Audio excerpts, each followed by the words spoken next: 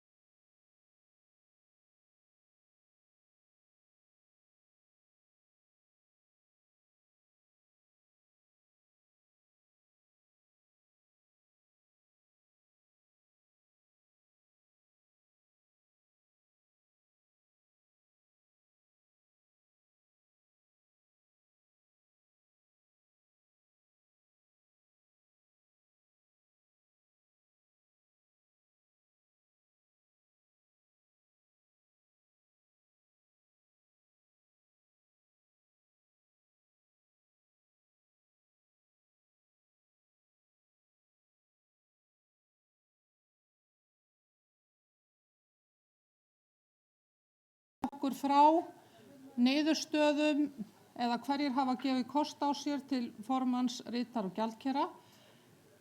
Áður þá langaði mig bara til að minna á að klukkan 10 þá munu birtast á vef Samfylkingarinnar niðurstöður og málefnastarfi sem fóru hér fram í gær. Þannig þá getið þið skoðað það og síðan verður það kynnt betur. Helena, gjörðu svo vel.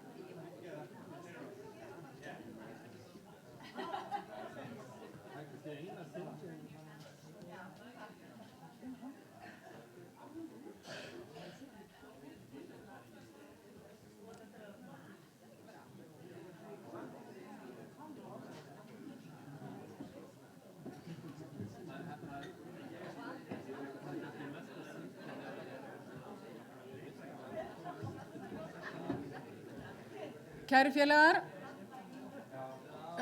framboðsfrestur til embættis ritara, embættis gjaldkera og formanns framkvæmdastjórnar rann út núna klukkan 9. Eitt framboð til ritara barst frá Óskari Steini Ómarssyni og hann því sjálfkjörinn ritari Samfylkingarinnar.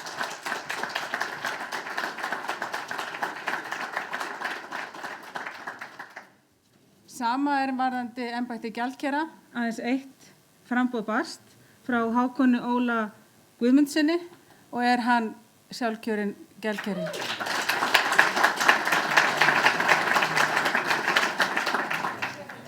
Og það var sama með formann framkvæmdastjórnar. Aðeins eitt framboð barst frá Heiðu Hilmisdóttur og hún því sjálfkjörinn formaður framkvæmdastjórnar. Ég lýsi á þess að þrjá rétt kjörna til ritara gjaldkera, eða það segja Óskar til ritara, Hákon til gjaldkera og Heiðu til formanns framkvæmdastjórnar. Og minni á að framboðsfrestur til framkvæmdastjórnar rennur út klukkan 1. Takk.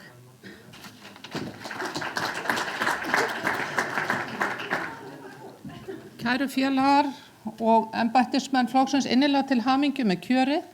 Nú langar mig til þess að athuga hvort þetta fólk hér í salnum. Nú ég greinilega að verða dálítið fullorðið því að ég þekki ekki alla. Það dálítið svona nýtt einhvern veginn. Athuga hvort þeir eru hér í salnum og langar þá fyrst til að athuga hann Hákon sem var kjörinn sem gjaldkeri, hann hér í salnum? Nei, hann fær þá tækifæri til að kynna sig seinna. Óskar ritari, gjörðu svo vel, þetta kom örstutt, þú fær bara smástund til þess að segja pínulítið frá þér og Heiða mín, þú kæmi svo í kjölfari. Kæru félagar, þakka traustið. Ég rosalega spenntur að hefja störf sem ritari og vinna með Oddnýju og Loga og ykkur öllum. Og ég heiti sem sagt Óskar Steinn Ómarsson, ég 21 árs og ég starfa sem leiðbeinandi á leikskólanum Hvammi í Hafnarfirði og ég búinn með fyrsta áriðið mitt í stjórnmálafræði. Og já, ég hef verið virkur í Samfylkingunni frá því árið 2013 og ég rosalega bjartsýnn og það eru bara spennandi tíma framundan. Takk.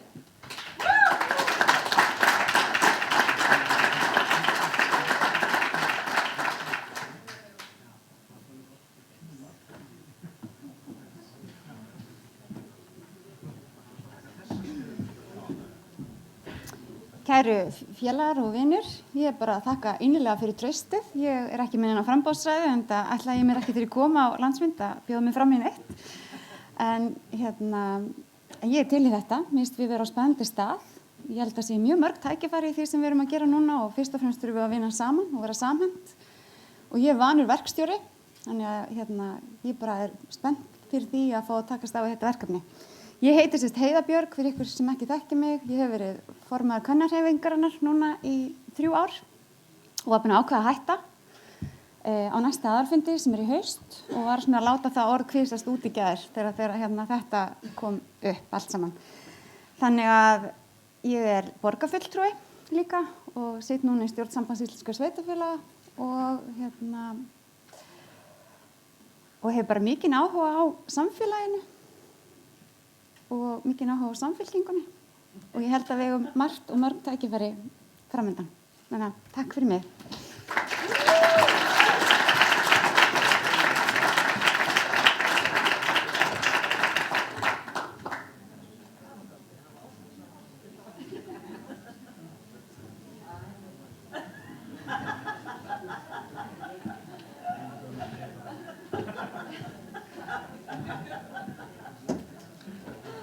Svona á að gera þetta, bara mínúta og allt komið fram. Þetta var alvöru sko, bara bestu þakkir fyrir þetta. Og ég vona að þetta sé boðberi nýrra tíðinda og nýrra vinnubragða þar sem við erum bara skýr og skorinort og allir skilja okkur. Það eiginlega svona lykilatriðið. Heyriði, en nú komið að fyrstu málstofunni. Það sem sagt íslensk framtíð fyrir ungt fólk og nú ég að byrja að taka fram fyrir hendurnar um Ásþóri sem átt að kynna þetta fyrirgefðu Ásþór minn en þú bara farð að kynna næst. Það sem sagt Anna Marsibal Klausen sem að stýrir þessari málstofu. Hún ekki örugglega komin hingað? Þú ert rosa komin, gjörðu svo vel bara og nú tekur þú aðeins stjórnina.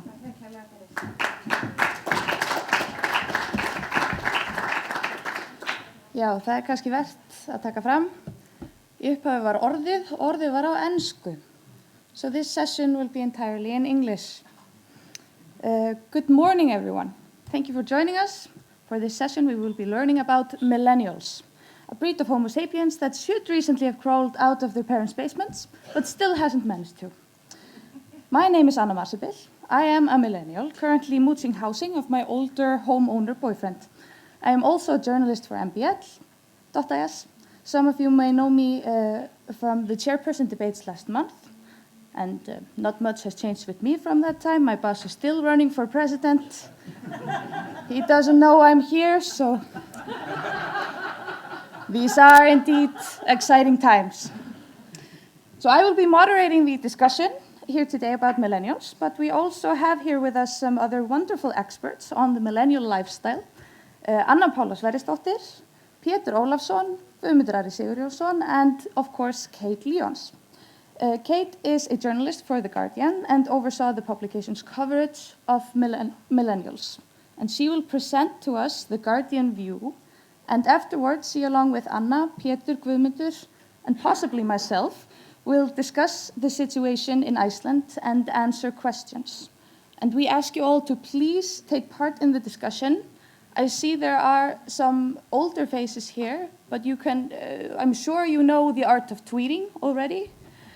And we would like you to tweet our thoughts and questions using the hashtag #8samfélag, as I believe you have already been doing during this event. And getting some questions from the floor means that I don't have to think of as many questions. So please be generous and tweet up a storm. In Icelandic, English, eller på dansk, hvis I vil. So now I yield the floor to Kate. Let's give her a warm welcome.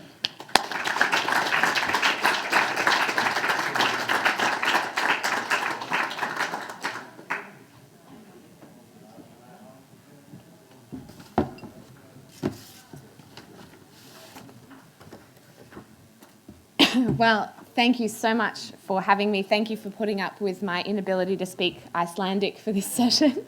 It's a treat to be here. I heard that Iceland was cold, but it's been gorgeous the last few days, so I appreciate the weather. Thank you so much. So I'm here as a journalist from The Guardian. We ran a series in March this year on millennials, the trials of Generation Y. And this is an age group who we defined as being roughly 20 to 35 years old at the moment. So born roughly sort of 1980 to 1995. And we decided to look at millennials because there is there are rumours or vibes, or there's a feeling out there that millennials are doing it tough, that financially they're in a much worse predicament than their parents' generation and their grandparents' generation. But it's quite a hard thing to measure or to quantify, and it often gets dismissed as just whining from young people who don't know how good it is, who don't know what hard work is, who are just having a whinge that they can't buy everything they want and still afford a house. Now, you guys will know much better than I do the situation for millennials in Iceland. And I'm reassured, we did this enormous sort of research, huge amount of data that we went through for 10 different countries. Iceland wasn't one of them, but I am reassured that since being here, I've looked over some statistics that you've had going back a couple of generations, and it seems like the situation is very much the same, that they marry well. The financial predicament of young people from Iceland, as well as the 10 countries we focused on. So hopefully some of what I say is relevant and can be helpful, and might, then you will know better than me, and you can feed that back into the discussion, how that might play out in Icelandic politics, in this Icelandic society. So we ran this 2-week series on millennials. I was the series editor for it. And one of the things we found, as I said, was it's very difficult to quantify financial sort of difficulty across time and across generations. And one of the reasons for that is because, we might just go back a slide, because if that's all right, we'll go back to the original. Thank you. One of the reasons we did that is because it's quite difficult, because you have issues like inflation, you have issues like changing job market, all sorts of things that mean it's not straightforward to compare salaries, to compare income across time. And we discovered it's very difficult to argue in favour of a generation without hard data. Or, as we discovered after we did the research, it's hard to argue in favour of a generation even with hard data, because there are such strong stereotypes and perceptions out there of what young people are like. I don't know if the video is working. Have we got sound? Not yet, but they're working on it still. Okay, well, we'll leave that for now. But there are extremely strong negative stereotypes of what millennials are like. They've been described as the most selfish and entitled generation to date, people who don't like hard work, people who are lazy and addicted to their phones. There was a fantastic Time magazine article, Generation Me, they called them. Generation Me is not enough. They needed to sort of triple it in order to convey just how self-entitled we are. Okay, so what we decided to do is look into the numbers. Our 2 lead journalists on the topic, a data journalist and an investigative journalist, managed to get access to the Luxembourg Income Study at the Cross National Data Centre in Luxembourg. This hosts the world's largest income database, 46 countries going back decades. They provide the income data to the OECD, the IMF, UN agencies. They don't give access to journalists, so we're extremely lucky to get this access. And we selected 10 different countries for our analysis: Australia, Canada, France, Germany, Italy, Norway, Spain, Sweden, the UK, and the US. We took the longest possible selection of data from 1978 to 2013. And we focused, for those of you who are technically sort of minded, we focused on 2 measures, which was personal income labour weighted and equivalised disposable household income weighted. So we looked at these measures, and what we found, and the next slide is a good one, if we could have the next slide. What we found is that the rumours were true, that young people are increasingly being cut out of the wealth generated in wealthy Western societies. So one of the key measures we looked at is how their incomes compared over time with the national median income for the country, and how it changed in relation to the median. And as you can see, for young people, especially in their early 20s, it plummeted. It goes way, way down. And the people who are reaping the benefits, the people whose income has increased relative to the national average, were those over the age of 55. Now, in some ways, that's not a bad thing, because if there's pensioner poverty, that's a terrible thing in a society. And certainly in the UK, there's been great improvement in that. But on the other hand, this is talking about income. This isn't talking about wealth. So you would expect that young people are have higher incomes than older people, because you assume older people had a better income when they were younger, they were able to buy a house, they were able to pay it off, they don't have young children to support, although they may have, stay-at-home millennials to support now. So this held true across each of the countries. The next slide will show, in the UK, the change in income for the people in their late 20s compared to people in their late 60s. So again, this is income, and you see how the gap closes. You see how income for older people almost meets that of income of people in their late 20s when you expect them to be high earners. You'd expect them to be putting into their pensions, saving for a house, starting to have children, that kind of thing. Yes. And this finding was really significant because it held true across the 10 countries with one exception, which is Australia, my home country. So the next slide shows the way that income fell for young people and grew for older people in each of the country. Well, in each country. So we also found that in some countries, millennials suffered real-term losses in terms of wages. So that is to say, if you take inflation into account, they earn less than their parents did. That was in US, Italy, France, Spain, Germany, Canada. The average disposable income of people in their early 20s is now 20% below national averages. In France, recent pensioners generated more disposable income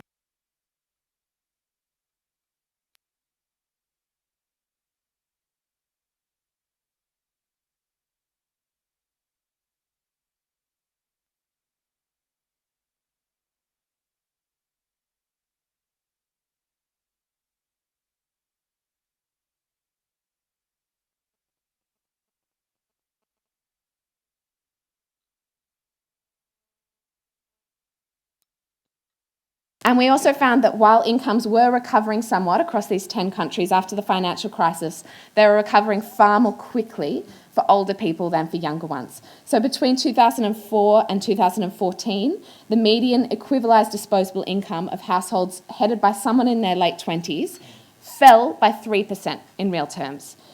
A household headed by someone in their late 60s, 65 to 69, rose by 26%. So you've got a 23% gap in how quickly incomes are recovering after the crash. So what's happening here? Well, part of the issue is that there is an ageing population in most countries in the world. And there were expectations when pensions were set up that are now seen to be they're onerously generous, the pension systems. People weren't expected to live so long, and therefore the rates they were being paid out at pensions can't be sustained across those decades.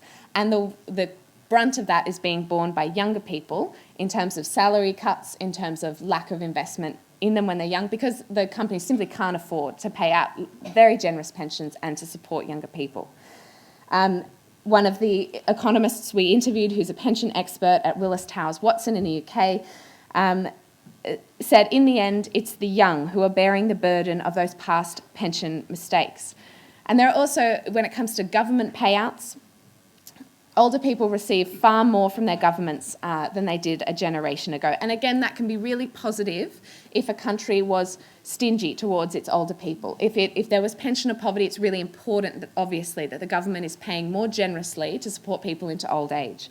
But we found across every country there have been dramatic increases in payments to people aged 65 to 79 from their government.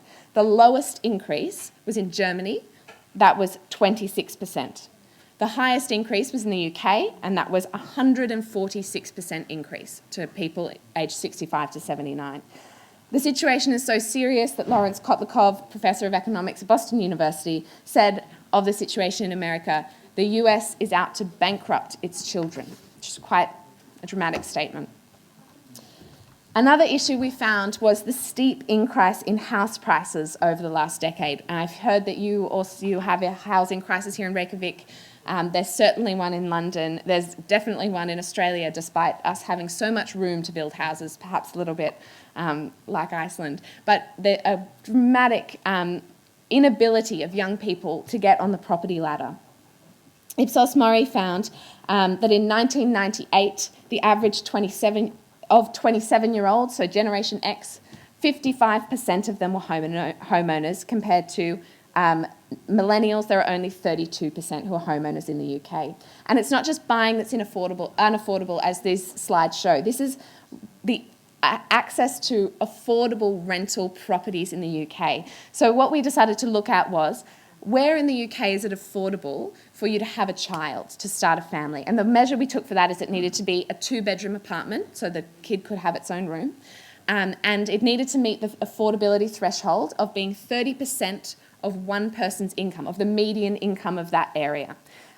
Because you assume that if it's a couple, one of them might be not working, the other one working full-time to support the child, to support the family. So on the left-hand side, you can see that for 20 to 29-year-olds, there is 66% of the country is unaffordable to have a child if you're in your 20s. 66%. That's all of London, all of the southeast, where most of the jobs are, unaffordable for you if you want to rent, which is devastating, particularly given that you're getting messages that's the time when you need to reproduce for biological reasons. The average age for a woman to have her first child in the UK is 28.7-ish.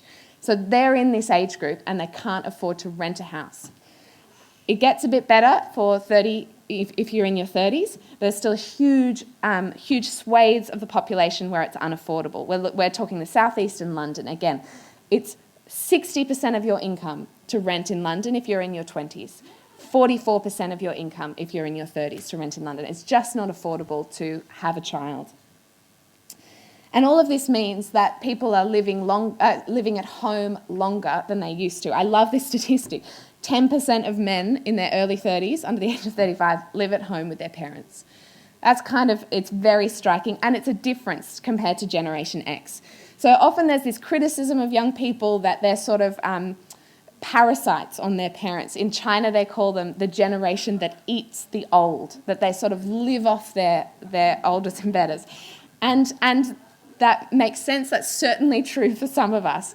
But there are good reasons as well why that's the case. If you need to spend 66% of your monthly income to rent an apartment in London, as many of my friends spend upwards of that's not really you making a choice to mooch off your parents. That's you being forced into that. It's not you making a choice to be selfish and to delay having children. That's you being forced into that. And we see its impact on the age at which people get married. I mean, there are many reasons why the marrying age has been delayed. Education for women, career, access to contraception. Many people don't want to get married, but it's certainly getting later. And the age at which you have your first child is getting later as well, which is on the next slide. This is the increasing age at which the average age of motherhood in the UK. And you feel, when we were interviewing people for this series, we talked to many, many millennials, they really felt this. They really felt sort of burdened and like they'd been ripped off. This is Catherine, 30, from London. She said, "I worry I will never be able to afford stable, secure housing as a single person on a low income who works in London. This week I learned that my landlord is putting up the rent by 20% in the house share I share with 3 other people.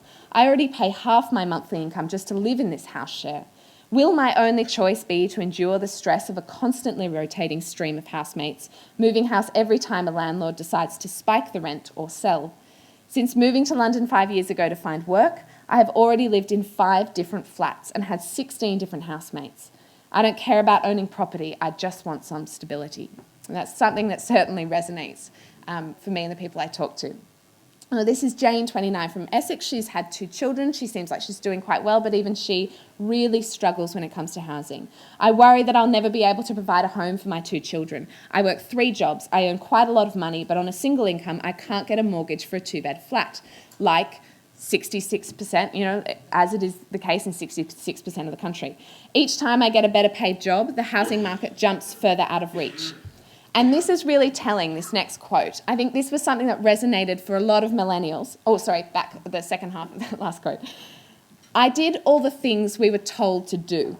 I went to a top university and graduated with a good degree. I have trained and upskilled and taken every opportunity possible. I am well paid and in secure employment, but on a single income, housing is a nightmare."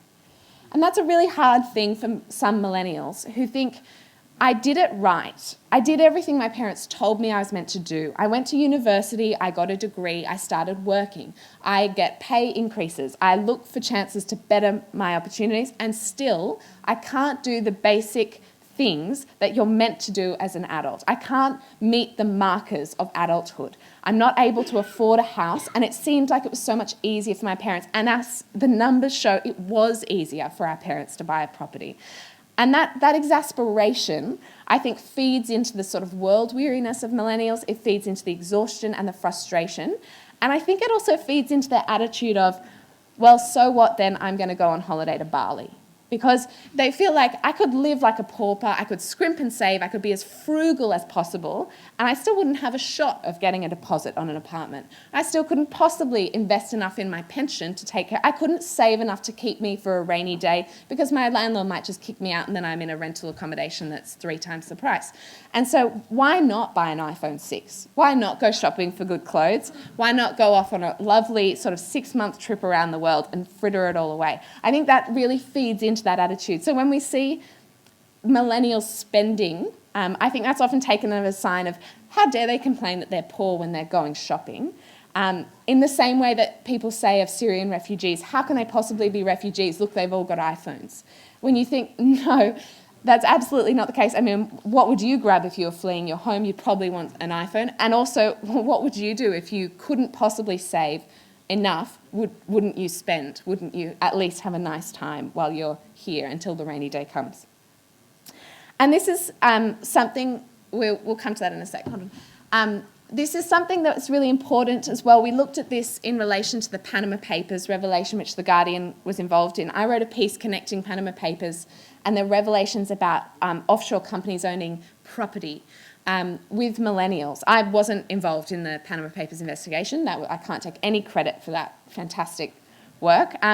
But it is one thing that's really upsetting for millennials and should be upsetting for all of us, really. The Guardian analysis found that 2,800 Mossack Fonseca companies were connected to 6,000 UK title deeds worth at least £7 billion. Now, it's estimated there were multiple properties on each title deed, and £7 billion is a very low-ball estimate. The Guardian also found that 75,000 properties on the UK's land registry were registered to companies or individuals in tax havens. Now, it's not illegal to buy property through a tax haven. People don't always do it for dodgy reasons. There can be some legitimate reasons for doing that.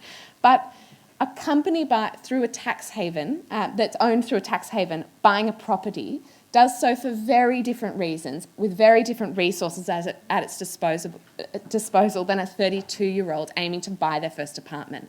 You know, a tax haven is not thinking, can I borrow a little bit extra from my parents in order to, even though we're completely maxed out, in order to get one without a leaky roof. You know, am I able to borrow extra? Am I able to scrimp and save for another year and hope that I'll get something that's not mouldy or that has a second bedroom so maybe I can have a child? Those aren't considerations for a company owned through an offshore account. And I think there was a great deal of anger among young people. It was yet another sign that the system is out to benefit the rich, and young people, by and large, aren't in that group. It's another way of sort of structural disadvantage. So, have we got sound? Let's have a go. This would be a nice moment for a little audio-visual break.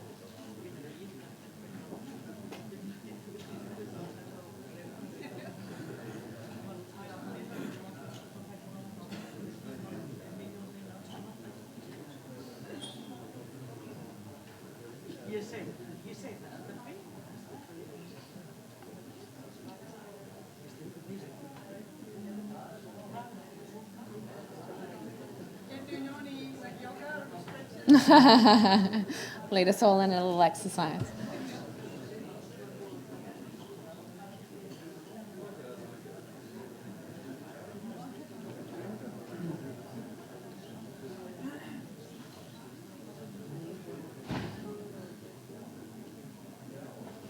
Kate, is Corbyn the man to fix this?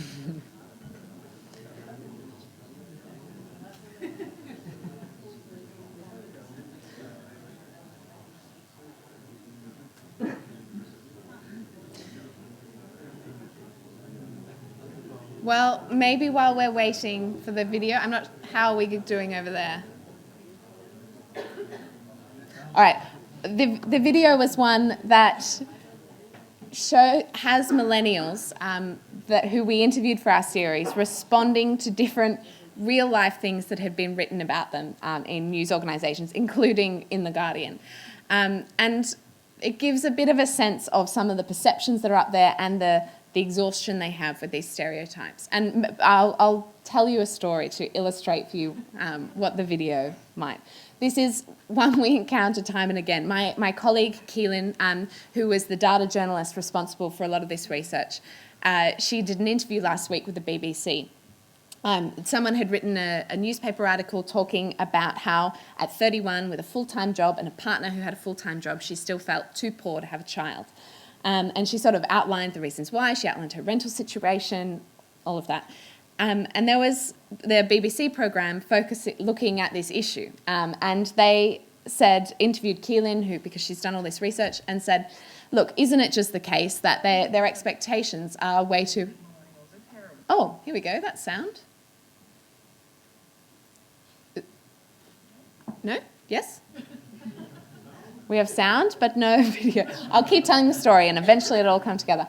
And Keelan was asked, isn't it just the case? Hello. Great. Excellent. Pause my story. Here we go. Well, I'll try my best. So I always look at the camera. Okay, cool. Hi. Hi. Most millennials don't want to be millennials, probably because they think millennials are terrible. It's not that I think that, it's I've been told that repeatedly. The way the internet has developed has made everyone in our generation really so secure. Do I not want to be myself because I think I'm terrible? I guess I could say on the surface level, in terms of wanting to buy a house, the economic situation, I don't want to be a millennial because I know it was easier the generation before. I don't know what to say about it. It's sort of... They got so many participation trophies growing up that a recent study showed that 40% believe they should be promoted every 2 years, regardless of performance. Yeah, I buy that. I buy that. Yeah, I do. None of my friends have participation trophies. How many trophies do you have? A wall full of them. Or get promoted. Did you get to feel? I didn't get performance trophies.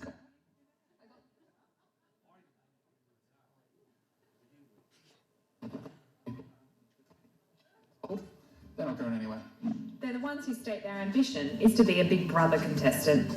They're the work experience kids expecting to go straight to the corner office. That's like the bosses in the corner with the glass office. Is that a thing? Yeah. Okay, I'm offended by that one. You speak to people of older generations, none of them had to do work experience. I genuinely don't know anyone who would like to be a Big Brother contestant. I think people might want to be famous. I think that is the most shallowest and pointless ambition to have. You wouldn't want to be a pop star or anything. The lifestyle's amazing. And you can, potentially. Generation Y isn't busy. They're lazy. The thing about work is it's not always fun and fulfilling. It's work, and you have to work to keep a job. I mean, do we know who writes these? I mean, these people our age, or are they... Wow. It's deep, man. That's just mean. Lazy. I feel like I've read that word out about 3 times. I've worked 60 hours per week in insane jobs. After the 170th job application, you kind of have to, have a mojito or something to keep your spirits up. They seem flummoxed when told that things take time. They're happy to give lots of short bursts of energy, but commitment and grit come harder. Yes, impatience definitely is there. The other day my internet was a bit slow. Oh my taking God. like, and I was like, oh my God. But it is hard, isn't it? Working is difficult. People find it difficult because it is difficult. Isn't that just like young people forever, always? They don't know anything about politics. They don't know anything about money. They're lazy.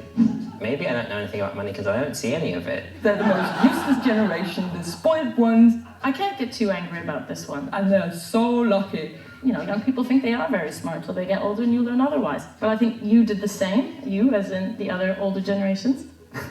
Well, there we end on a note of existential angst. And then we'll start going on about Gen Z, you know, and I wonder what they'll be like. Kind of annoying me at the moment, really. Oh, thank you. They were great, weren't they? Yeah, we liked those millennials a lot. They were terrific. So this all leads to a question of what's going on, what causes this. And you will know the situation in Iceland better than others, but it's worth considering that there are structural things going on in many societies which contribute to this financial inequality. For The Guardian series, Mario Draghi, the president of the European Central Bank, gave an interview with The Guardian in which he talked about the situation in Europe. And he said, in many countries, the labour market is set up to protect older insiders, people with permanent high-paid contracts and shielded by strong labour laws. The side effect is that young people are stuck with lower-paid temporary contracts and get fired first in crisis times. I don't know if that resonates with the young people in the room in Iceland, but it certainly resonates for me. That also means that employers are reluctant to invest time in young people, so the incomes of this generation stay lower over their lifetime. He was very, very worried about the situation for young people across Europe. He said it could lead to intergenerational divide. It could cripple a generation as they're unable to flourish. But there are country-specific ways this works as well. You'll know the case for Iceland. In Australia, where I'm from, housing is put even further out of reach of young people with a policy of negative gearing, which makes it much easier for people who already own property to buy another property because they're able to offset their tax. And that just adds another hurdle for young people who are trying to buy a home. In the UK, there have been various measures that the Conservative government's introduced in the last 5 or so years. They tripled university fees, which affects the ability of young people to go to university, but also the quality of life they have once they finish, once they graduate and they're forced to repay enormous debts. As well as that, they slashed the housing benefit to people under the age of 25. They also, when they increased the minimum wage, it only applied once you reach the age of 25. I mean, why is that? Why is it the policies are introduced that sideline the people under the age of 25? What's going on there? And part of the answer, of course, as we move into the political area, is that young people aren't represented as much in politics. There are very few young people who are in parliaments around Europe, around the UK, around Iceland, and fewer people vote. I double-checked this to make sure that Iceland wasn't the great exception to the rule, but it is the case in your country, in mine, in the UK, even in Australia where voting is compulsory. Only 75% of people under the age of 24 are enrolled compared to 96% of adults across the board. I mean, it's just really, it's remarkable how across the board this is. In the UK general election, 48.5% of Gen Y voted. That's lower than the rest of the country, lower than other age groups, but it's also lower than other age groups when they were the age of Generation Y, which is striking as well. And it's a little bit interesting in the UK at the moment. This is somewhat to do with structural things. So David Cameron's Conservative government changed voter registration during his last term, and it resulted in 800,000 voters being bumped off the electoral roll and who had to re-register. This was disproportionately young people. And that works for Conservatives because young people don't tend to vote Conservative. They vote left often. But it is now sort of backfired a little bit because we have the EU referendum coming up, whether Britain will remain within the EU in a couple of weeks. And young people are broadly more in favour of remaining than they are of leaving. David Cameron is leading the campaign to remain, so he's now desperately scrambling to get young people to enrol to vote. After, some might say, the Labour Party certainly did, deliberately pushing them off the roll. So it's a bit of Schadenfreude there, which is fun. So part of the reason why young people are disadvantaged is that they're not represented in politics. That's not their fault. But part of the reason they're disadvantaged is that they don't vote in politics, and that is their fault. So why is it that they're not voting? I mean, as I mentioned, it could be structural things in terms of registration. It could be a sign of a greater disillusionment. There is a general unease about political systems and modern political parties. In a really disturbing study conducted in Australia in 2014, only 42% of Australians aged 18 to 29, so Generation Y Australians, thought democracy was the most preferable form of government. So that means more than 50% of young people think there's a system out there better than democracy. They would prefer something to democracy, which is alarming, I think. The reason they gave, the most common reason they gave, was that democracy only serves the interest of a few. And I think we saw with Panama Papers, we see time and again as sort of corruption scandals come out with politicians. We see with policies that advantage the already rich, we see with policies that advantage older people and not younger people, that perhaps they're right, that democracy might only serve the interest of a few. And I think it's why we're seeing protest parties across Europe, why we're seeing Syriza and Podemos, your own pirate party. It's why in the UK we've had the rise of partly UKIP and the Scottish National Party and the Greens. And it's why the current Labour leader was elected recently, a few months ago. He was a protest candidate. He didn't want to win. He just sort of wanted to make sure left-wing subjects were discussed. He ended up winning 60% of the vote. It's just remarkable. And a lot of that was driven by young people who joined a party for the first time. They joined the Labour Party. They followed him to rallies. They watched him as he often spoke from the top of a fire engine. And they felt he was authentic. They felt he was speaking against the establishment, though he's been an MP for 30 years. They felt he was an anti-establishment person who would fight for them, who would offer a different politics. I think it's a real challenge for parties like yours that are older parties, that are it's the traditional party, to then offer something fresh, to say we are of the system, but we will not represent the inequalities of the system. That's a really hard balance to walk, but it's one you have to walk if you're going to get the young people to come in and vote. To suggest that you hear them, you hear their issues, and you'll speak to them, or you'll speak to politics in a way that's slightly different.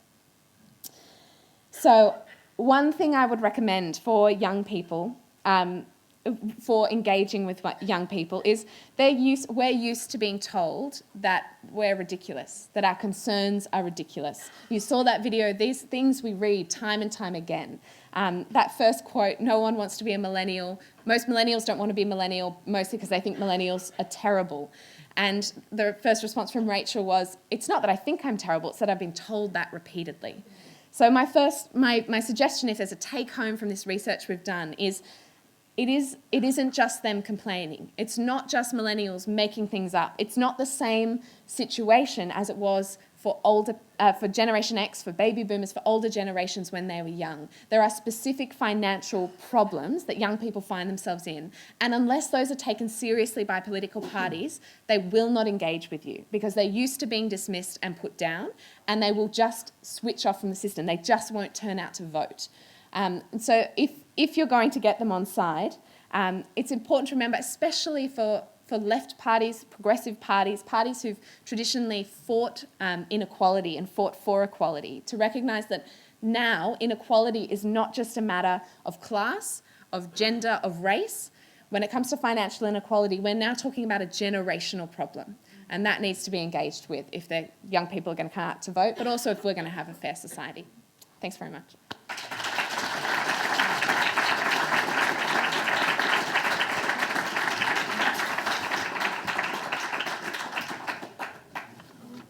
Well, Kate, I will invite you to have a seat, and I will invite Guðmundur Ari, Anna Paula, and Pétur up on stage with us. You guys have not been good with the tweeting. I thought we discussed this. I wasn't going to make any questions. But you can still tweet questions. We don't have much time left. Guys, please join us in the chairs. We don't have much time left, but I will, in the form of a true millennial, have my phone with me and be looking at it in between questions to see if you guys have any input or questions to ask our speakers. So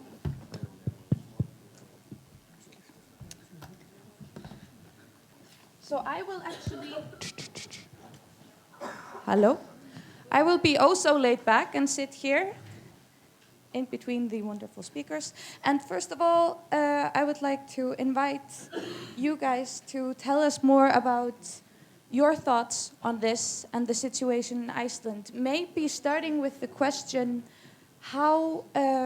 what do Icelandic millennials have in common? What is it that identifies us as a group?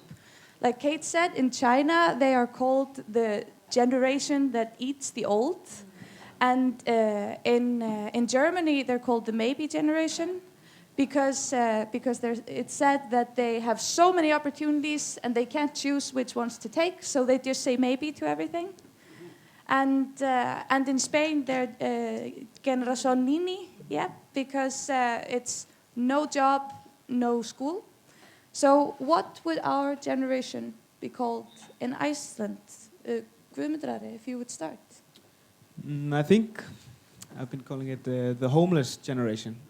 I think that's like becoming our identity. Going in between rental places. If you meet a group of young people that are talking about the situation of the young, it's always the same discussion. Like, what are we going to do about the housing market? How are we going to buy property? How are we going to make sustainable rent? So the homeless generation is like my take on it. Yeah. Anna Paula? I'd like to get back to when you said, what do millennials in Iceland have in common, to the very striking point that not only do we have certain things in common in this country, but that the whole generation in different parts of the world has such a lot in common, and that there are structural aspects in all of these different countries. And then that there must be like a common way out of it. Peter? Yes, thank you, Kate. Well, I think that I think it's we actually have a very big problem here because in 2014 the World Health Organization published a report that said that for the first time in history more than half of the population were living in cities, and by 2050 more than 2/3 of the population would be living in cities. So the history of the 20th century is movement from rural areas to cities. So I think it's not a matter of space, it's a matter of how we can densify cities and in order to house the world. So this is a part of the problem of the millennials, and sort of probably the biggest problem is housing, and it will be for the next decades, I guess. I thought we could call ourselves the uncorrected generation, because we are the one that didn't get the leiðrétting. Kate, you might not catch that joke. We will explain it later. And I would like to ask you also about the correction and in what way that has impacted our generation here in Iceland, and how that feeds into this problem of the housing market. Yes, of course, it's like housing prices have been going up, and always like for us, like the social democrats, that if you target just a specific group of people that has their own houses and you give them money from the government, that's not a really sufficient way of using government money.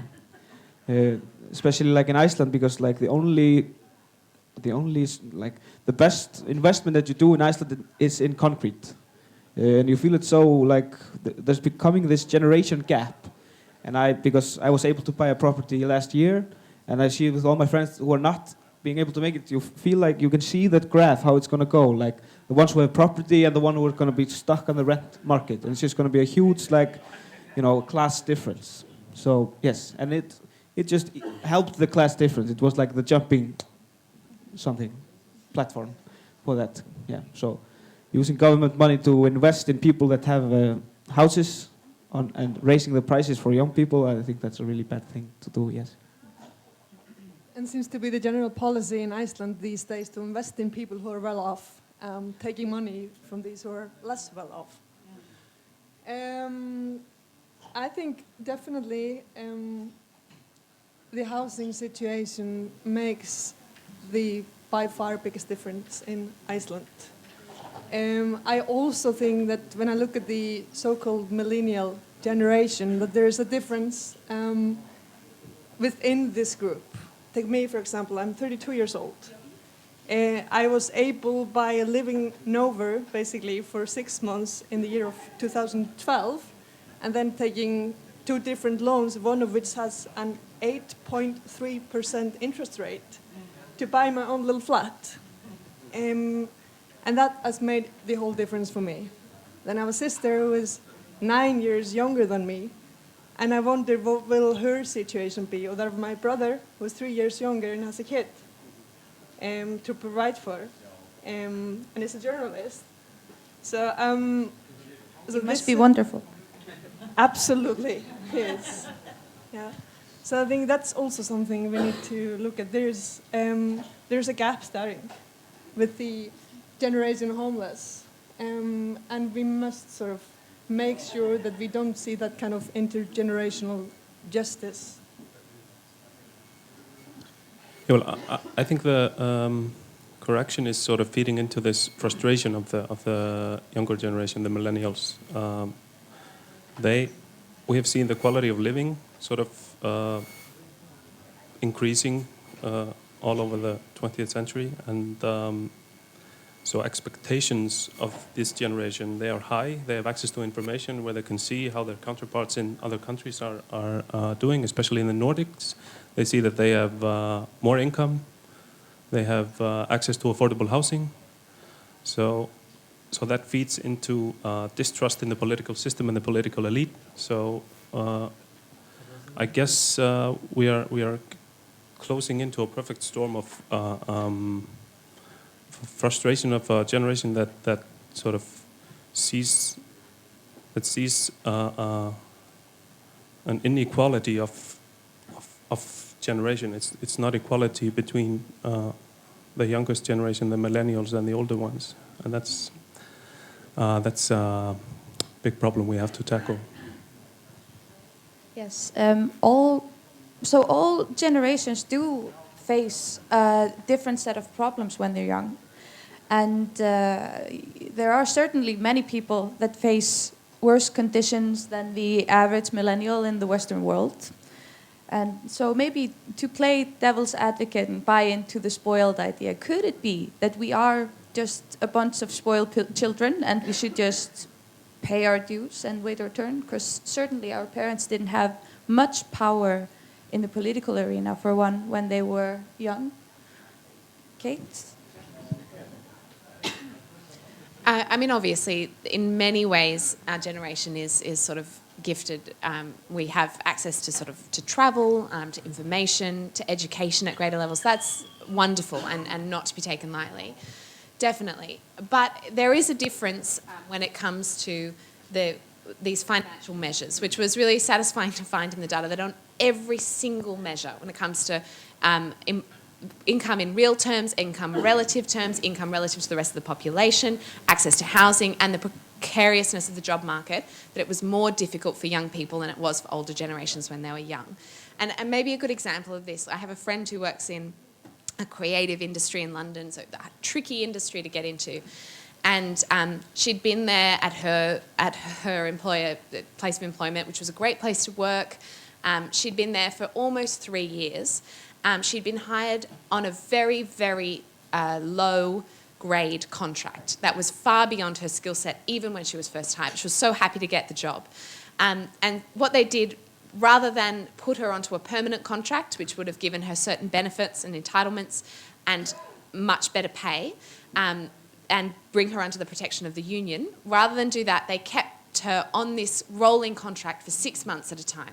So she couldn't make plans, she couldn't take loans, she couldn't make plans for her future, and they just kept her on 6 months rolling contract. And when she went to her boss and said, look, I think I could be doing more, this is the great work I've been producing, I think I could go on. And her boss said, well, look, when I was 26, I was fetching coffee. When I started out, I was fetching coffee, do your time and you'll get there. And you think, that's fine, but she's not fetching coffee. She's a university-educated person in a graduate position, and you're treating her unfairly. Once you did get a position, it was permanent. It gave you opportunities. It was secure. It was a union contract, and it kept you sort of stable. And it's why you're still at this company 25 years later in a very senior position. So there is a difference, that it's not just them whinging when they really think, I could get booted out by my landlord in a month. I could lose my job in 2 months with no severance pay because you're keeping me on a rolling contract. There is a feeling that it's different, that the deck is weighted differently for young people. I would actually like to jump to some Twitter questions that we're getting in. Yay! Can I just add one thing? Sure. Just to add to that discussion.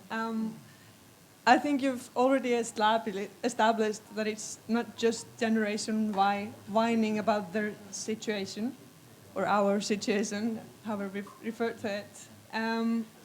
But what will be important is to see this generation as agents of change, and not just some either way spoiled brats that are less well off than the previous generations and sort of helpless and sort of making that the permanent feeling of helplessness.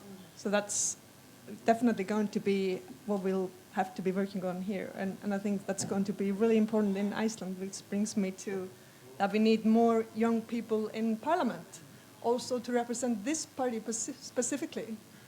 Which is exactly what I was going to get into. Can I also add one thing? Just short. Fine. Sorry, but I just have to say it because of the first comment. It's not that we feel that we're lazy, we've just been told so many times. And because the question was, are we lazy? And I just want to say, no, it's not the problem that we're lazy. Indeed. So this is actually something that's very interesting to be speaking about here today, because I believe that the youngest person representing this party in Parliament is 41. Yep. You go, girl. But so this shows us that even you as somewhere in the middle and left wing are still not contributing with young people to as representatives. So this could be a question of young people just not being interested. And so I'd like to ask: is that the question? Are young people not interested in politics? And to add to that, the Twitter question: what solutions do you believe we can or you can use to make young people interested in politics? Anyone?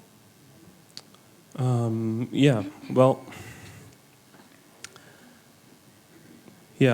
youngest representatives is 41, but for 13 consecutive years, right? Yeah.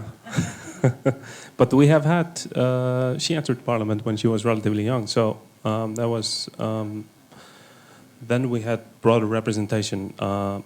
But I think that young people are very involved in society and very involved in the political discussion and the discourse, which is mainly going on maybe online and in real world. So I think it's a question how we approach them, how we can engage them within the party, within our system. But if that is not working, we should maybe ask ourselves the question: how can we adapt us to their needs?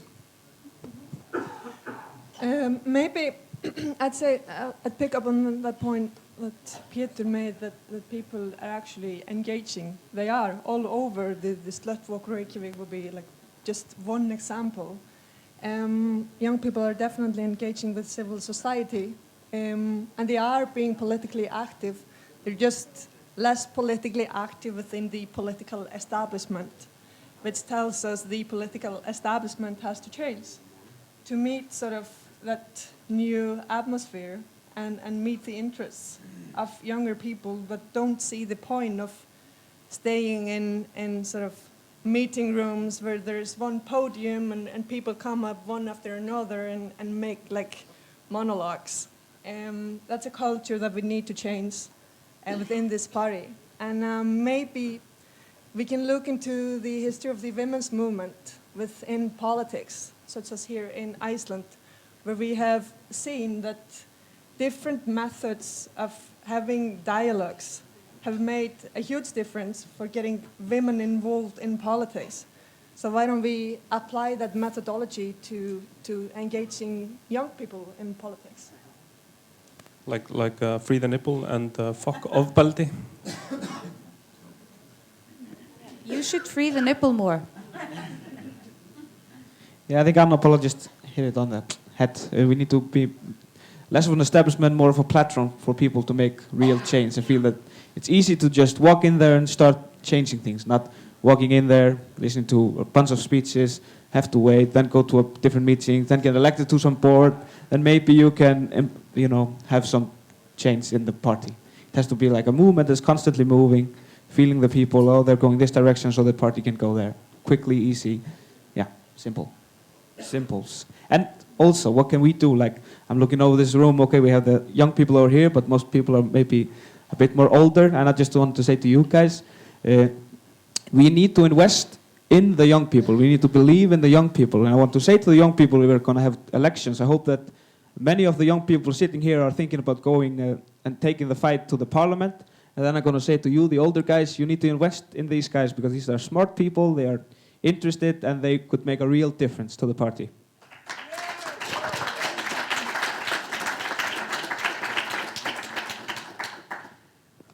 Now, Kate, we have a Twitter question for you. Oh, great. Why did so many young people participate in the Scottish independence referendum? Were they more engaged than millennials in general? Yeah, that's a great question. Yes, they were. They voted in much higher numbers than enrolled, and voter turnout was much higher in the referendum. Why did they?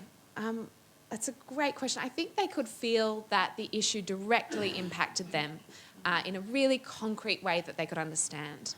And the Scottish National Party has done a fantastic job at staying relevant and fresh, and they are sort of very establishment in Scotland. They've been running the Scottish Parliament, the devolved sort of Scottish Parliament, I think for 10 years now, but they're still seen as the underdog upstart who's going to speak on behalf of the people.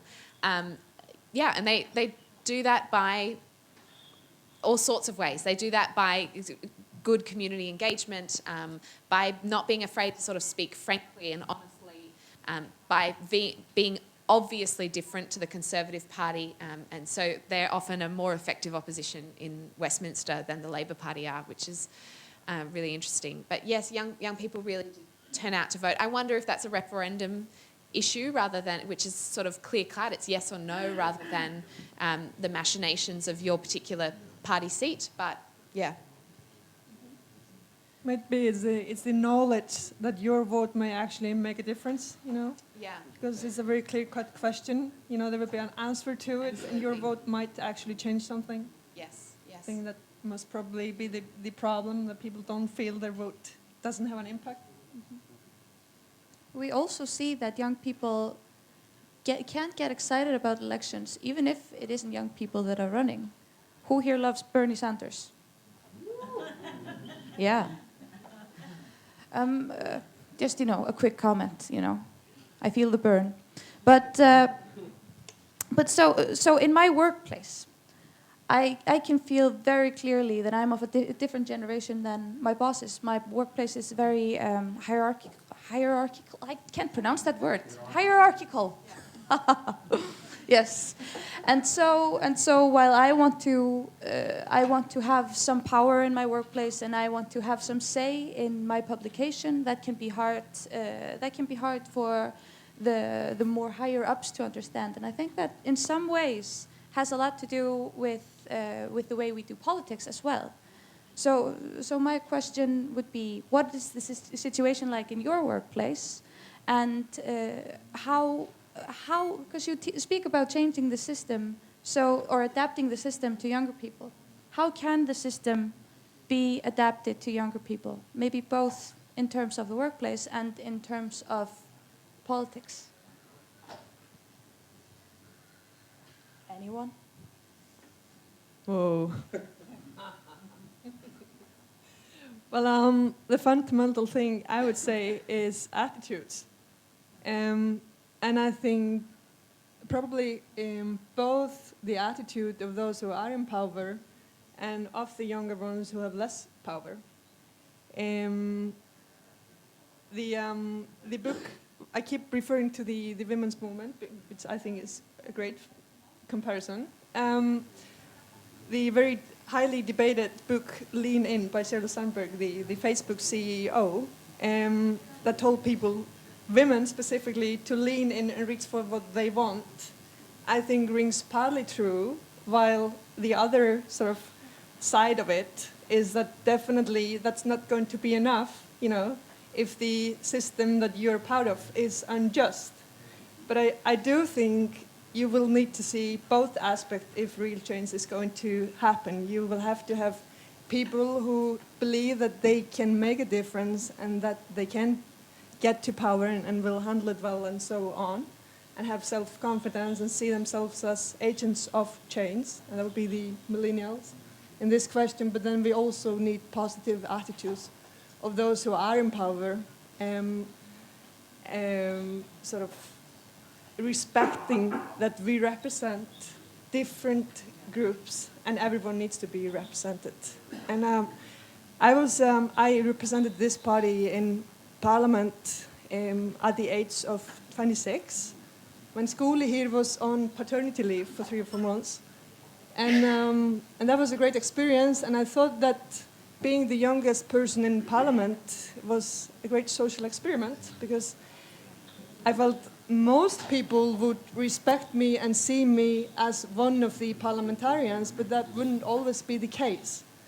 And it made a huge difference which person I was speaking to, and that goes for both my party and the other parties.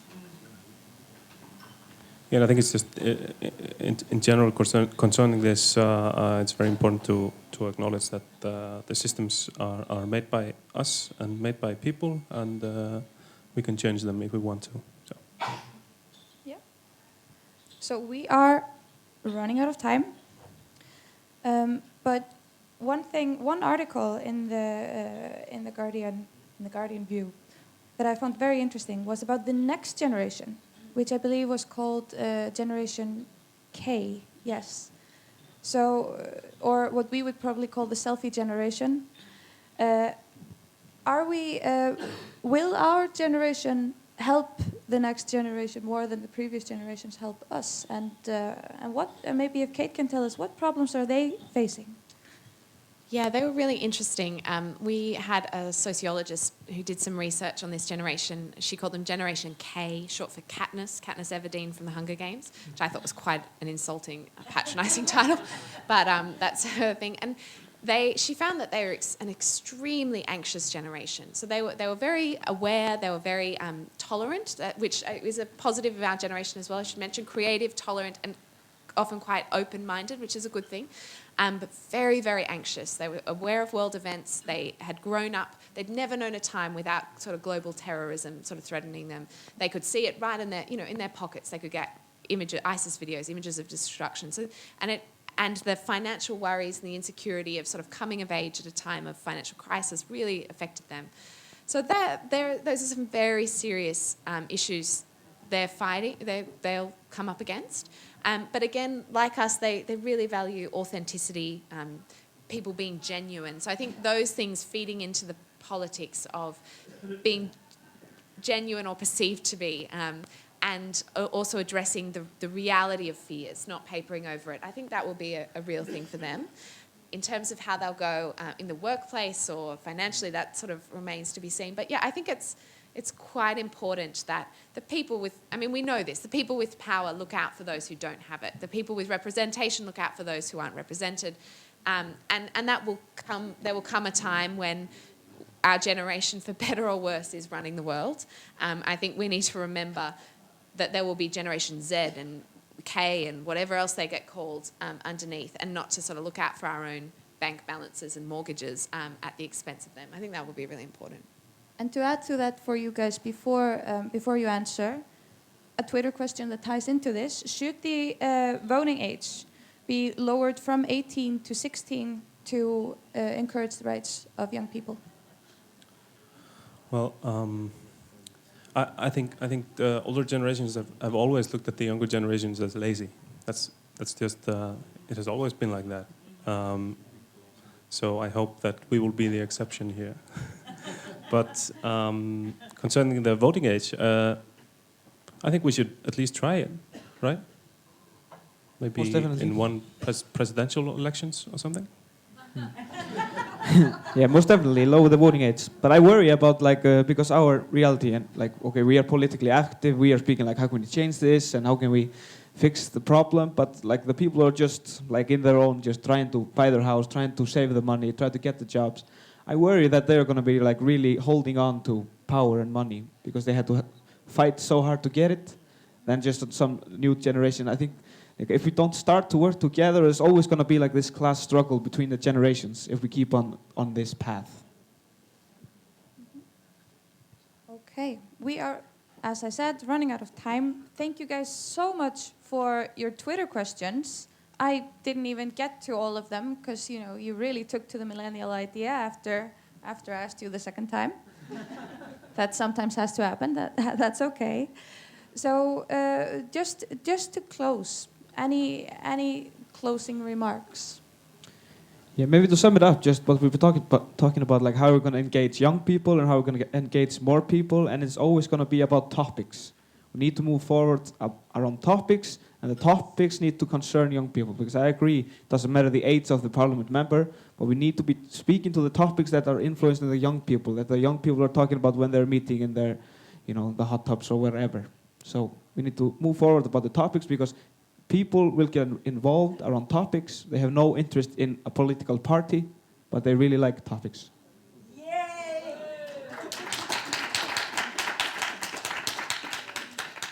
Definitely agree. And while we're at it, I think what we need to create is trust. That the vote of young people will actually make a difference, and that we and everyone together will make a difference for the millennials, as well as everyone else, of course. Yeah, well, I think we also, the millennials, I noticed that fewer and fewer are taking their driver's license. They're using bicycles, they're using sort of multimodal transport methods. So I'd just like to stress that this party should be even more greener than it is, and we should focus on climate change, and that would gather the young people with us, all right?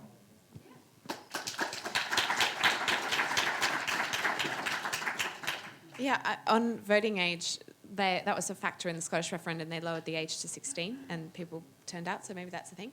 But I think I completely agree. When you feel like your vote might matter, as you were saying, and when you feel like it could make a difference, I think that's when you'll see young people turn out. We have an Australian federal election coming up in July, and as I said, 25% weren't enrolled. And they did a study that found that could swing the vote, that could swing the outcome of the election. They analysed the seats where they weren't enrolled. And that's very exciting. That bumps numbers, that bumps registration. When you feel like, if I sign up to this party, I'll have a say in who's leader. If I sign up to vote, I might be able to influence the outcome. I think that would go a long way to helping get young people engaged. So I would like to thank all of the speakers here today. I would also like to say that my vote is up for grabs for the coming elections. And so I would encourage everyone here to keep the millennial view in mind and then maybe give me a call, right? Thank you guys so much.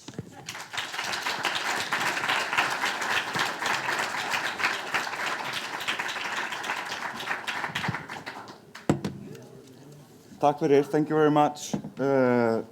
Ótrúlega skemmtilegar umræður og innlegg fyrir okkur og sem við heldum áfram með og látum þetta vera flott innlegg fyrir komandi kosningabaráttu.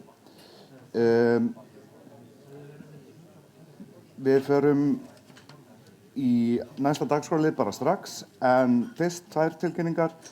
Niðurstaða málefnastarfs hefur verið birt á vefsíðunni og hvet ykkur til þess að fara yfir þetta og undirbúa ykkur undir umræður sem verða það eftir klukkan 1.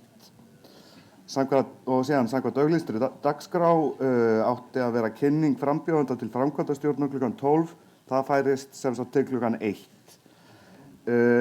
En nú fáum við málstofu leyndardóma kosningabaráttu og það er Kristján Gæ og Eva Bjarnadóttir sem stýra því og ég ætla bara að fá þau til þess að taka við.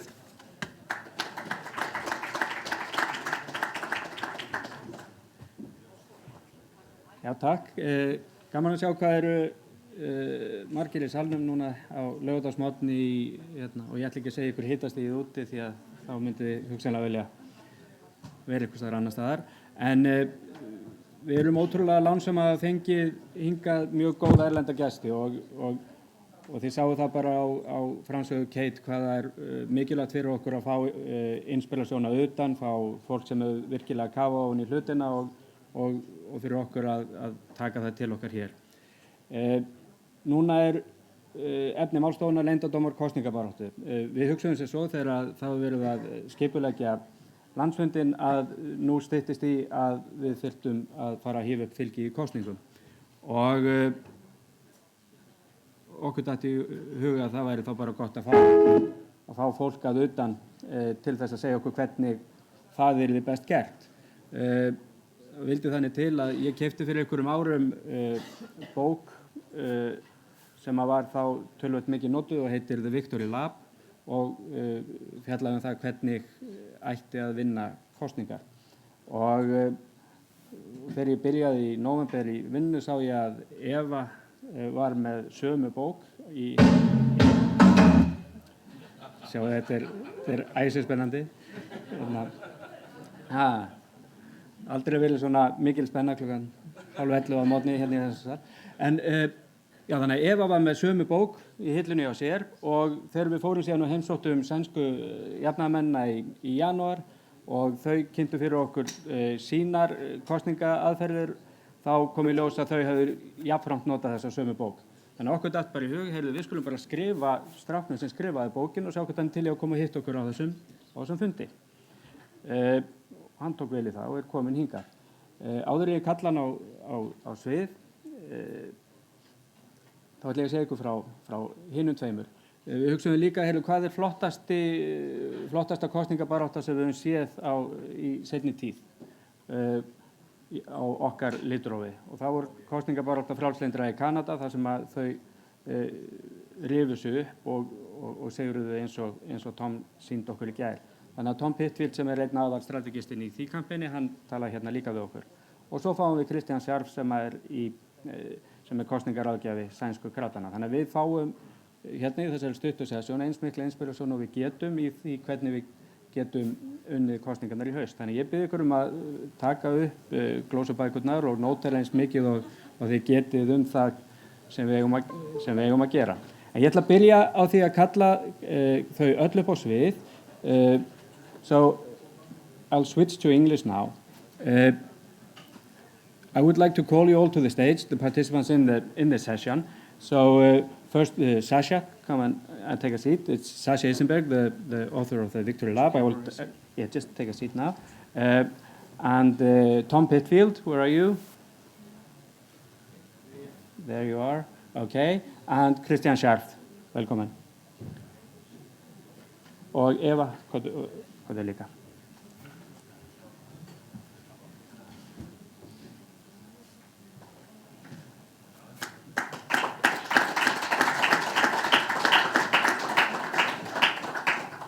Bjóðum þau öll hjertalega velkomin.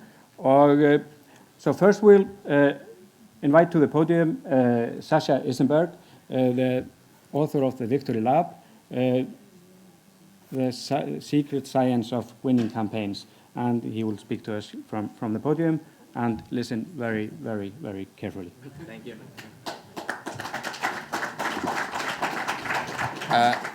Good morning. Let me be the latest foreigner to offer his ritual apologies for being entirely useless in Icelandic, but I hope you'll bear with me in English and especially bear with the fact that I'm a native New Yorker and speak quickly, so I'll try my best to slow down.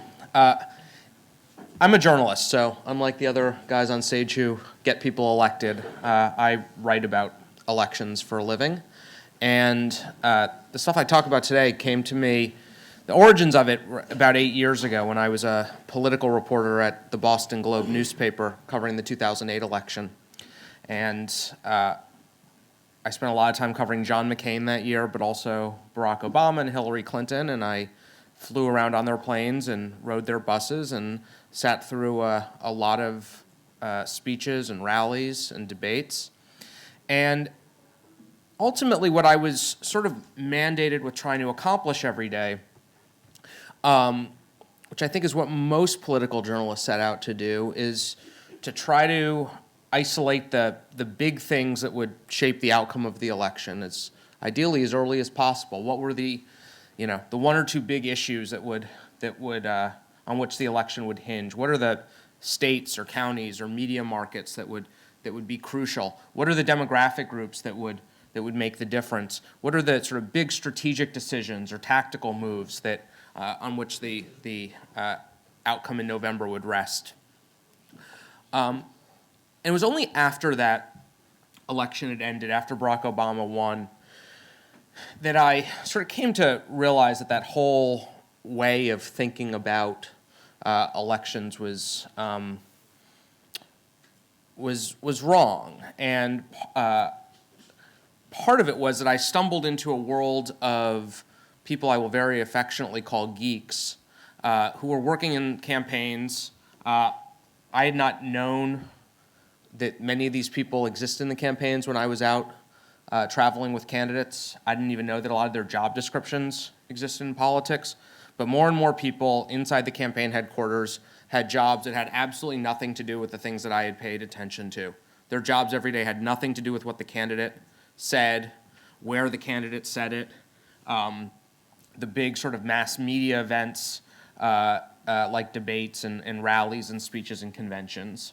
And they thought that the whole idea, the whole notion of there being one or two big things on which an election would rest was insipid.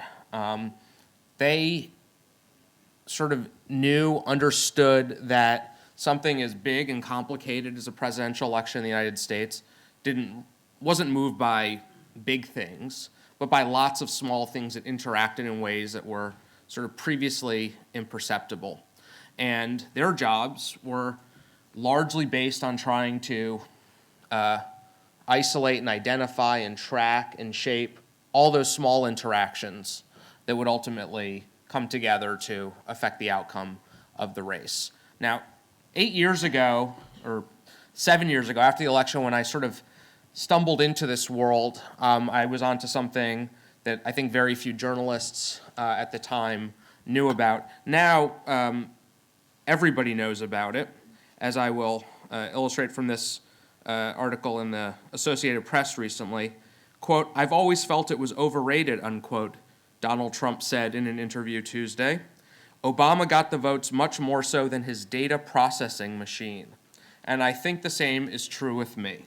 I'm pretty sure that, as is the case with a lot of things, Donald Trump knew absolutely nothing about what he was talking about in that quote, not least because the term data processing machine is not one that I've ever heard before and sounds only like something that you would try to order from Texas Instruments in 1983.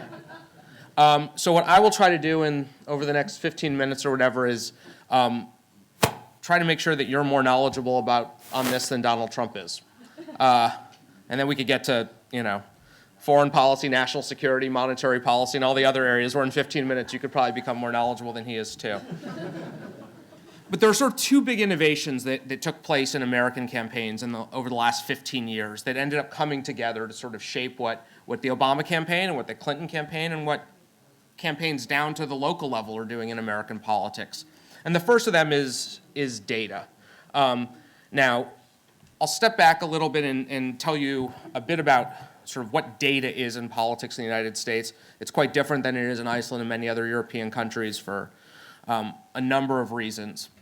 When people register to vote in the United States, they give local government at the county or state or sometimes municipal level their name, their date of birth, their gender in many places, their address. Most Americans have the opportunity to register with a political party. that becomes a public record. In some states, it has your race or ethnicity attached to it. And then every time you vote, a record is kept on, we have a secret ballot, obviously. Nobody knows for whom you voted. But if you voted in a given election for school board, for county executive, for President of the United States, it is marked whether you showed up. If you voted by absentee ballot or early vote, often that is marked as well. And so that becomes a public record that you can get at any courthouse, a list of voters, and basically the entirety of their political activity going back to when they first registered. Starting in the 1960s, with punch card computing, it became possible to take those records, which were initially on paper, and organize them into very primitive databases. In the 1970s, people started layering onto that information about precinct voting histories, individual polling places, which is the smallest unit at which we know how people vote, basically neighborhoods. So you can start to understand the complexion of the political complexion of a neighborhood. Is it a place that votes Democratic or Republican? Is there a place where there's, in primaries, where it tends to go to the more left candidate or not? And then adding also census information, which starts to give some texture to understanding the sort of socioeconomic complexion of a neighborhood. Is this a neighborhood with houses or apartment buildings? Is this a place where there are a lot of families, where people are more likely to have a college education or not?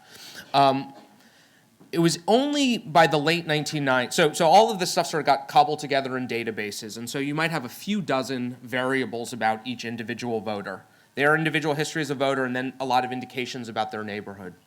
And campaigns would make inferences based upon this at the level of sort of broad categories. You could sort out women ages 18 to 30, or men who vote in Democratic primaries in neighborhoods that tend to be Republican, or people who don't regularly vote, Hispanics, older Hispanics who tend not to vote in primaries, and target your direct mail, maybe your door knock canvases with scripts that are based upon targeting these broad groups, the types of groups that show up in polls. It only became in the late 1990s that people in politics realized that consumer marketers in the corporate world had far more information about the people that they were trying to sell products to than campaigns had about the voters they were trying to reach. And in the 1950s, there started to be the creation of large private sector data warehouses, private companies that are under far less regulation than they are in Europe, that started initially gathering information about consumers to develop credit rating scores so that banks and credit card companies could assess creditworthiness without having to individually meet with every possible borrower. And then they collected information on people's buying patterns, and that became useful to people with mail order catalogs or charities that wanted to go prospecting for donors through the mail. And by the 1990s, these data warehouses had hundreds of, sometimes thousands of variables on an individual consumer. What magazines you subscribe to, what types of product categories you had bought into. Cruise companies would sell lists of their passengers. And people in politics said, we have a few dozen variables, many of them tethered to geographical zones. And these companies have hundreds of variables tethered to individual identities. And it had become possible around the year 2000 because of changes in database architecture and computing power, basically to link those two sets of data and combine them so that all of a sudden people in politics could get access to hundreds of different data points about an individual. Now, most of these, as you would presume, are totally useless for politics. I could probably get a list of every American who in the last 6 months took a cruise from all the major cruise ship companies. I don't really know how that would be useful to me if I were working on Hillary Clinton's campaign or Donald Trump's campaign or whatever. And so what people in politics have started doing is using statistical models to sort through all of those variables to isolate the ones that are helping to understand political behavior. And so they're using algorithms. So an algorithm is basically a really long equation that weighs the individual influence of each variable to predict an outcome. And in politics, the outcomes that we the outcomes about which we care the most are how likely are you to cast a ballot? You know, in this case, looking towards the November general election, how likely are you to actually go to the polls? And for whom are you likely to vote? Are you more likely to vote for Hillary or for Trump? And then maybe secondarily, how likely are you to be in favor of abortion rights or against abortion rights? Or how likely are you to think taxes should be higher or lower on rich people, but on some big issues? But basically, those are the questions we care most about, because what campaigns are in the business of doing is sorting through voters to figure out with whom they want to interact and how. Now, the most important decision, arguably, that every campaign makes, and one that the media almost never write about, is the decision who not to talk to. Most campaigns want initially to push two groups of people entirely out of their sights. People who will already vote for them, and people who will never vote for them. People who are already going to vote for you are potentially people that you want to turn into active party members in your case, or to donors and get them to give money, maybe get them to volunteer, be active. But if they're definitely going to vote, they're definitely going to turn out and cast a ballot. And in a country like this one with a much higher turnout rate than ours, that's a much larger share of the potential electorate. And they're definitely going to vote for you, for your party. Or you don't want to expend any energy interacting with them. And you don't want their opinions to shape your decisions about how to communicate in mass media. You can take their vote for granted. Similarly, people who are never going to vote, they just are not people who vote, or are locked in to vote for your opponents, are similarly people you don't want to care about and you don't want to affect the strategic decisions that you make. And that leaves a big pool of people that you want to split into two, right? On one hand, you want to find people to persuade. These are people who are likely to already vote. They're habitual voters. They have a history of voting. But you're not certain that they're going to vote for you. They could be actually undecided. They could be conflicted in some way. They could be soft supporters of your side whom you worry could defect or will be, the other side may try to poach. Or they could be soft supporters of the opposition that you think you can win over if you make the case to them. So those are people that we like to call persuasion targets. You're basically making arguments to them about your party, your candidates, your issues, the weaknesses of the other side. And then the other group is what we call in the U.S. mobilization or turnout targets. These are people who are already likely to be on your side. They basically agree with you. They basically are part of your tribe, politically speaking, but they're not regular voters. They don't have a history of voting. They haven't developed the habitual behavior of going to the polls. And here you don't need to give them more information about your party or the issues because they already agree with you, but you need to actually change their behavior to turn them into voters.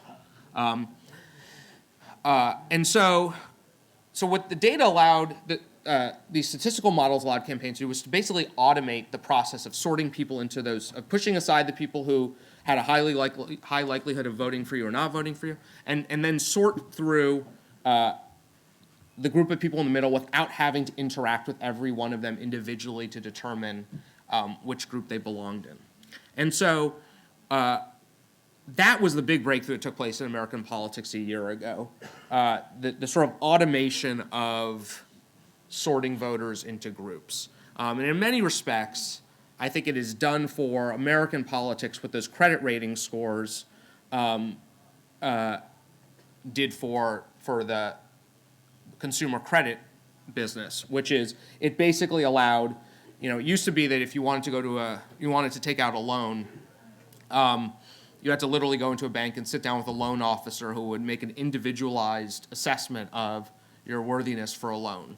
And it has become, for better and for worse, as you and your banks can attest, what has happened is it's become possible through predictive modeling to make assessments of tens of millions of people at once. And for campaigns that don't have the resources and don't want to interact with everybody, that's incredibly important because you could start to focus your resources on the people where you can have the biggest impact. The other part of this other strand of innovation is the use of, comes not from consumer marketing, but from the social sciences.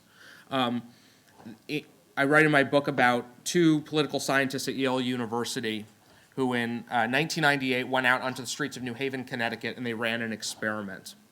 And they did something which had hardly ever been done in political science before. They designed what was in effect a drug trial, a pharmaceutical trial, except instead of randomly assigning people to get certain drugs or placebos, they assigned voters to get direct mail, a knock on the door from a canvasser, or a phone call, and then held some people out in a control group that got nothing. And afterwards, because we have public voting records in the United States, you can go back and you can see whether the people who got contact from a campaign were more likely to vote or not. So they set up a nonpartisan get out the vote organization, and they split residents into 4 groups. One quarter got a pre-election reminder. There's an election coming up here by mail. Some got a visit at the door from canvassers, mostly grad students, and then some got a phone call from a paid call center in, I believe, North Dakota. And each one of them was basically just reminding people that there's an election coming up.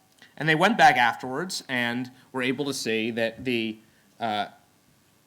phone call had no increase on improving somebody's likelihood of voting.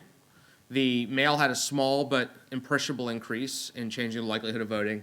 And the face-to-face interaction at the door had a massive boost in increasing somebody's likelihood of voting. And that began a big wave of people running these types of experiments, which finally brought some scientific certainty to the question of how you, in this case, increase a non-voter's likelihood of voting, but broadly measuring all the things that campaigns do that often go untracked. And what we have found repeatedly is that the best way to mobilize a voter, the best way to turn a non-voter into a voter, is through a high-quality, face-to-face interaction with a well-trained volunteer. And sketch yourself on this, but basically better from the neighborhood in which they go into people in their same neighborhood or people who are demographically similar. We've seen that Latino canvassers are better at turning out Latino voters than Anglo-white canvassers are going to the same people. And I think it adds up to an understanding that if you want to change people's behavior, you need to have a meaningful social interaction that stops. In countries that have a secret ballot, and we tend to think of voting as a private, solitary act. You go in, and whether it's in a voting booth or filling out a piece of paper, it's your private decision. And I think that the stuff that the types of campaign interactions that are most likely to change the behavioral expectations around that are ones that introduce some sort of social dynamic into it. And in this case, having somebody come to your door and actually have a real conversation, what we've seen actually in some experiments is that what are called chatty scripts, which is where a volunteer asks questions to elicit an interaction with the voter instead of just talking right at them like I'm doing to you right now, is more likely to change that person's likelihood of voting. That a volunteer, even if they don't introduce themselves as a volunteer, is more likely if the doors are on the phone to change somebody's behavior than a paid canvasser.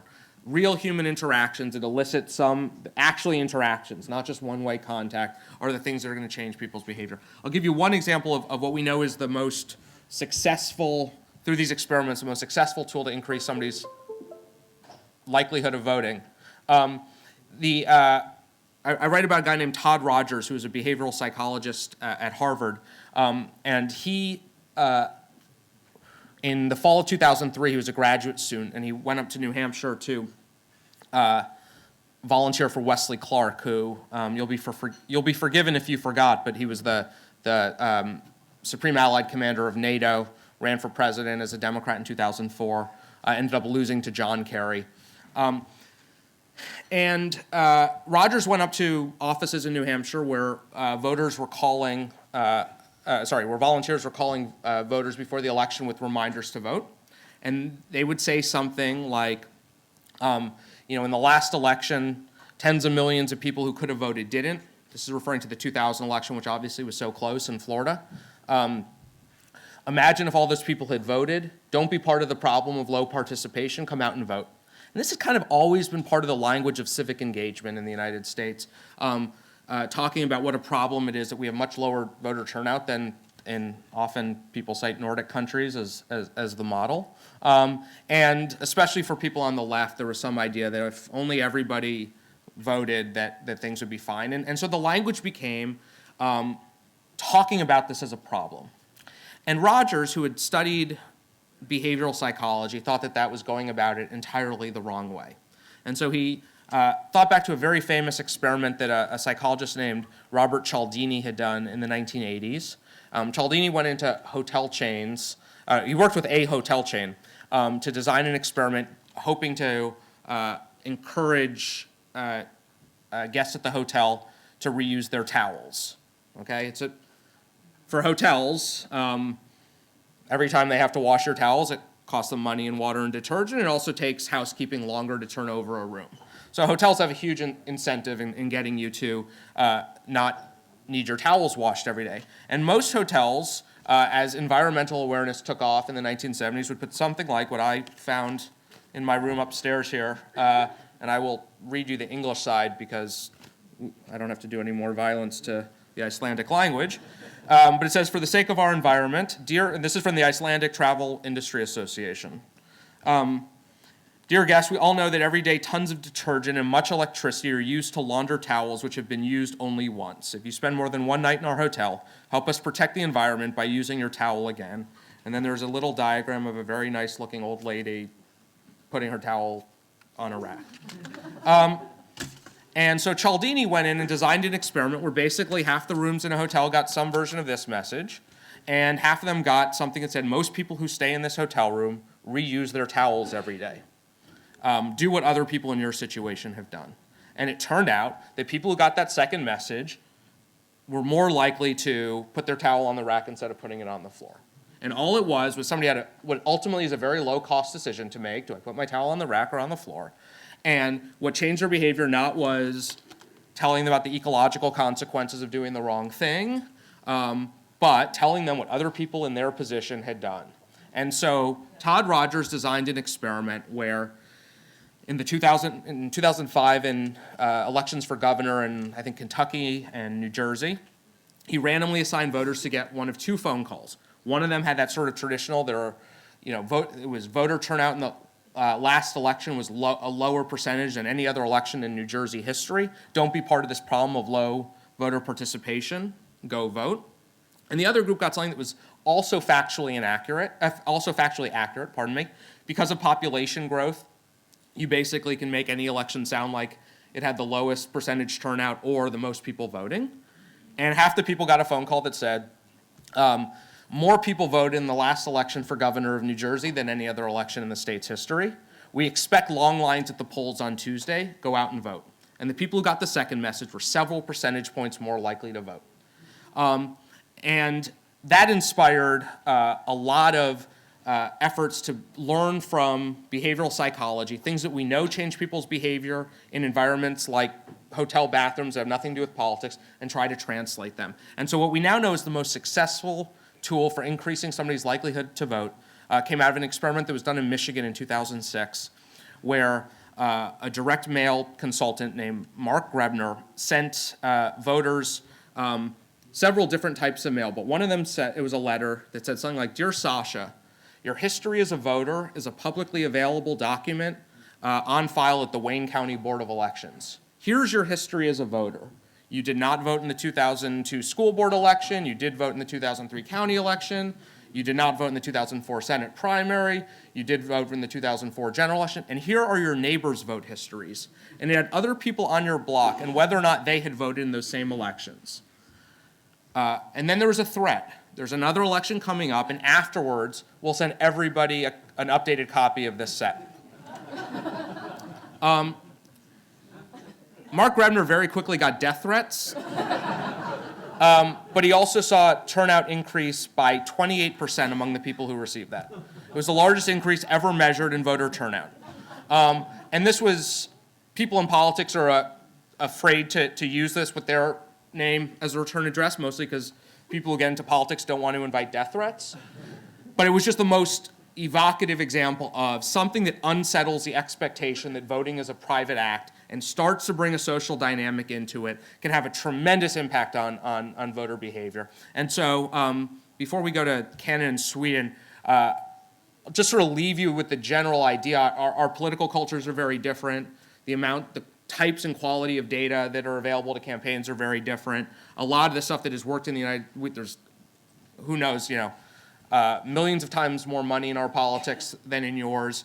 So a lot of things that work tactically or technically in the American example don't.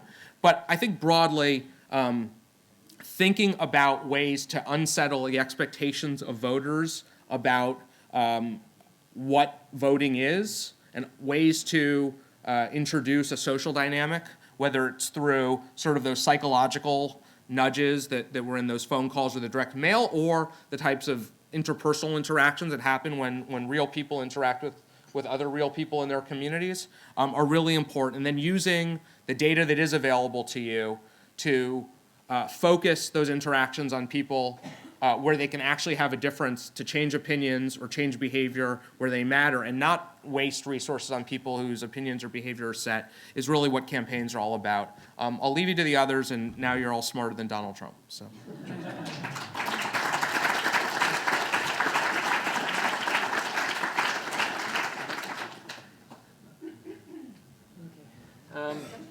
Is this my clicker here? This works? Maybe? All right. Hi, guys. Good morning again. That was great, Sasha. Thanks for telling everybody our secrets. We do public shame in Canada very well. Guilt culture there. But we don't have access to voter records. And I don't know, do you have access to voter records here? No. So what I'm going to sort of talk about is a bit more of the detail of what I was doing very lightly yesterday. And I'm going to actually kind of attach myself to that point, that we don't have the same amount of data. We don't have voter records. We also don't have registration. So we have, everyone gets registered, but you don't register as a Liberal or as an NDP. We don't know what party you are, whereas you have that information in the US as well. The irony is, though, that to some extent, Trump actually wasn't wrong in what he said. And this is sort of sacrilegious for someone in the digital space to get up and say, no, we don't move votes and we're not responsible for winning elections. Certainly we have an impact. Actually, the people that Teddy, or that Sasha interviewed a lot for his book, one of them came up with a term, or would often reference the fact that what we do is more of a force multiplier. It's not the force. You have to have something underlying your campaign, whether it's policy, whether it's a new leader, but you have to have something that inspires people to pay attention. Otherwise, you don't really have a capacity in our space to reach them, because again, you don't have these massive lists. You have to do it by reaching out to them. Knocking on doors is the most effective way. I definitely think that is what I would focus any campaign around. In our country, we see as much as a 14% lift in the likelihood that someone would come out and vote if you knock on the door. And that compares to something in the range of 5% if you get a piece of mail or something in the digital space. Certainly it works quite well at aggregate. A couple other things I wanted to pick up on, I know we're going to have a discussion later, but where digital is really good is it's in being responsive and moving quickly. It's hard to move an entire team to one neighborhood or another neighborhood, especially in a country as large as Canada. So what digital allowed us to do is kind of adapt our campaign on the fly. And digital and online platforms were very effective at doing that. in the last 2 weeks, as I mentioned, the campaign, when it became clear that we had a shot at a majority, we were able to redeploy massive amounts of resource to those select 40 ridings that we thought we could win. We wouldn't have been able to move the bodies necessary. In fact, in some of those ridings, we didn't even have volunteers. They were completely off our radar. But what digital allowed us to do, as an example, in one of the ridings, we were able to recruit 500 volunteers in less than 5 days, because we could reach out to those communities, target them specifically with messaging and say, are you a Trudeau supporter? Do you want to come and help us? And in 2 to 3 days, we had 500 people showing up at a makeshift riding office. Similarly, we spent about 2/3 of our budget in the last 2 weeks, online budget in the last 2 weeks of the campaign, peppering those communities and being able to target them very specifically. We were able to acquire close to 1 million current IDs. And I think it's also that component of digital that's really vital is how current they are. The problem with the lists and what the US has done to date is that information is old. And the models are old. Now, I say they're old in that they can do these recursive models now in a matter of days, sometimes hours, depending on how much you want to spend. But I'm sure you're like us, we don't have billions of dollars to spend on modeling. So we needed to find a new way to do our models more efficiently. And we found that using online interaction was one of the most efficient ways to do it quickly, because the interactions you're having are in real time. And if I send you a message and you don't like it, I know right away that you don't like it. If you watch 90% of a video on the environment versus 30% on transparency in government, I know that I can communicate to you around content that pertains to environment. So that's certainly something that I think has evolved from what we learned from the US election, that there's less incentive to do in the US because you do have these powerful models and a lot of public data that we don't have. And the privacy laws there are much less restrictive. So the key to all of this, and what I'm going to sort of touch on, is your capacity to reach people and engage them and move them. Listening to the end of the millennial panel, I actually think we ran almost the textbook case, at least for today, as to how you reach millennials in a campaign. Massive amounts of content, short, based on issues or topics, as you call them here, and designed to solicit an emotive and an immediate response. And then the key to our campaign was we would engage people immediately. So we wouldn't wait. And in the US, they would do it within 24 hours. You'd get a call from a volunteer. But we would literally retarget you once you had interacted with our content to some kind of content, microsite, to an article or to a video. There's a video I have here. I'm just going to show you. This is what a digital campaign really looks like. It's a lot of snapshots of the content we developed, but I think it's a good, give you a sense of what it looks like in aggregate. If it doesn't work, maybe it does. We had it all queued up before. Okay. This is not what a digital campaign looks like today. In Iceland, this is exactly. There we go.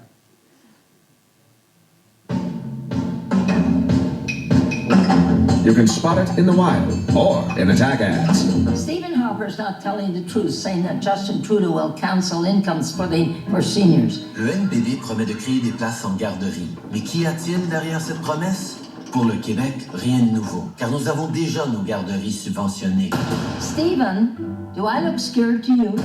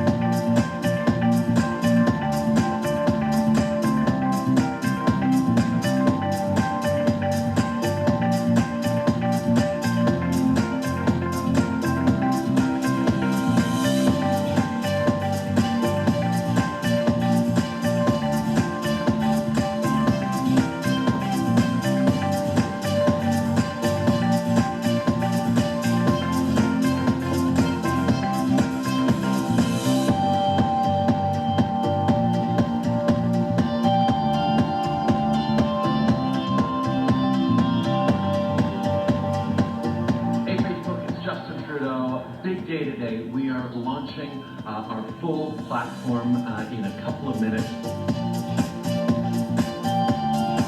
We need a leader whose vision for the future includes everyone.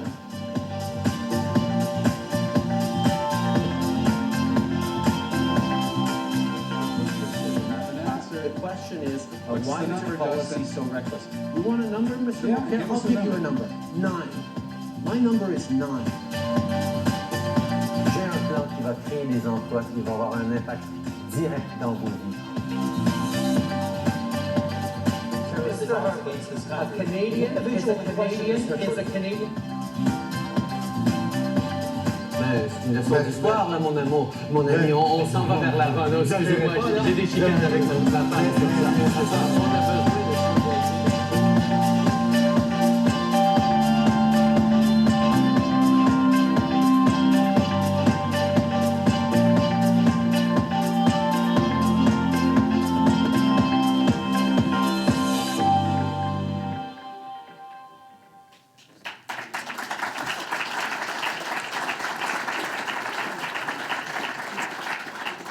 So that was probably the equivalent of about 4 days of content. We made a decision very early on after we won government that we had to win the content war above everything. So we basically stocked ourselves with a team, a very capable team of digital production people. We probably had about 10 to 15 before the writ dropped, and then that went up to about 45 specifically during the writ. And most of them were volunteers, so in response to the millennials were the ones who actually built most of this content. And they were inspired to do it on their own. Most of this stuff would just come to us. The thematics of the campaign were set certainly by the leader himself, but the interpretation of the thematics and how we reached people, that kind of content and volunteering was welcome to anybody who wanted to be involved. I think in the interest of moving forward, I have this presentation. I don't think I'm going to talk to certain slides that I think might be more relevant to you. So just to give you a sense of where the digital campaign focuses, where you wouldn't typically see it, I'm of the view that digital is now encompassed the entirety of a campaign. There really is no area where you don't operate in digital or use data. In fact, I'd argue that if you had a limited budget, you'd probably be best to focus almost exclusively on digital, because even digital will help you to bring out your volunteers to knock on those doors. In the case of events, most of the people we would recruit to go to events we were able to do online. So by sending them out reminders or finding them online or advertising for the events. Our mega rally, we did this rally, for us was a very large rally, certainly the second largest in history. Justin's father was the largest. We actually put that rally together in 10 days. We weren't even sure if we'd be able to get the amount of people we needed. And we were able to actually measure as we progressed. We did a very subtle call out to targeted areas to actually see the number of people who would respond. And we used that data to decide whether or not we could realistically in 10 days get the number of people we needed to have a large rally. So that's the extent to which we actually used data to inform our decisions.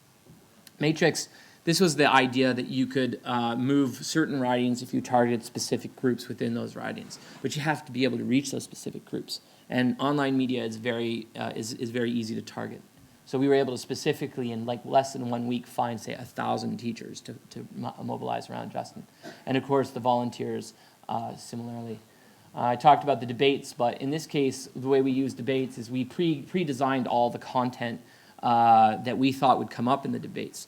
So it wasn't just a matter of, and this is what you usually do, right? You come up with your messaging, you have a sense of what your responses might be, but in this case, we actually created graphics.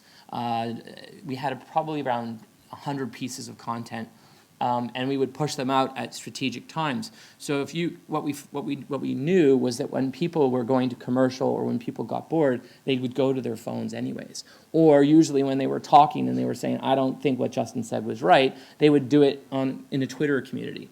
So by being there, we were able to shape the conversation. And this is the kind of content it looked like. We actually built this thing on the right called the Debate Action Center. So what we realized is we personally couldn't keep up with the sheer amount of debate and discussion going on online. So we actually provided a tool to voters to do it for us. So we created this, what we call it sounds bad, but the Red Army.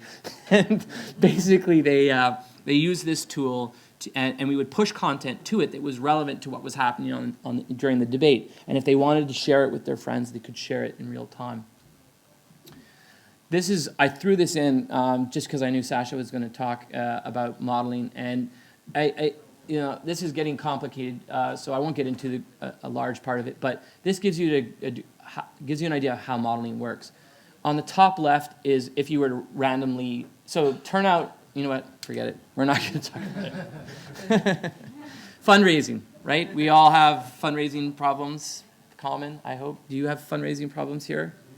So in our country, which is also different in the U.S., we're capped at now $1,500 per donor. I don't know what it is here, but that's the maximum amount you can pay.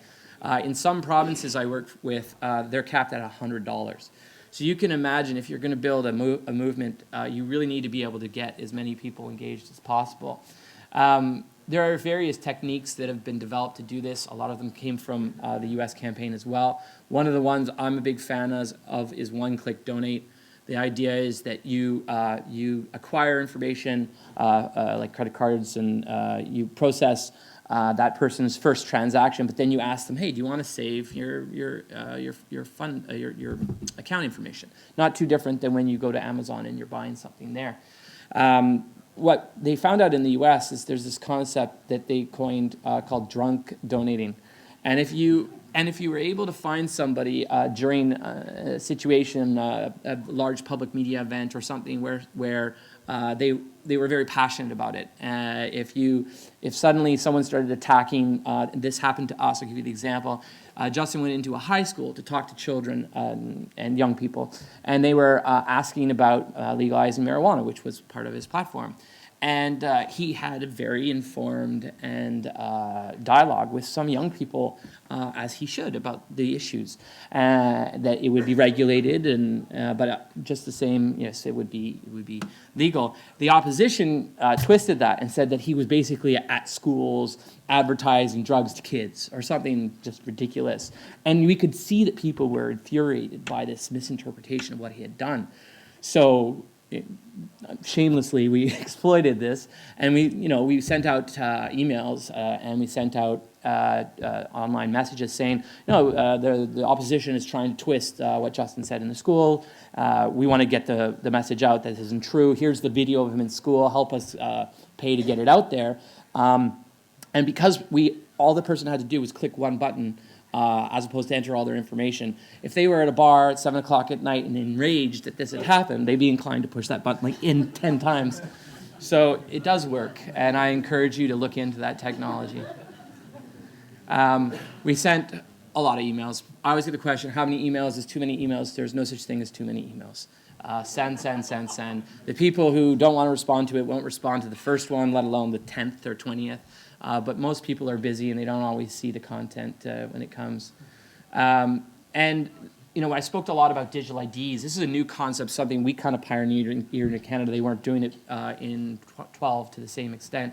A digital ID is pretty straightforward. It's, do you intend to vote for Justin? You can put out a shareable like this, and they'll click it, and then you'll get them in a remarketing list, and then you can use that remarketing list to send advertising to. You can do it around issues. You can do it straight up if you support Justin.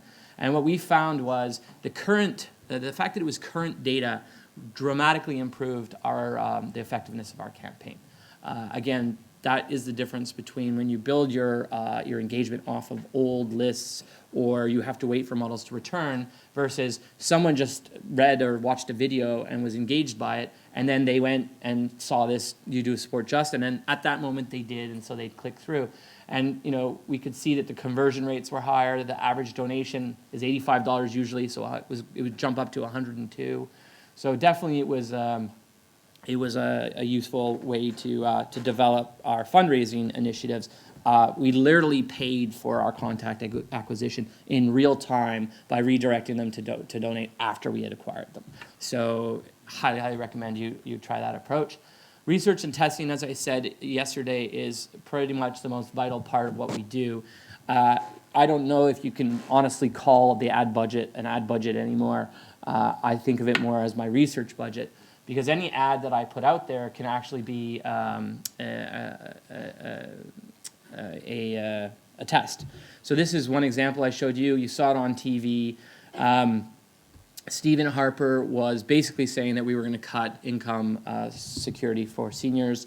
It was an outright lie. But the elderly population in Canada were buying it. They believed it. And so we knew we had to reach a fairly large segment. And by the way, I'm going to just take this opportunity to say that 65 plus Canadians, I can't speak for here, but Canadians were more active online than young people. So don't think for a second that only young people are involved and engaged online. In fact, they're not only more active, but they're more engaged. They spend more time. So it's a great place to be there. There are far more young people online, that's for sure. But the older Canadians that are online, they're definitely involved and engaged. So we would put to beat the Harper message out, we set the bottom right one. We just went to, this is Hazel McCallium. She's one of the greatest mayors in Canadian history. She's celebrated, she's a hero. And we did this one completely for free. We spent no money except for the bus to get to her office. We filmed it and we put it up with no expectations, and we saw that 1 million seniors watched it. That's, for us, an amazing response rate in a short period of time. So we went and we had it professionally done in a studio with her, not a studio, but in her office, but with professional cameras and all that. We repurposed it for television. We got 4 million views off of the repurposed one, and we heavily rotated that ad throughout the end of the campaign. It had a great impact on getting the messaging out to seniors. We would never have known to go with that video. We would never have known the extent to which it was effective if we hadn't been able to test it. We tested, we'll talk about this one, it's a little more complicated, but we were also able to test, like, who was voting in this doesn't work very well. So, like, we could look at 2 ads and we could see, how a segment would respond to each ad. So this one was we were in a riding where the NDP was the close second. So Conservative number 1, we were second, and then NDP were behind us. We needed to get more than the NDP vote in order to beat the Conservatives. So we took a standard ad and we looked at the composition of the people who would respond to it. And then we took a different ad that we felt was more geared towards, through our testing, NDP voters. We put a little bit of an orange, that's their color, an orangey red on the back. We said it's time for change. We didn't say it was about us. The text talks about voting for a progressive candidate, not necessarily the Liberal Party. And we we looked at who responded, and we could see that I think it was women 18 to 35 were more inclined to respond to that kind of message, something we would never have predicted in what was actually, I think, an industrial kind of neighborhood.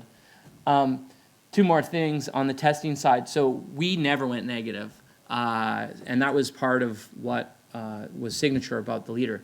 We did test going negative. So these 2 ads at the top were geared towards Tal Mulcair, and he had a position, and the party had a position that 50% plus 1 was enough to break up a country. That's not our position. Also, we knew that it wasn't very popular. But he had to keep that position because in Quebec, where he had the bulk of his seats, that's what they felt, that's what they believed.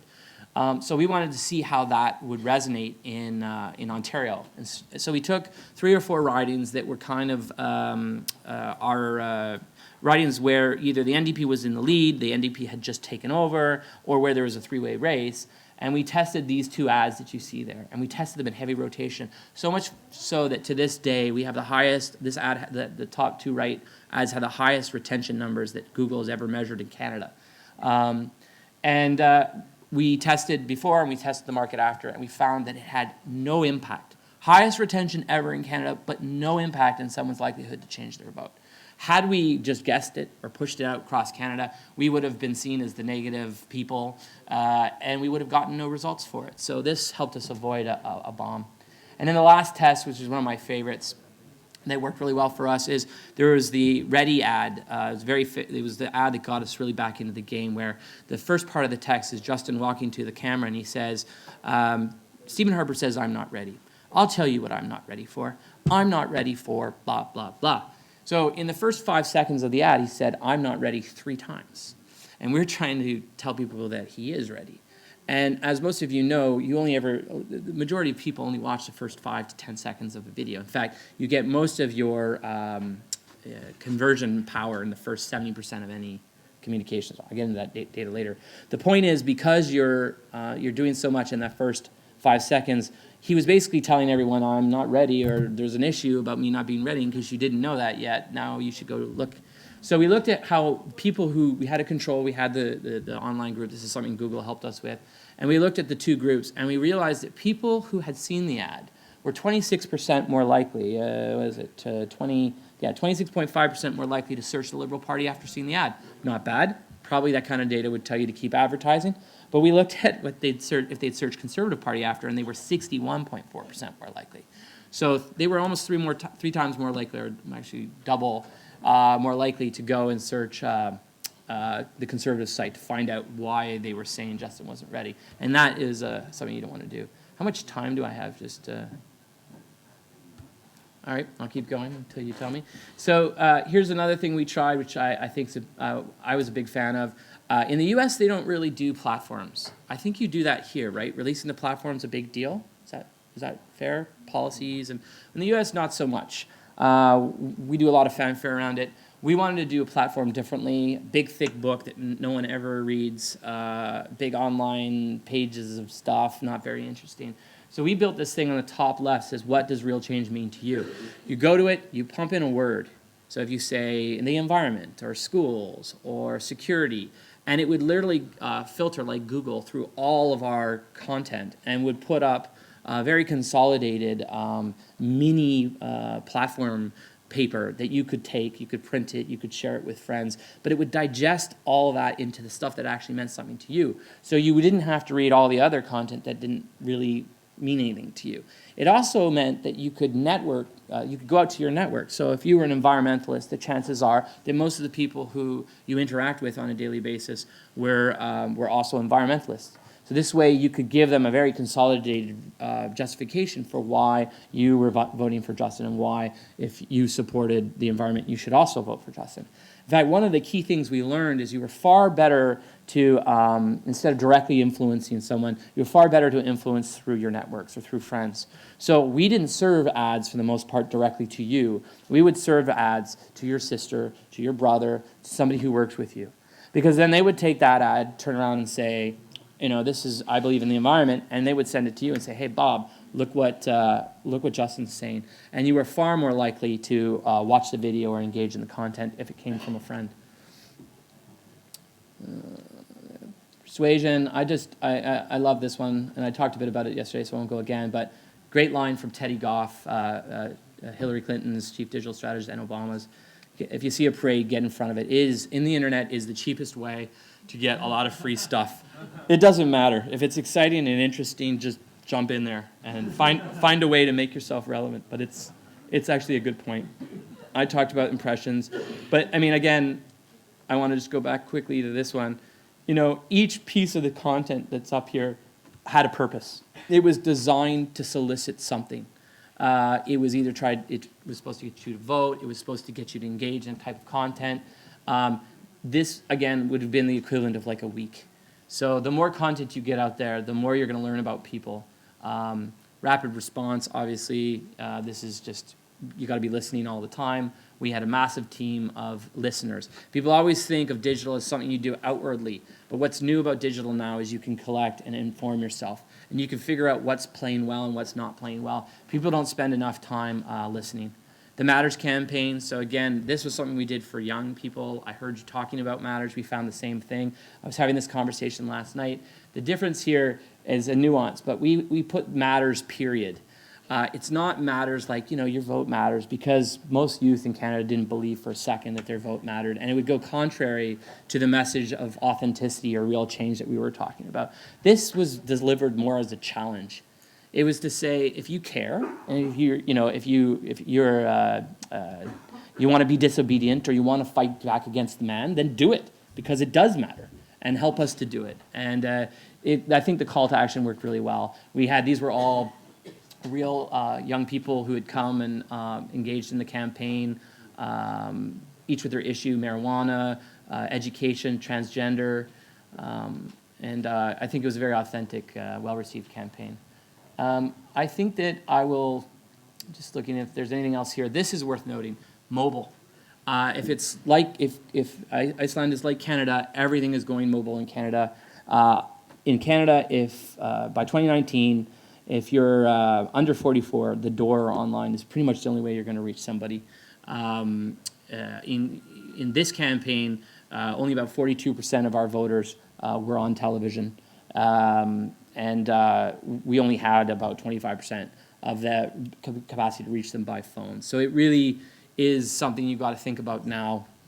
And that's why digital was such an important part for us. It's why we are putting all our focus in it now. The tools will continue to evolve, but that's where we're going to find people.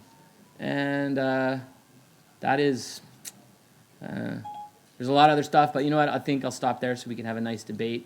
Thanks. Thank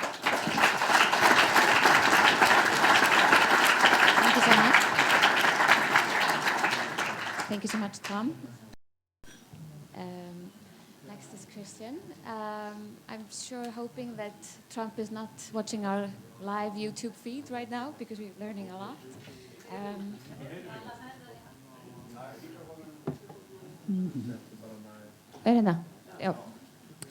Christian is a development and innovation manager of the Social Democrats of Sweden. He's been a part of the strategic team the last 5 years. He's the head of the national advertising campaign during the elections 2014, and he has an education in marketing and psychology, so that's very useful. I'm going to invite you to start using your Twitter to get some questions to these gentlemen. So please. Great. Thank you so much for inviting me here and being a part of this conversation. I will try to share with you some of our experiences. Some will probably be relevant for you and some will not, and I hope that you can kind of filter that out yourself. And this little talk will start a little bit with where we were a few years ago before the election. I will then move on to our election campaign, talk a little about canvassing, and end up a little bit what we are doing now and what I think about communications right now. Does this work? No? That works. So, in 2011, could we go back there? We had lost 2 elections, and that is for a party that has been ruling Sweden for many, many years. Of course, mood in the party wasn't super good, as you can understand.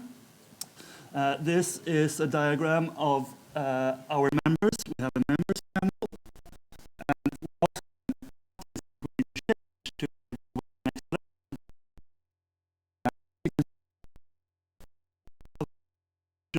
How we communicate through media, and then it goes on. And the smallest proportion was how we organize ourselves, and that was every other member who thought we should change that. And basically where we were was that we had kind of forgotten our strengths, I think, and kind of our code of social democracy. So the party leadership in 2011 initiated a very long process within the party where we had very honest, open talks about how the voters viewed us, but kind of ending up in what we want people to think of us.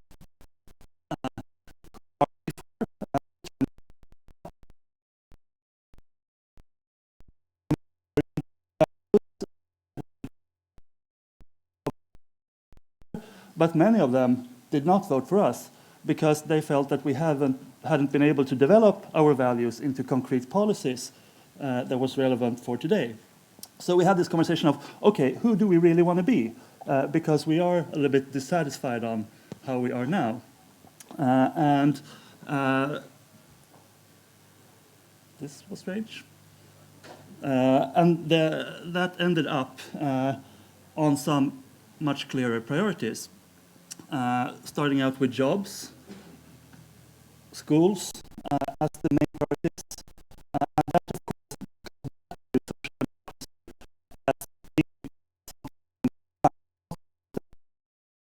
and all this with equality in mind. So that was kind of our formula for the election 2014, and underpinning this was some lessons that we had learned from this process and kind of tackling the problems that we had. And our way of doing that was to prioritize what really was important, because voters felt that our message was unclear, and what really was important for us and for the voters was jobs and schools.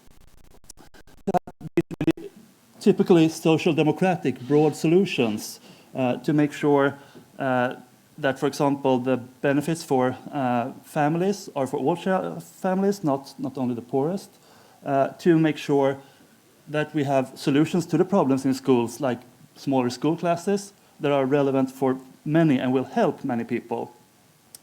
But also to work with a contract in the society among the citizens, because our kind of society model, and now we talk a lot about the Swedish model, is about having a good general welfare state, but that also comes with quite strong demands that people contribute to society, both working and even more relevant today, pay their taxes. And also to always focus on the future. And during this process, what we tried to do also was to change ourselves and how we work as a party, because it is very hard to kind of reinvent yourself if you work in exactly the same way as you have always done. If you use the same methods, you will probably get about the same answers. So we used a lot of workshops.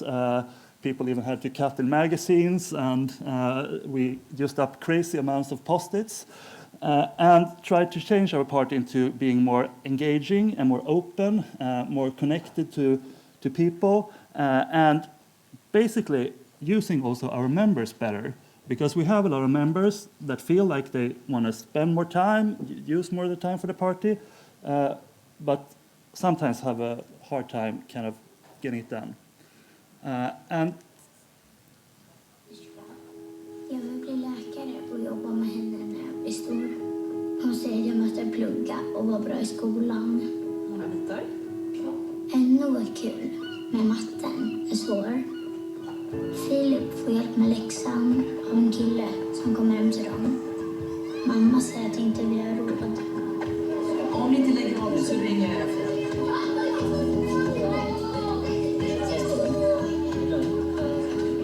Undrar hur det kommer gå för mig. Sverige ska vara ett land där alla kan känna framtidstro. Tillsammans kan vi skapa ett bättre Sverige för alla. Rösta på Socialdemokraterna. And this was our main film in the campaign, illustrating this message about kind of rebooted social democracy that understands the needs for Sweden and kind of have this long desire to make sure that every kid can create a better future for themselves. And we had a quite focused campaign. I must be honest to say that we did not produce as many units each day as the Canadians. That evolved around these emotional films. This is some posters, and if we have the next slide, we kind of turned this around the last days, kind of toughening it up. 4 more years of crisis in schools, vote for a better Sweden for all.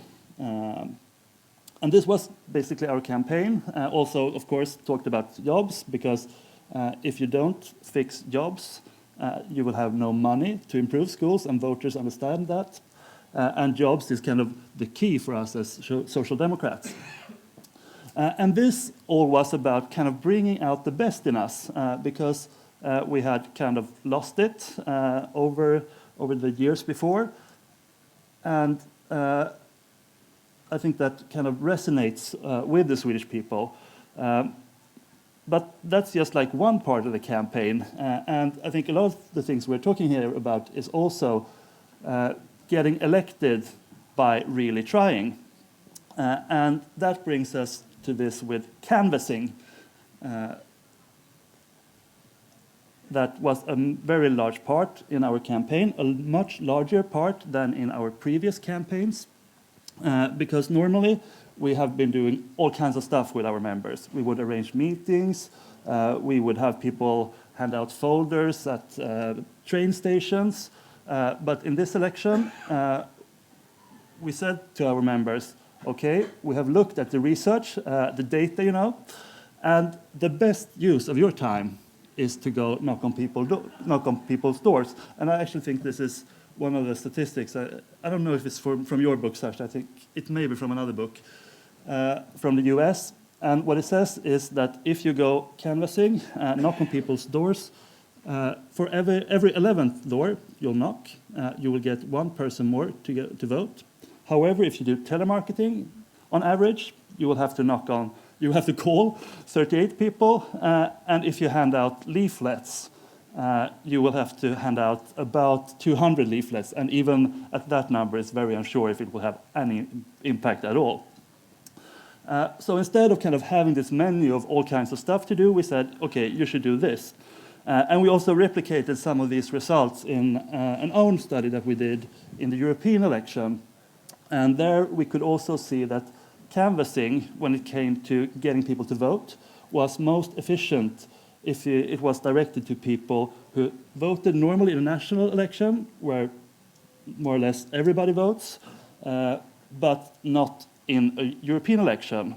Canvassing was not as effective with people who always voted in all elections or people who normally don't vote.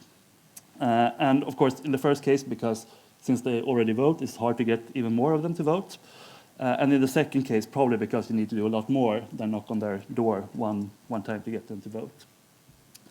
And we actually had the largest canvassing operation in Swedish modern history. We talked to 2.2 million people, and there are about 1.5 million Swedes. And the kind of reason for this success, this was about twice as many people as we had in the election 2010, was that we really tried.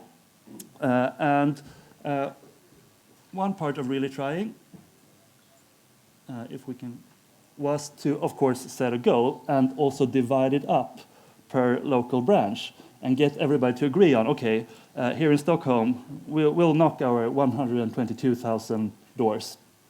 And then we had an app in the iPhone or in your Android phone where you could register your talks, and there we also guided the talks. And the typical talk, if it was for somebody that we wanted to persuade, was, hello, I'm from the Social Democrats. Have you decided what you're going to vote yet? Are the Social Democrats an alternative? If yes, what are the most important issues for you? And kind of try to just inform people on our policies, because voters are very smart, but they spend most of their time doing other stuff than politics. So it may happen that they don't know all of your great policies. So not so much about hard persuasion, but more about giving information. And this also enabled us to follow up on our goals on a regular basis, because we could see in the app that, okay, this is a list of all our districts, and you can see that some districts are kind of outperforming their targets, but some here to the right are not really kind of up to it. So of course, then we tried to help them to get their operation, get up and running more. And what we did also was that we, at the national level, worked much more actively with the activists. Normally, we would just like talk to the districts, and then they would talk to the municipalities, and then they would talk to the associations. But we started up channels where we talked directly to people organizing door-knocking events around the country. And this was very easy. This is a Facebook group. Right now it has about 1,000 members. And we used this to encourage people. We made common door-knocking events. Like, let's have a Super Tuesday next Tuesday and knock on 100,000 doors together. Maybe arrange a telephone conference with a party secretary. And also if we change, encourage people to share when they were out knocking on doors. And these images are super small. It's a little bit illustration of how many images there really was. And what happened was that we were able to create this really positive atmosphere about going out knocking on doors. Because if I'm really honest, I think knocking on doors for most Swedish people is one of those things that when you kind of think about it, it does not feel super fun until you do it. And we also could see in our research among our members that if you had tried, you were much more likely to go knocking on doors again. So this was about also spreading the positive atmosphere. And to go knock on doors, really, it's just about talking to people, and talking to people is really fun. And we also did some research on, okay, what can make you go knocking on doors more? And this is in Swedish, but the highest chosen option is if there is a long-term plan, if this is like meaningful. The second one is if I don't have to go on my own. And that's, I think, something very human. If it's about listening and not propagate, and if it's developed or connected to policy development. So this a little bit about knocking on doors, and then something about what's happening right now. And if you look in the world of communications very generally, there is a lot of stuff happening. There is a shift to digital. This year, according to some different statistics, is the year where ad buys, companies and in general, will have half of them spent on digital media, meaning in next year it will be more spent on digital than on other medias. There is an increasing trend in people trying to avoid advertising, which means that you will have to be more interesting, and there is a trend toward creating your own content instead of kind of luring yourself into advertising. We in Sweden see a strong trend towards less text communication and more image communication, and that also applies to image-based social media. We see a large increase in Instagram and Snapchat.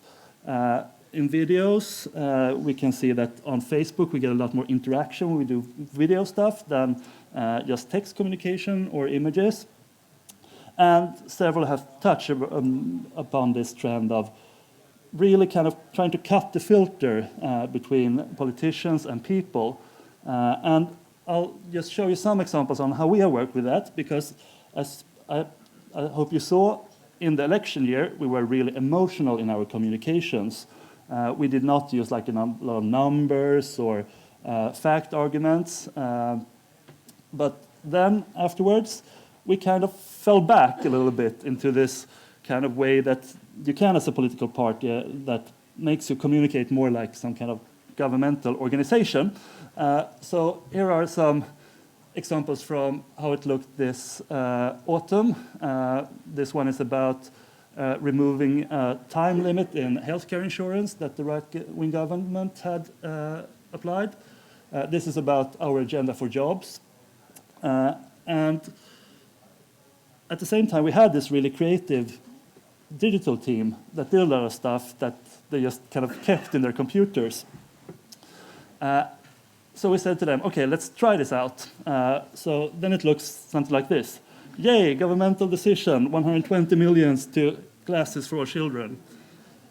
Or this, today is the day of leisure homes for kids. The government spends 120 million. The opposition, well, not so well, only 10. And this, from now, free entrance on governmental museums, share the good news. And our increase in traffic and shares and so on has been about 100% since we started doing this kind of stuff from the other stuff. So maybe that can be some inspiration for you. So what worked for us was to get together in the party, talk openly about our different problems, and the way forward, focusing only on ourselves, because we had a period where we kind of talked about, okay, now the right-wing party is doing this, so then we should do that. We kind of skipped the part with the right-wing party and looked at, okay, the problems in society is this.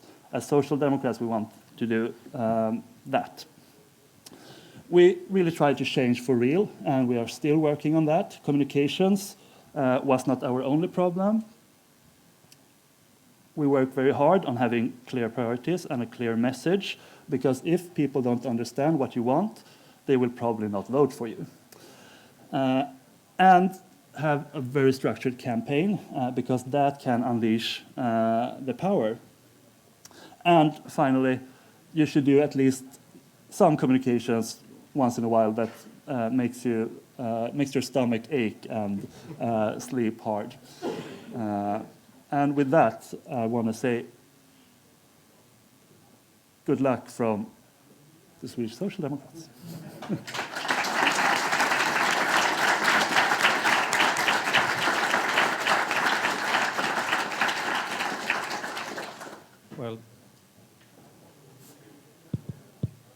Well, thanks very much, all of you. It's extremely inspiring. We are finding from you inspirations, also the latest trends, and some basic advice that we are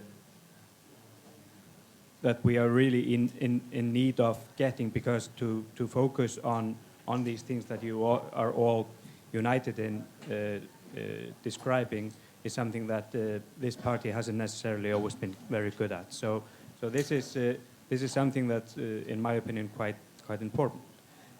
We are taking questions from you on Twitter, but I wanted to start on two things. First, despite all these techniques, all the ways to connect with voters, how to get them out, you have world-class experts doing these campaigns now in the US, and they lost their campaigns. You had the Bush campaign with all the best experts in the Republican Party, and you have Hillary having had to struggle in the Democratic Party. At the same time, you have Trump breaking the rules, and so despite all this, and which has been extremely well mastered in Canada, and the Swedes have taken on board, and we should learn, also from that. So I want to hear your reflections on that. Secondly, on a more technical note, our preferred our preference has been to not calling people directly. So we do some canvassing, but it's calling people directly, not through machines, but person-to-person calls. And I wanted just to hear from you the measured effectiveness between knocking on doors and then phone calls, if you have numbers on that and experience. So I want to start from there. If we just take the same line, so it's Sasha, Tom, and Christian, and then we're taking questions on Twitter, and let's have some interesting discussions. Thank you. I'll start with the Trump question, because it's all we ever want to talk about these days. So I think Tom got to this with the sort of force multiplier distinction. Voters are making their decisions over which candidates or which parties to vote for based on whom they trust, who represents them, who they identify with on issues. None of that has changed, as best we can tell, even as the sort of technical capacity of campaigns has changed. All the data, statistical modeling, digital targeting, everything we've talked about up here is not going to make a bad candidate appealing or a poor communicator better or unpopular issues popular or a party that's been in government feel new and fresh. All those are external facts that, messaging can do some part of repositioning to voters, but fundamentally tactics are not going to make the undesirable desirable. And I think all of us have kind of talked about the sort of sexy, shiny end of data and targeting. The unsexy thing, and I think there's a lot of media coverage. I think Trump was right, that quote I read, when he said that this has been exaggerated or overrated. That's absolutely true. And I think he was right about the fact that Obama won his election because he was Obama, not because he had the better, mechanically superior campaign.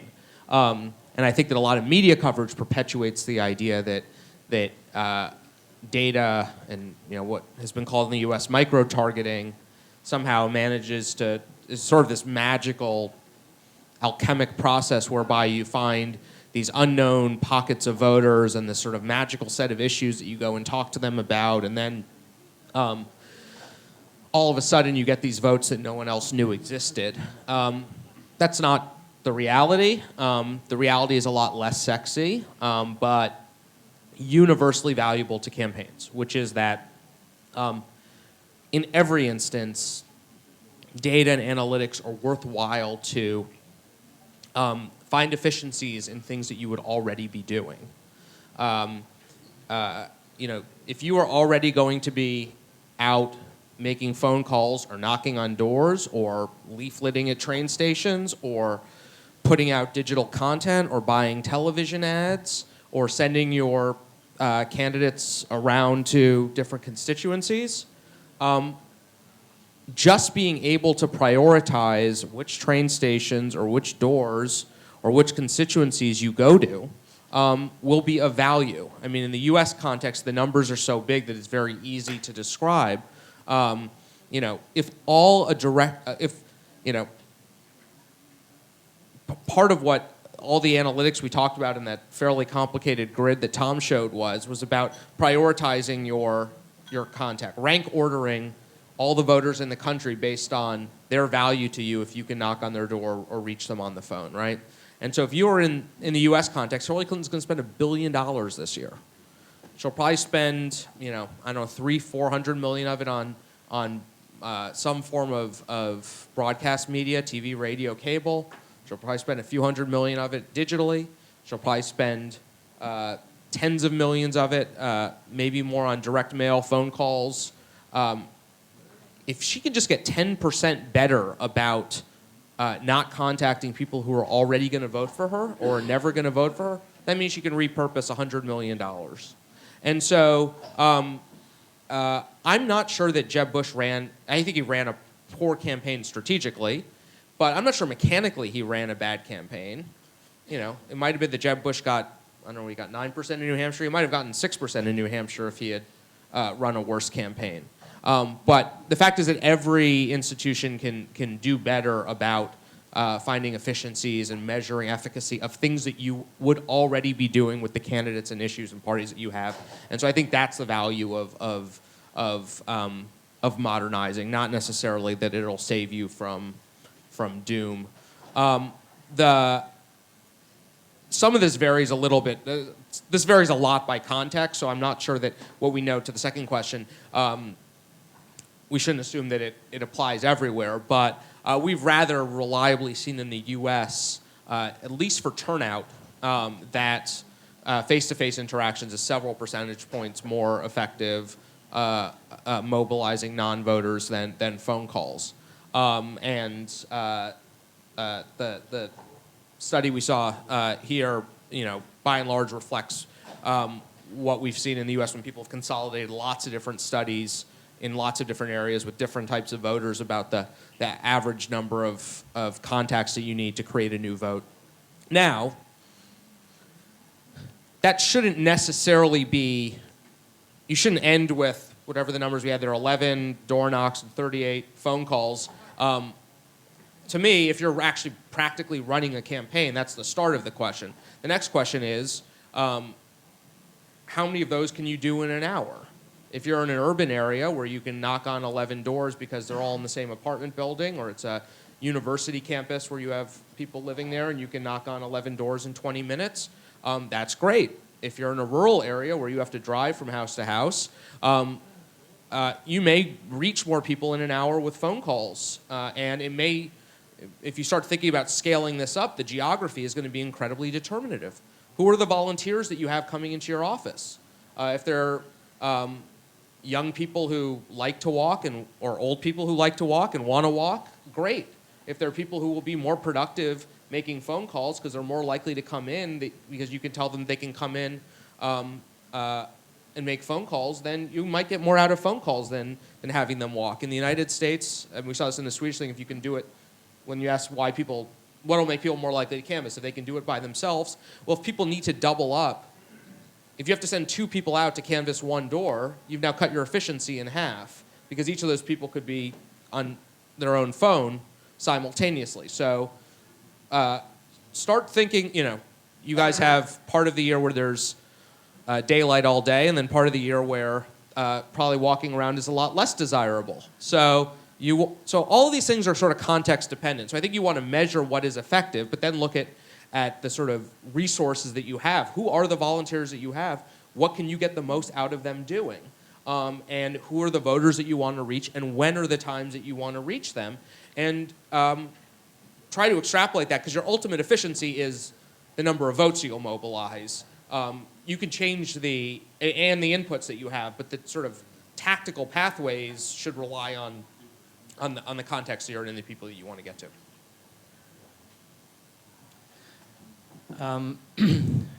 That was the right answer, both of the answers. I'll just elaborate on the first.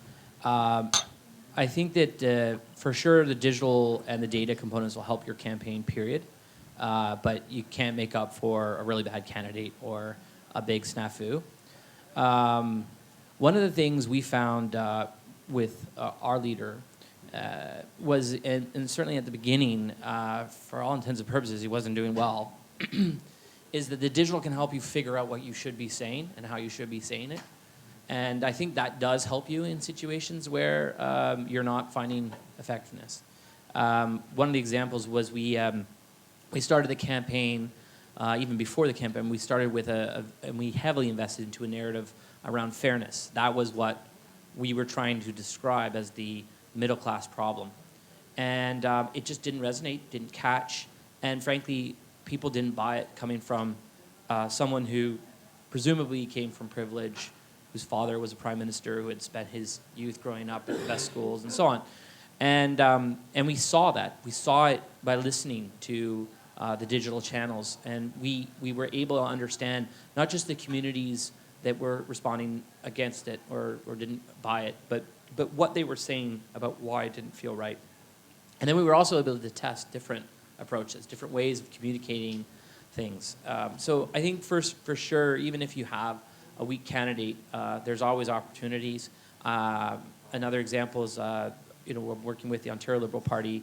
It's 14 million people. It's a big province, and the premier there is very unpopular for a number of reasons. But she's great, really great person, and most people who know her think she's great.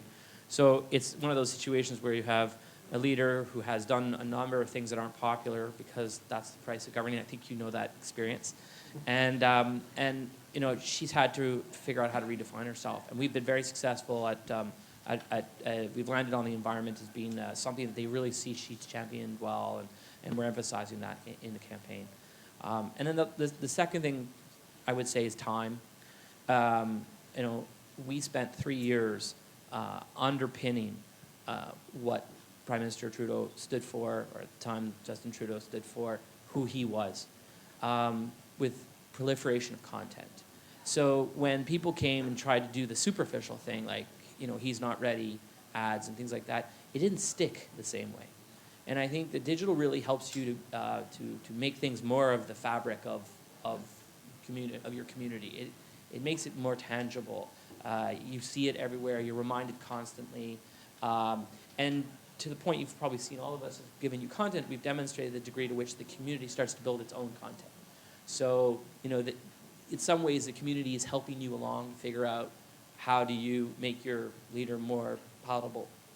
So definitely, I think digital is still vital, even when you have a weak candidate or a situation like what was in the U.S. And I would say the problem a bit in the U.S. was that they came to it a bit late, and again, they relied on data information that was not current.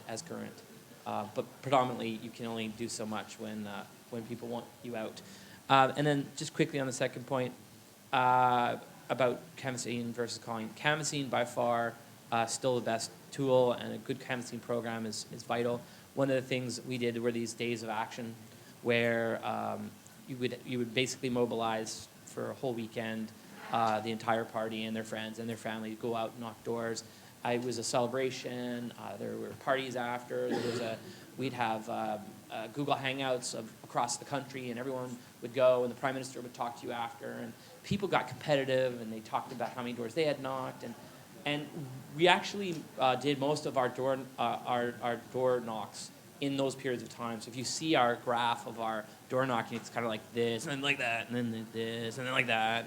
But it really was making it a community and fun engagement that helped to the point that you were making earlier. What did you guys do in rural areas where I think a lot of Canada is not like naturally walkable and seasonally probably less so? Did you guys have a different strategy in rural areas? We have a whole commission on rural areas now. It's a problem. But yeah, I mean, we did. Places where you just didn't knock doors at all? Well, yeah, I mean, up in the Yukon and Reykjavik or whatever, there are areas for sure where it's tough. But even then, the population density is pretty close. And, obviously you have to make a calculation. And we were very scientific in our calculation to the point where you could look at the time it would take in a day to knock on the addresses that you actually have.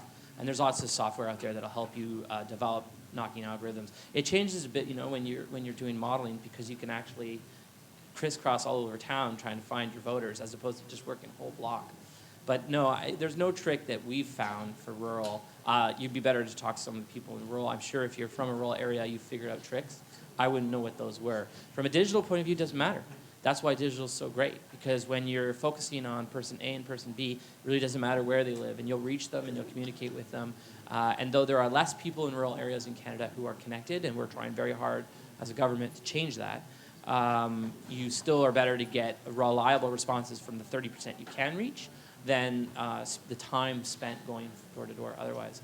And just before I give you the mic, I would say the last thing is on the numbers.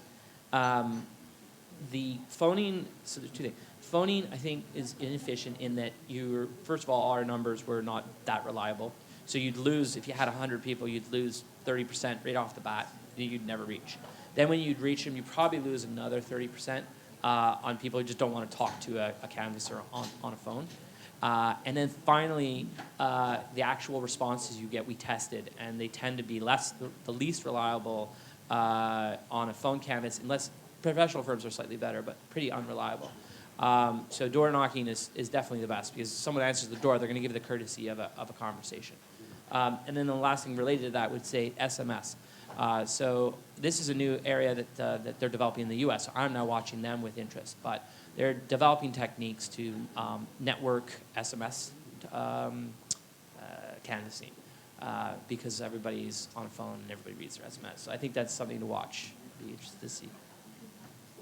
Thank you so much. I think Christian's answer will be our last one today. We've actually run out of time. You had so many good things to say, and I hope that, and I know that this will be very, very helpful to us. We had a few Twitter questions. You will just have to jump to these guys and ask them yourselves. But I was just so happy to see that this actually worked. This is the first time that we use this technique to send in Twitter questions. It's a small step for humankind to build a large one for Samfylkingin. So, Christian, if you would just close and then we will continue our meeting. Great. I'll just add a few things, I think, to what you both said. And I think one thing that's very important in this kind of data context is that winning elections is not purely a science. You can't have this is a scientific strategy. It is about some kind of combination of art and science and, well, about politics. But that does not mean that you shouldn't use knowledge that is available to you and kind of course, have the most efficient machine to bring out whatever is what you want to bring out. And for us, for example, one way that one kind of danger with data is that it's very easy to divide up people. So we are very careful about that, not creating too many different target groups, for example, and try to instead focus on what people had in common. There is, of course, a political ring to that. And when it comes to telemarketing and knocking on doors, we did have a telemarketing operations also. It was a lot smaller than the canvassing operation.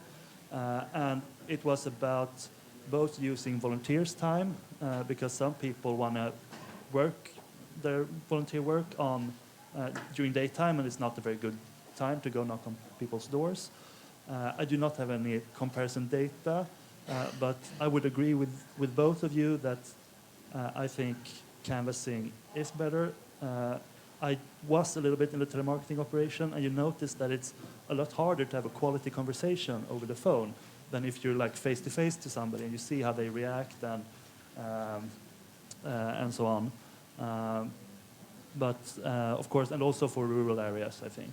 But in our case, we had quite a large proportion of the Swedish population also to reach that we did not reach. So you would start where it's easiest, I would say. Thank you so much.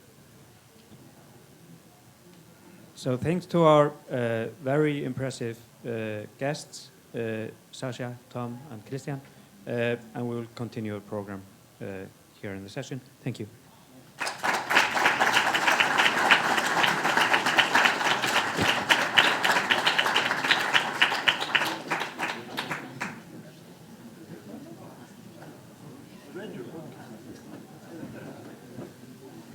Jæja, kæru félagar, partíð heldur áfram, það hérna helgaran dagskrá á eftir, af svona praktískum atriðum, þá framboðsfrestur til framkvæmdastjórnar rennur út núna klukkan 1, nú þegar komin góður hópur af frambjóðendum, klukkan 1, upp úr klukkan 1 þá hérna fáum við kynningu á þessum frambjóðendum, þannig að allir frambjóðendur til framkvæmdastjórnar eru beðnir að vera hér klukkan 1 og vera reiðubúnir að segja frá sér í örstuttu máli. Þeim dagskrárlið munu bæjarfulltrúarnir Ása Ríkharðsdóttir og Ólafur Þór í Sandgerði stýra. Kosningin síðan milli 1:30 og 2. Þegar það búið þá förum við í afgreiðslu ályktana og þær eru komnar á netið, þetta sem kom út málefnastarfi gærkvöldsins, þannig þið getið kynnt ykkur þá punkta sem þar eru. Og ég held að Siggi ætla að henda því upp á skjáin hjá okkur, en þetta semst inn á heimasíðunni xs.is. Næsta mál á dagskrá, heldur sig ekki að gleyma neinu áni fyrir það, raun og veru hádegisfundur kvennahreyfingarinnar hatursorðræðu á netinu.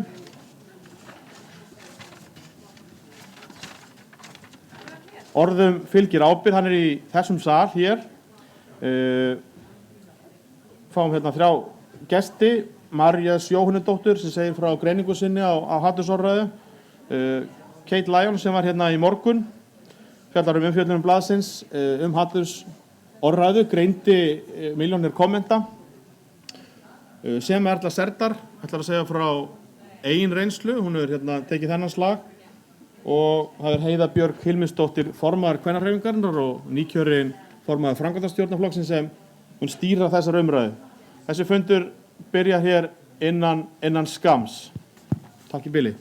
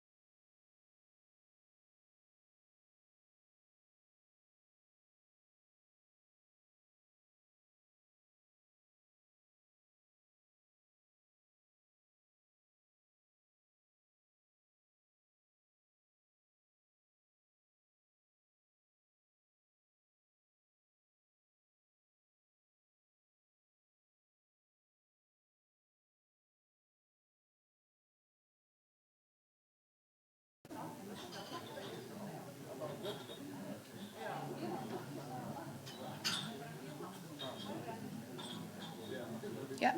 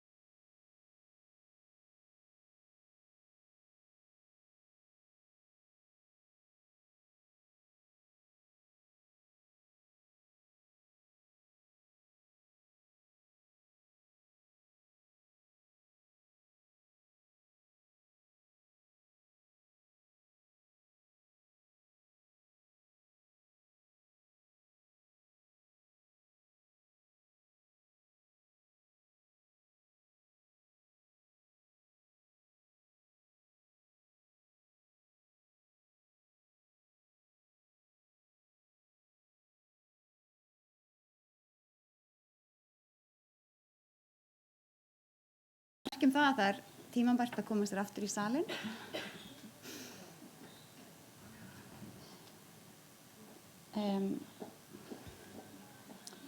Án þess að ég sé nú neitt að móti því að fólk nærist. Þetta næringaráðgjafi menntu, þannig ég agiteraði mjög fyrir því við fundarstjóra að fólk fengi smá pásu.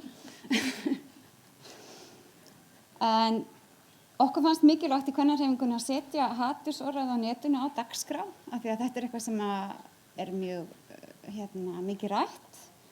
Konur hafa oft tilfinninguna að þessi harkalega ráðist á þær, heldur en karla, þegar þær koma fram með einhver sjónarmið. Og okkur fannst líka bara akkurat núna væri tímabært að ræða þetta, þar sem við höfum kannski fundið meiri fyrir meira hatri í garð útlendinga og innflytjenda, múslima og annarra hópa heldur en áður. Og þess vegna köllum við hér til fróðar konur sem eru búin að vera að rannsaka þetta og geta sagt okkur í rauninni allavega hverjar niðurstöður þeirra rannsókna eru og kannski gefa okkur einhver ráð. Svo erum við með hana Semu Erlu okkar sem að má segja að sé eins konar reynslubolti úr þessum heimi þar sem hún hefur verið að taka umræðuna mjög vilt á netinu og oft fengið harkaleg viðbrögð. Þannig hún ætlar að segja okkur aðeins frá því hvernig það að vera kona í Elli-línunni og það verður fróðlegt þó við höfum flest fylgst með þér. En við ætlum að byrja á að fá Maríu S. Jóhannudóttur til þess að kynna fyrir okkur sína rannsókn. Hún að klára meistara, hún var að skila meistararitgerðinni sinni í sagnfræði í Háskóla Íslands þar sem hún skoðaði hatursorðræðu á netinu og greindi í rauninni bara hvernig íslenskt samfélag núna. Þetta svona nútíma sagnfræði, hún ekki að skoða landnámi og allt það, heldur bara hvernig við funkurum akkurat núna. Þar á eftir kemur Kate Lyons sem þið sáu líka í morgun og hún gaf okkur leyfi til þess að tala íslensku. You gave us permission to speak Icelandic. Svo ef ég verði eitthvað að hvísla mikið í pallborðinu þá það bara því að hún gaf mér leyfi til þess að ég töluðum íslensku og ég myndi svona leyfin að fylgjast með. Og eins ef þið viljið spyrja á eftir, þá getið þið spurt á íslensku ef þið kjósið þó þið séu að spyrja hana og ég reyndi það að túlka það. Hún blaðamaður á Guardian og þau greindu kommentakerfi þar sem mjög áhugavert, mikill fengur að fá hana og síðan það hún Sema Erla. En við byrjum á þér, Marja. Vertu hjartanlega velkomin og takk fyrir að þú komst.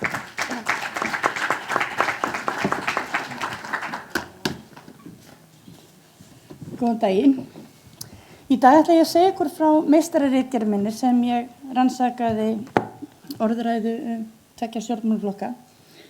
En ritgerðin mín kallast Mér ekkert illa við útlendinga, en greining á orðræðu Frjálslyndaflokksins og Framboðs-Framsóknarflokks og flugvallavinum múslima frá árinu 2000 til 2015. Viðfangsefni hennar, eins og ég sagði, var að sýna fram á þá breytingu sem varð á orðræðinu á þessu tímabili með því að greina stefnumál 2 stjórnmálaflokka á sama tíma. Hvernig virkar? Jú, svona. Ég skoðaði sem sagt 3 atburði og beitti við það nokkrum kenningum. Fyrst var litið til aðdraganda alþingiskosninganna árið 2007 og þeirrar orðræðu sem Frjálslynduflokkurinn hóf gegn útlendingum árið 2006 og komu palestínskra flóttakvenna til Íslands frá Írak árið 2008 og þeirra andstöðu sem þær urðu fyrir að hálfu sama flokks. Að síðustu var orðræða Framboðs-Framsóknarflokks og flugvallavinna múslima í sveitarstjórnarkosningunum vorið 2014 rannsökuð ásamt Moskvu umræðunni frá árinu 2013. Orðræðan á Íslandi gagnvart múslimum breyttist ekki vegna þess að múslimar hér á landi hafi hegðað sér með þeim hætti að nokkuð bendir til að þeim stafi einhvern ógn hér á landi.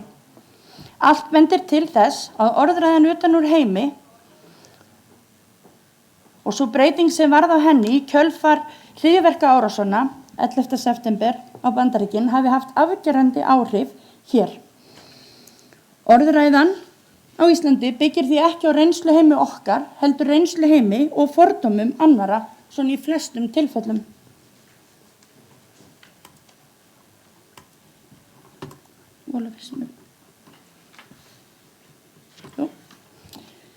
Þegar orðræða Frjálslynda flokksins skoðuð kemur í ljós að fyrir árið 2006 hafði hann enga sérstaka stefnu í málefnum innflytjenda, enda varðaði helsta stefnumál flokksins stjórn fiskveiða.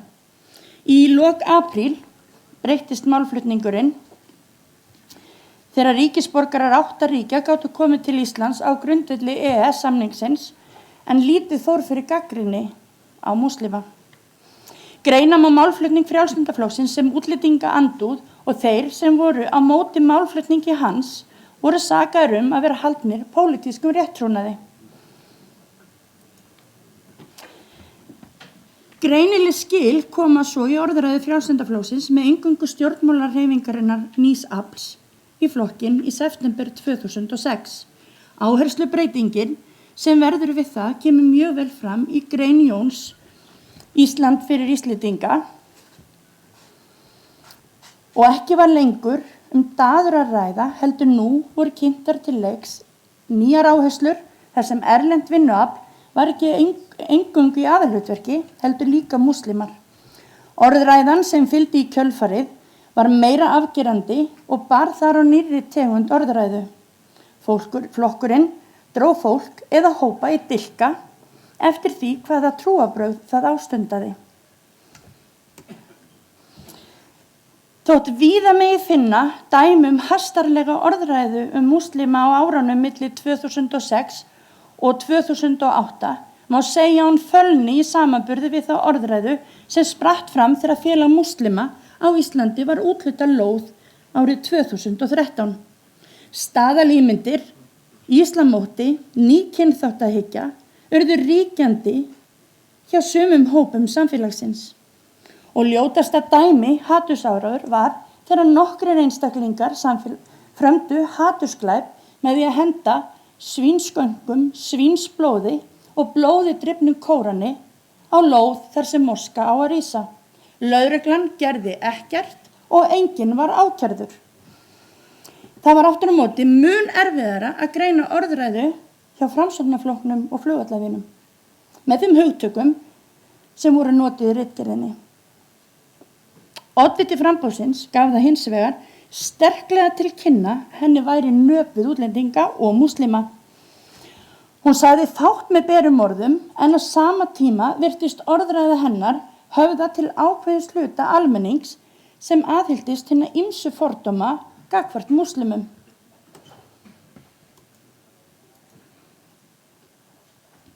Þegar orðræða hennar skoðuð, ekki aðeins fyrir kosningarnar árið 2014, heldur líka eftir þær, hægt að lesa úr málflutningi hennar að henni sé ekkert sérstaklega vel við múslima. Þótt hún hefur kosið að viðra aldrei þá skoðun sína með afgerandi hætti. Jafnvel þótt að sé erfitt að finna beina tilvitnun í orð hennar greinilegt að sumir flokksfélagar hennar tókum orðum hennar á þann hátt að hún væri að kynda undir hatur gegn múslimum, rétt eins og stór hluti almennings taldi.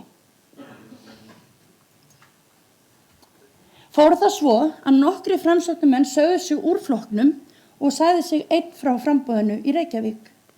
Orðræða Framsóknarflokks og flugvallavina var neikvæð og lúmsk sem hefur á öllum líkindum fallið í frjóan jarfi hjá þeim sem aðhyllast hugmyndina ný kynþáttahyggju og staðalímyndir. Það vel hægt að fullyrða að útspil þeirra hafi heppnast þar sem Framsóknarflokkurinn átti ekki von á að ná inn einum manni viku fyrir kosningar en úrslitin urðu að þær fengu 2. En hvers vegna heppnaðist útspil framboðs Framsóknarflokksins en ekki Frjálslyndaflokksins? Það má draga þá ályktun að bankahrunið hafi skapað mikinn óróa í íslensku samfélagi sem hafði verstandi áhrif á innflytjendur. Öfgaskoðanir gagnvart múslimum áttu kannski frekar upp á pallborðið en áður. Mörgum var sagt upp störfum, fjöldi Íslendinga flúði land að þeim sökum og leið má segja að útlendingahatur hafi aukist í kjölfarið. Lóðarúthlutunin til félagsmúslima á Íslandi hafði líka mikil áhrif og ekki síst að Íslendingar eru nær heiminum og atburðum sem að gerast þar. Áróður erlendis frá á auðveldari aðgang hingað og með tilkomu samfélagsmiðla og erlendra vefdagblaðra, misgóðra, hefur hatrið aukist. Þótt orðræða þessara tveggja stjórnmálaflokka var í aðalhlutverki, skoðaði ég líka örlítið hvernig almenningur skrifaði múslima. Og næsta glæri líka sem sagt dæmi það. Stofnaðar hafa verið sérstakar blogg og Facebook síður gegn múslimum og eru athugasemdakerfi vefdagblaðanna sérkapítílu út af fyrir sig eins og sem Erla hefur kynnst svo hressilega sjálf. En svona að lokum. Á Íslandi ríkir tjáningafrelsi, en því fylgir ábyrgð. Stjórnmálamenn bera meiri ábyrgð en almenningur vegna þess vald sem þeir fara með. Þungi orða þeirra eru mun meiri en einhverja óþekktra einstaklinga.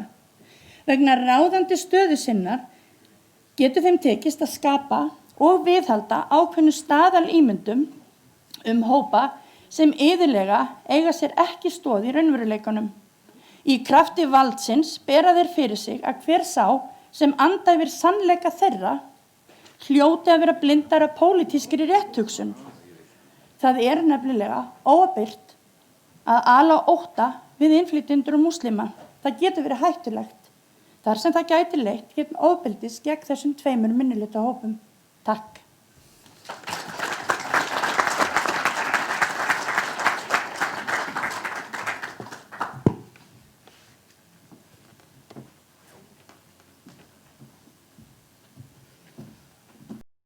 Kæra þakkir, María, fyrir þetta, fyrir að segja okkur hérna stutt og skúra nort frá ritgerðinni. Ég veit að hún mjög löng og ítarleg. Next is Kate Lyons. She's a journalist at The Guardian, as you maybe many of you have heard this morning. And she's going to tell us a little bit about research they did on the comments on the web of Guardian. And maybe answer the question if women are better off or worse off than men. So, stage to you. Okay.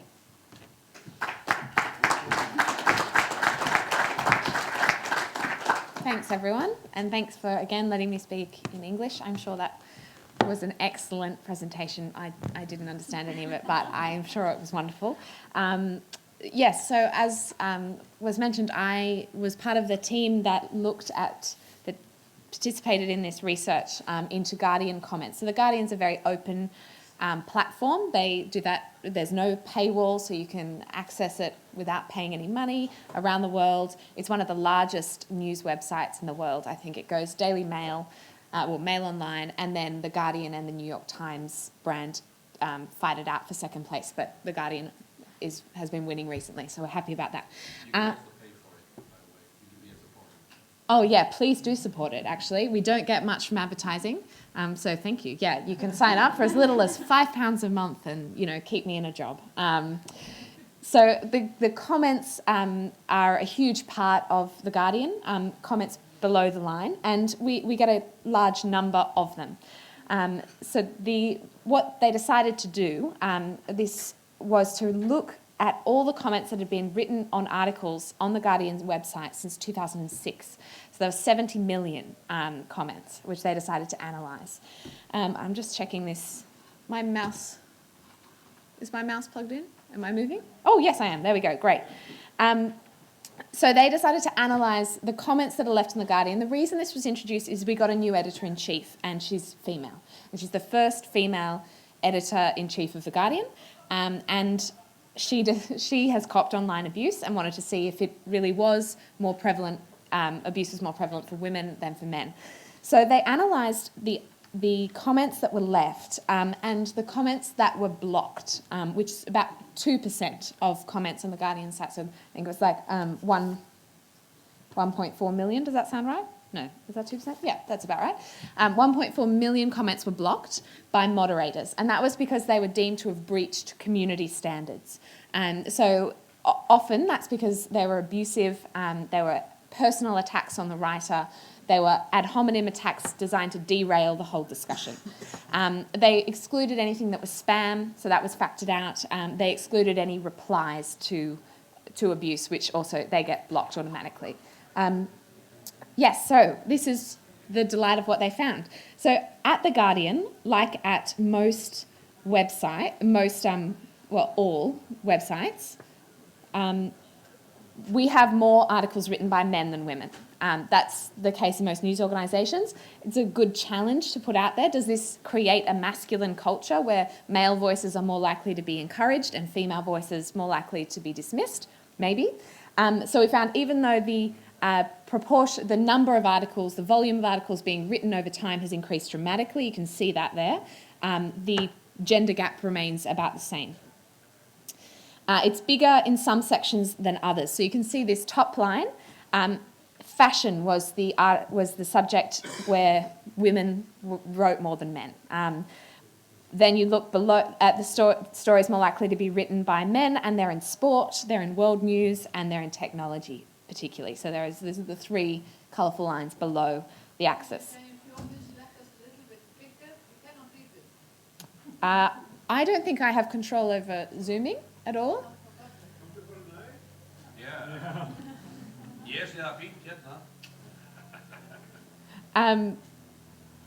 Hopefully you can get some sense of it. But what we found was that articles written by women attracted a much higher proportion of blocked comments, so therefore mostly abusive comments, than articles written by men. In fact, they did an analysis of the 10 most abused writers on the Guardian site.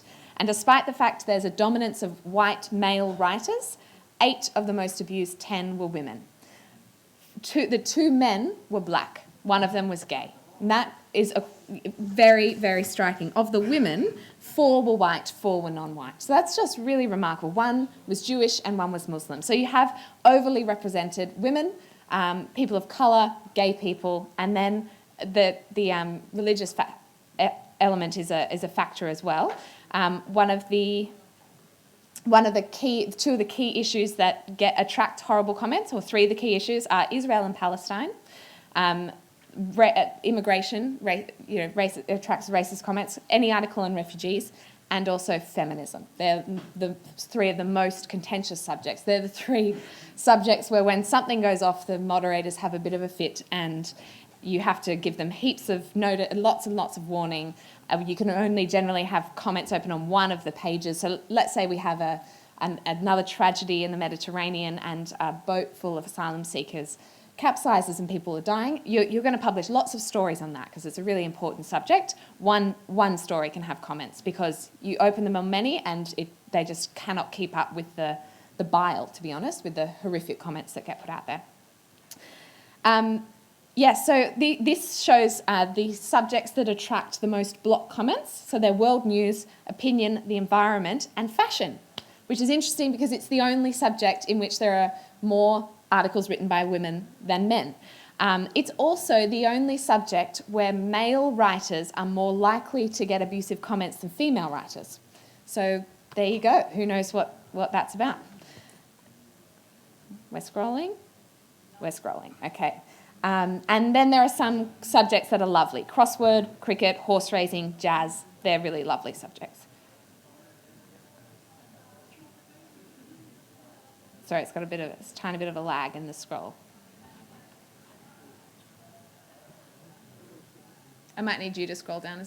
Here we go. Nope.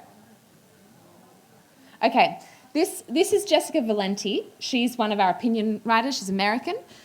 Female. She writes a lot about feminism. She writes a lot about abortion, sexual harassment, sexual violence. She is also the most abused writer on the Guardian site. She had a really great line, which is even when it's not technically hate speech, it's not enough that you could take it to the police. And she has had it that serious in other comments. She's had threats on Twitter that the police took so seriously that they've had to evacuate her from her home. But she says it's like walking through a gauntlet of 100 people saying you're stupid, you're terrible, you suck, I can't believe you get paid to do this every day when she goes to work. That every day that's what it is because she writes an article and she cops that sort of abuse. And that's a sort of, it has a really chilling effect on people who want to speak out. There are lots of younger women who I've met at The Guardian who would love to talk about feminism. They'd love to talk about their experience of at times a sexist culture, but it's just too much harassment, it's too much abuse, and it's exhausting to think of running that gauntlet. You see what happens to women who speak out, and people of colour see what happens to people of colour when they speak out about racism, and they just feel like, I'm not sure I want to put myself, my family in danger, I'm not sure I want to put myself through that, I'm not sure I want these personal attacks on me. And it does have the effect of chilling those voices, which only reinforces the fact that people who are in positions of privilege and safety and power are the ones who continue to speak because they're not worried that they'll get attacked if they do. So it's a sort of self-perpetuating thing. Do we have any more? This is Stephen Thrasher. He's had a really rough experience. He's gay and he's black. He's American as well. And he cops abuse on both fronts. He's sort of got the double whammy of race and also his sexuality, causing him to be a target. And it does. I mean, it has an effect. He's talked about considering quitting, considering a new career, or if he'd starting his career again, would he write under a false name? He and Jessica Valenti have both talked about that. And which all leads to a question, which is one that Nazreen talks about. She's very positive about the continuation of comments remaining online. It becomes a question of what sort of internet are you after? What sort of web would you support? How open do you want that to be? And yet how do we moderate that so it's a safe place for people to voice their opinions? The Guardian's still keeping comments open, though we constantly have debates about that and whether that should happen. We have moderators and who will keep an eye on certain subjects and moderate them out. As staff, we have the ability to hit a button and automatically remove a comment if we think it's breaches standards. And since this has happened, I've done that far more often because I think that, there's a need for it.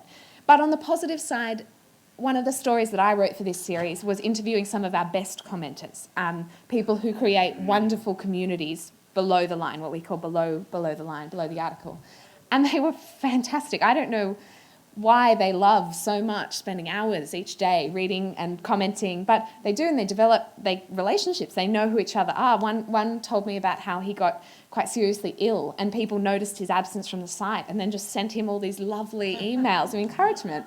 So there are lots of communities that are really positive, and I think the internet is not an evil, right, in and of itself. It's not something that you want to run away from, but when you see some of the abuse that happens, there has to be discussion about how you regulate that, especially because it's women, it's minority ethnicities, it's gay people who often suffer at the hands. So that was the research we did. We could talk more about it. I think I might be about to be paraphrased into Icelandic, but anyway, thanks very much.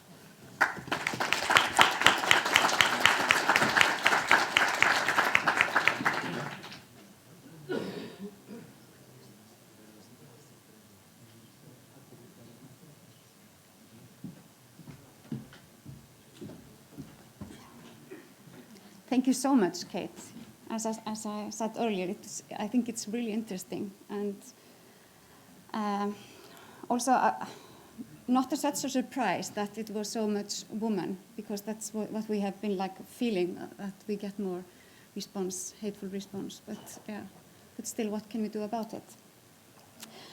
Kate sagði okkur frá því að þau greindu á Guardian 7 milljón komment. Þau eru með svona opin vef og það eru það geta allir sett inn komment þar, og það voru 1,4 milljón komment sem hefðu verið tekin út vegna þess að þau voru innihéldu eitthvað sem var annarkvors hatursfullt eða átt ekki við í samhenginu. Og þau sáu það að það komu fleiri komment svona leiðileg komment á greinar sem að konur skrifuðu og þau 10 sem að fengu flest svona neikvæð, hatursfull komment voru, af þeim 10 voru 8 konur og 2 karlar og þar af annar þeirra samkynhneigður. Þannig að karlarnir virtust koma betur út fyrir utan þeir karlar sem voru að skrifa greinar tísku. Þar voru hatursfull komment og þar þurfti að taka út. Sem að segir okkur auðvitað það að þetta leið til þess að halda við kynjakerfinu eða feðraveldinu. Þetta leið til þess að halda fólki á sínum stað. Það alveg sama hvort það eru konur sem að reyna að komast út úr klafanum eða kallar. Við eigum bara einhvern veginn að halda okkur á þessum stað. Sem gera það auðvitað mikilvægt fyrir okkur einhvern veginn að bregðast við og hugsa hvernig getum við einhvern veginn stytt fólk þannig að það hætti ekki að tjá sig. Eins og Kate kom inn á, þá voru þarna fólk sem búið að vera að tjá sig mjög og skrifa greinar og í rauninni bara að hugsa að fara að skrifa annað nafnlaust eða hætta að vinna sem blaðamann af því að það er svo mikið áreiti að fá allt þetta hatur til sín. Hún nefndi þrennt sem var svona sérstaklega viðkvæmt. Það var Ísrael-Palestína, feminismi og flóttamenn. Ég ekki frá því að þetta sé bara sama hér. Þannig að sjálf hef ég nú skrifað slatta feminisma og það er nú eiginlega það sem að fær svona, þá fer maður oft mjög slæm komment. Og ég er nú ekki að segja að það var allt gengið á óskum hjá okkur í borgarstjórn með Palestínu, Ísrael-Palestínu málið, en við fengum allavega mjög svona hatursfull viðbrögð við þeim pælingum okkar. Þannig ég held að þetta þarf að skoðast í mjög víðu samhengi, mjög víðu og mjög gott að fá þetta. Thank you so much again. I was trying to tell in Icelandic what you said, but of course not everything.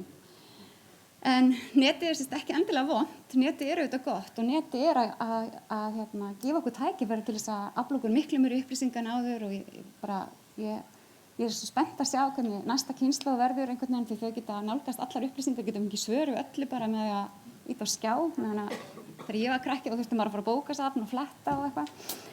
Þannig að við þurfum að einhvern veginn að standa vörð það og kannski getur sem að gefa okkur einhver ráð það hvað við getum gert. Hún er nú sjálfskipaður sérfræðingur í kommentakerfum.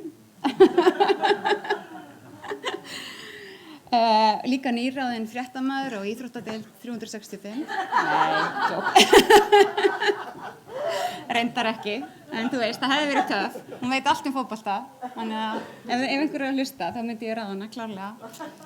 En hún hefur allavega öllu falli mjög mikla reynslu af því að tjá sig það sem að henni liggur á hjarta og það hafi verið flóttamenn, það hafi verið feminismi og það hafi verið Ísrael-Palestína, þannig að það verður áhugavert að heyra hvað þú hefur að segja sem að gjör svo vel.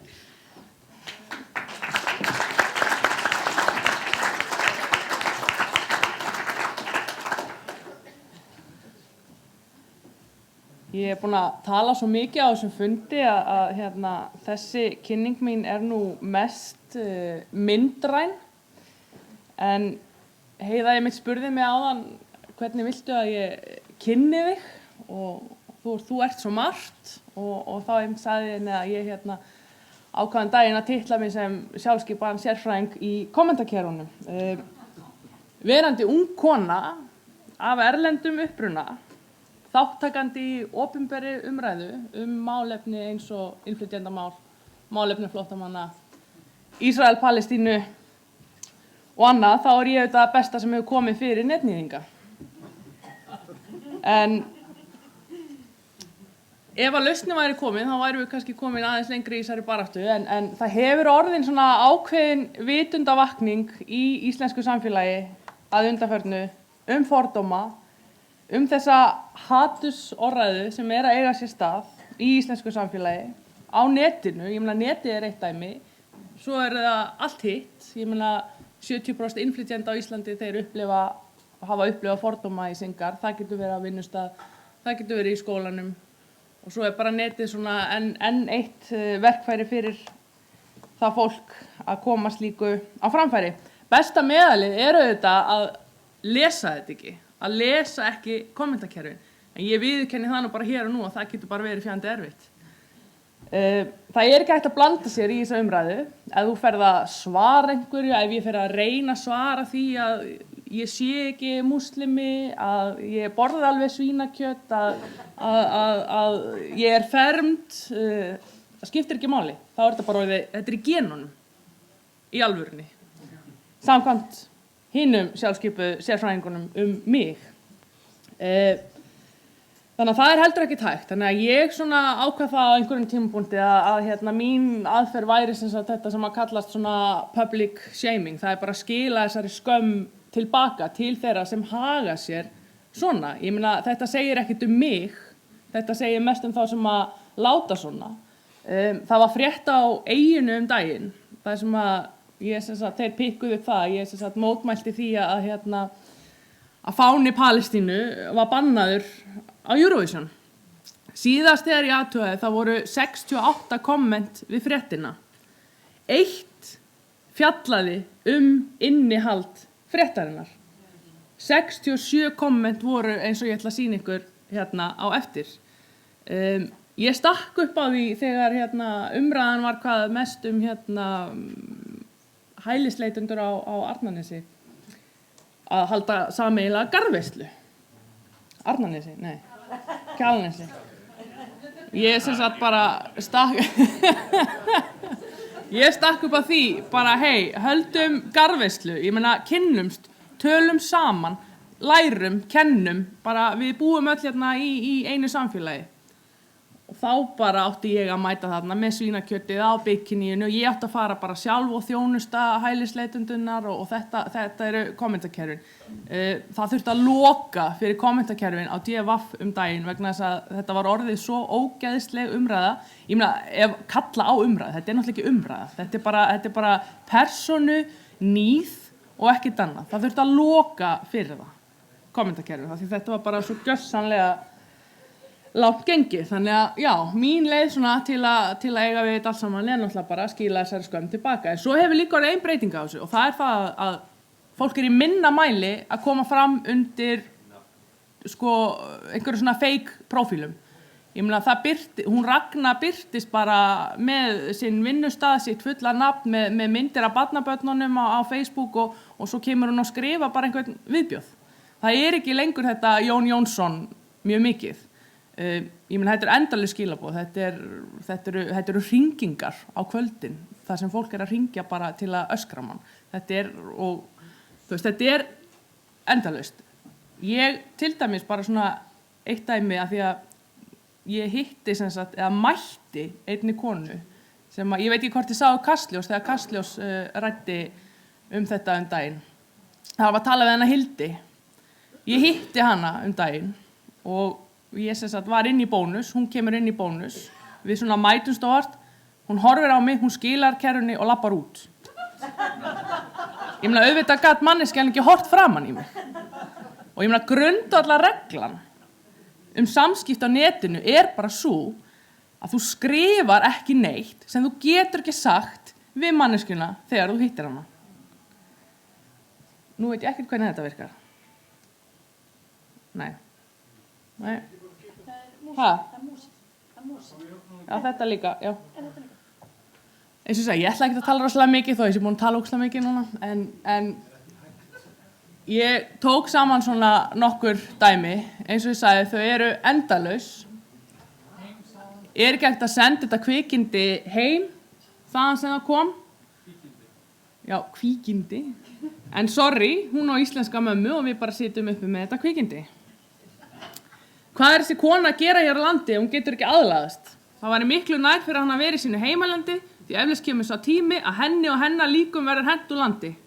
Farðu, please farðu. Því flytur konan ekki hérna. Mikið væri það indælt. Múslimar eru mest rasistanir. Uppgangur og fjölgun og ekkert annað. Farðu. Því flytur konan ekki hérna. Mikið væri það indælt. Miss Sema Erdogan. Af hverju ferð ekki bara til Tyrklands aftur? Þar mun þér sjálfsagt farnast betur en hér í landi trúvillingana. Hvaða máli skiptir það hvort hún horfi ekki á Eurovision? Við Íslendingar ætlum að horfa og njóta. Miss Erdogan. Erdogan er nýjasta uppnefni mitt. Miss Erdogan er þó ekki farin að verða sér úti úlfandasland eins og svo margir múslimar í sérflokki gera. Í úlfaldalandi eru efni sem hafa slæm áhrif á miðtaugakerfið, öndun, hjartslátt, blóðþrýsting og fleira. Það búið að greina þetta efni í úlfaldalandi og það kallast MERS. Seindrepandi efni og hefur mjög mikið lamandi áhrif á heilastarfsemi og drepur að síðustu. Margir íslamistar eru solgnir í úlfandaland. Það gæti skýrt ýmislegt undarlegt í fari þeirra.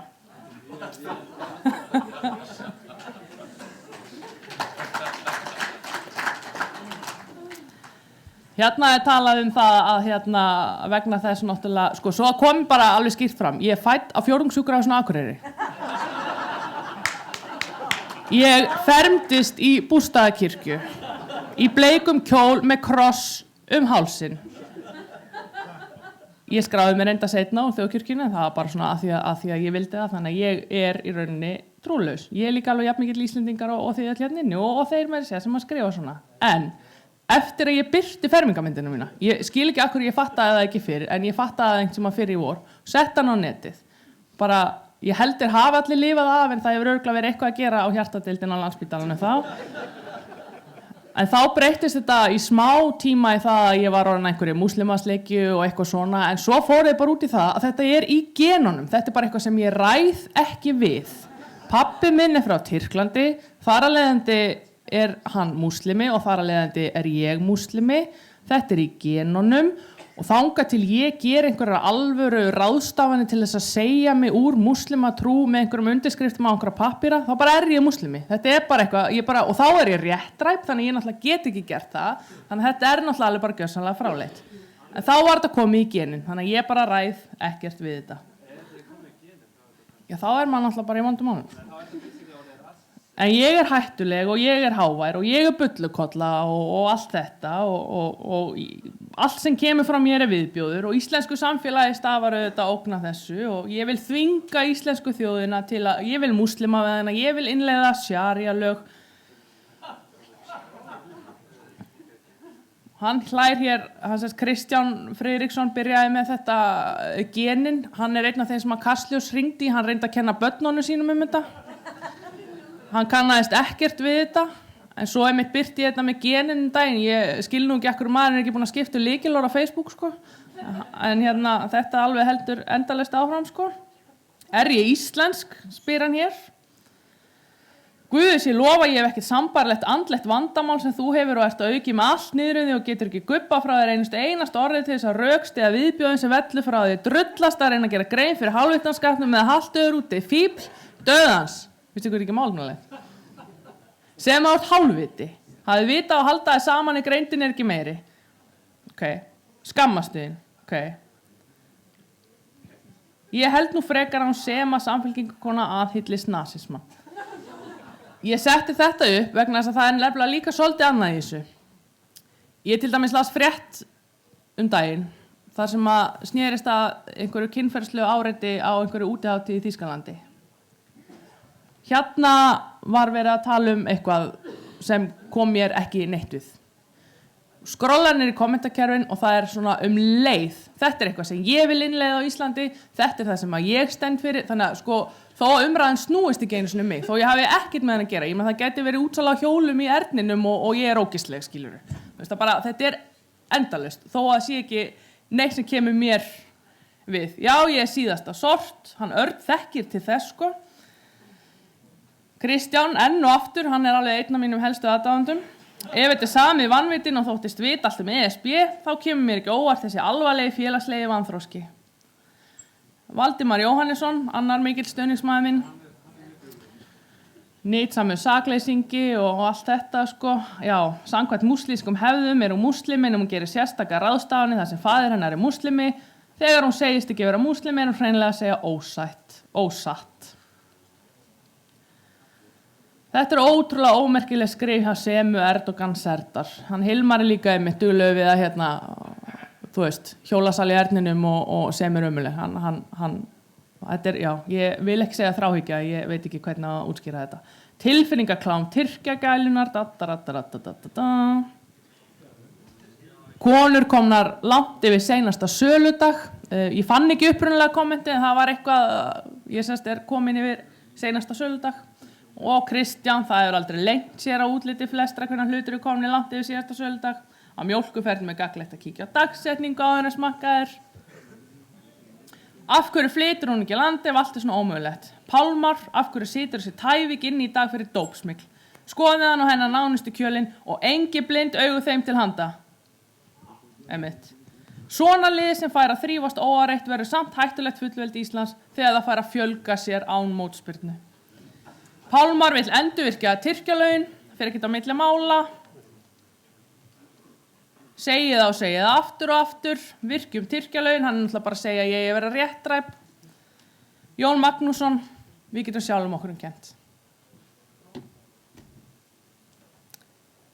Blaðamaður sem skrifaði þessa frétt, hann leitaði, hann sem segir að við getum sjálfum okkur kennt vegna þess að við höfum okkur svona sjálfar, við skrifum svona, við tölum svona.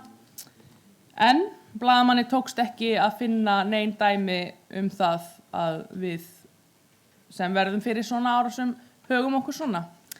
Ég segi það bara aftur, grundvallarreglan samskipti á netinu. Ekki skrifa það sem þú getur ekki sagt manneskjunni í eigin persónu. Takk.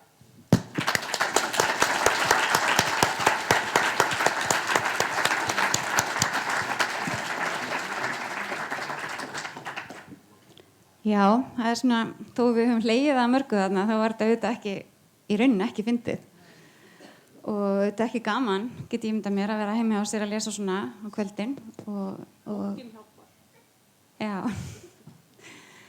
En það einmitt svona spurning, hvað það sem við getum gert til þess að reyna að laga þetta. Kate, what have you been doing in UK to to encourage people to continue writing and not just stopping because of all the responses they get? Yeah, that's a really great question. That's something that at the end of the series, they began a process of discussing with the moderation team, with some of the prominent opinion editors about the process they could do. I mean, it helps very much now having a female editor-in-chief on board. There is a community of support there. But yeah, to be honest, I mean, I'm not an opinion writer, so I've written a handful of them. They're terrifying things to do. And it sort of depends on the approach of the journalist, how they're going to handle it. There are some who just no longer read any comments, which is quite sad because there can often be communication between. But yeah, it's a hard balance to tread. Many newspapers have shut down comments completely. I was speaking to your national broadcaster yesterday, and they don't have them at all because it's just too difficult. It's too much of a minefield. So I think The Guardian's quite committed to keeping it as open as it can, while also knowing it has a duty of care to its writers and also the subjects, the refugees who are written about and things like that. Yeah. Ég var að hugsa María, því þú greindir í þinni ritgerð þessa orðræðu þessara stjórnmálaflokka og það virðist hafa orðið einhver breytingu kringum hrunið eins og það sé einhvern veginn svona við séum einhvern veginn móttækilegri fyrir hatursorðræðu eða svona hatursfullum. En þú var svona fyrst og fremst að horfa á innflytjendur og erlenda, en einhver munur? Sko, sást þú eitthvað að þetta beindist líka hatursorðræðan beindist að einhverju leyti líka gegn konum og öðrum minnihlutahópum, samkynhneigðum eða því mér finnst það líka eitthvað sem við þurfum að velta fyrir okkur. Það eiginlega, heyrist í mér? Já, það eiginlega þrír hópar sem verða fyrir þessu, samkynhneigðir, feministar og svo innflytjendur og í raun og veru múslimar kannski fyrst og fremst. Svona frá 2006 þá tekum maður eftir að það fyrst og fremst innflytjendur frá Austur-Evrópu í sambandi þá við EES-samningin. Þá stækkaði samningurinn og þessi 8-9 ríki komu. Svo sér maður haustið að þá fara múslimannir að koma inn og svo verður hrunið og það kemur eiginlega í kjölfar þess að þessar konur komu til Akranes frá Írak og maður sér svona, það eitt svona sem breytist líka. En síðan kannski stærsta breytingin sér maður þegar maður að skoða athugasemdakerfin, það Moskvu umræðan 2013. tengir maður svona við traust í samfélaginu? Gastu tengt þetta einhverju öðru sem hefur breyst eða þetta bara? Þetta er góð spurning og svolítið erfitt að svara þessu. Það er alveg að reyna, traust fór eiginlega alveg út af hafsauga þegar hrunið varð. En ég held að þetta sé fyrst og fremst hömluleysi hjá fólki. Fólk skrifa þetta svo þægilegt. Sitið við tölvu, þið stimplið eitthvað, þið alveg svakareið og svo ítið það endur, ups, það komið út í kosmosið og þetta komið á netið og það bara þar. Fólk hugsar ekki áður en að gerir eitthvað svona. Og ég sammála því það sem þú varst að segja sem að ef þú getur ekki sagt þetta við fólk, þá skaldu ekki heldur skrifa það. Ef þú þarft í alvörunni að labba út úr búð, að þú getur ekki feysað einhverja, hugsaðu þá. Mér finnst þetta fyrst og fremst bara ákveðið hömluleysi og kannski afleiðingar af þessu hömluleysi sem var hérna fyrir bankahrunið. Þetta rosalega brjálæðislega hömluleysi sem var á fólki.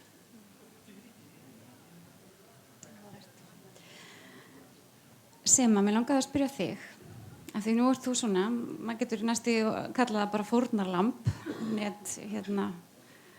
áhuga virkra í athugasemdum. Hvernig stuðning hefur þú viljað fá, eða hvað hefðu við geta gert til þess að styðja þig í rauninni, eða hvað hefðu geta hjálpað? Það er rosalega erfitt að svara þessari spurningu. Ég veit ekki hvort að fórnarlamb er ekki rétt orðið. Að því ég skilgreinum ekki sem fórnarlamb, en það sem er sko það versta við þetta er einhvern veginn að því eins og til dæmis með kommentakerfin og ég meina að það þurfi að loka þeim. Ég meina það þarf að vakta þetta, það þarf að fylgjast með þessu, en ég meina fjölmiðlarnir sem eru með þetta opið, þeir gera það ekki, þeir segjast bara ekki hafa mannskapinn. Ég meina ég þurfti að hringja inn á DFF þegar það var bara farið að skrifa að ég væri bara seljandi mig út í bæ, skilurðu. Þú veist, mér fannst það bara svona, mér finnst ekkert að mamma mín þurfi að lesa það að ég sé vændiskona, þú veist, mér finnst það bara ekki. Og ég er ofta auðvitað að spurða, ég meina, hvernig getur það, af hverju stendur í þessu, ég meina, þú veist, bara af hverju? Og það er náttúrulega vegna þess að það eru svo ótrúlega margir sem geta það ekki. Þau hafa kannski bara ekki röddina og ég meina þá tala eins og ég sagði áðan, ég meina tökum sem dæmi börn innflytjenda. Ég meina ég var að keyra í vinnuna daginn og það var verið að ræða uppgang múslima í Evrópu. Ég meina hvernig líður 8 ára barni sem er á leiðinni í skólan að heyra þetta í útvarpinu. Ég meina hvernig á hún að skilja þetta, hvernig á hún að túlka þetta. Þannig að það er svo mikilvægt, þetta snýst ekki mig. Þetta snýst eiginlega alla hina. Og það sem ég kannski líka glemt að segja áðan er að þrátt fyrir þetta allt, þá er líka stuðningur rosalega mikill. Það er rosalega mikið að skilaboðum. Það hringdi einn í mig eftir Kastljósi og hann sagði bara, ég var bara að hringi þig að því þú varst að segja að fólk væri alltaf að hringi þig og segja að væri þetta og hitt og mér langaði bara að hringi og segja að væri æðisleg. Þú veist, mér fannst ótrúlega vænt það. Þannig að bara það þarf að standa saman í þessari baráttu. Við þurfum að taka hennar slag vegna þess að þetta er gríðarlega fráhrindandi. Og þetta er ekki skilaboð sem við eigum að vera að senda til dæmis til ungra kvenna eða annara sem að vilja taka þátt í opinberri samfélagsumræðu að þetta séu móttökurnar. Þannig að þetta er stórt samfélagsmein sem við bara í sameiningu við verðum að berjast gegn.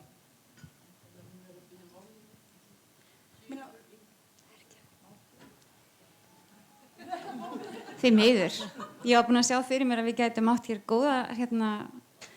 gott spjall, en fundarstjórinn segir að við verðum að fara að slúta. Við athugasemdakerfin. Það er kannski fyrst og fremst að netblöðin, þau nærast á klikkinu og því brjálæðislegri sem athugasemdirnar eru, því meiri klikk fá fréttirnar og þá leið meiri kannski pening að fá blöðin og þá eru þetta ekki orðin nein forsenda fyrir þá að taka þessi brjálæðislegu komment út. En þess að þetta byrja að tengjast saman við peninga. Mjög gott. Og þetta kannski hvetur okkur hérna til þess að opna sætu fallegu fréttinnar sem eru eitthvað sem að gerðist í ákvætt, sem er ótrúlega margt í okkar samfélagi. Það er svo ótrúlega margt í ákvætt að gerast. En ekki endilega á allar þessar krassandi fyrirsagnir að einhver hafi eitthvað gert. Ég held að þetta sé líka við sem almenningur getum gert mjög margt til þess að breyta þessu. Ekki bara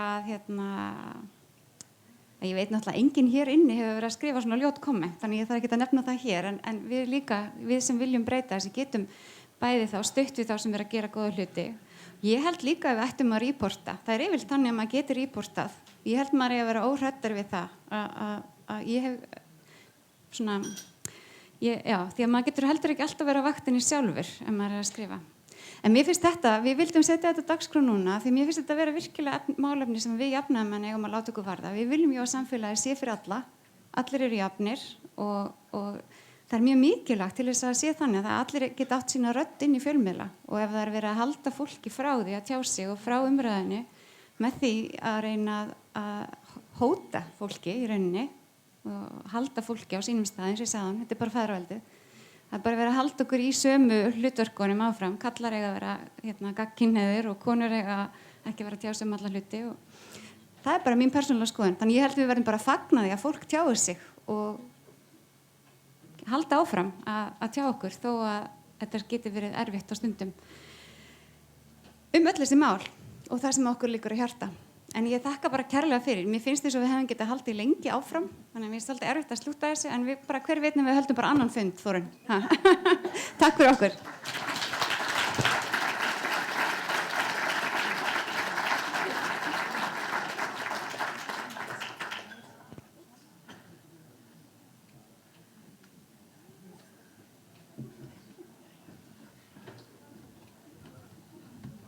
Kæra þakkir fyrir þessa áhugaveru málstofu eða hátíðisfund, Kvennahreyfingin. Heyrði, við ætlum að halda áfram. Það er alltaf smá breytingar. Við fáum þær hérna upp á skjá innan skams. Ég held að Siggi sé að fara að henda þessu upp. Við erum aðeins búin að hliðra til. Við höfum ansi rúman tíma. Þannig að þetta er allt í innan marka. Liðurinn kynning frambjóðenda til framkvæmdastjórnar hefst núna klukkan 1:30.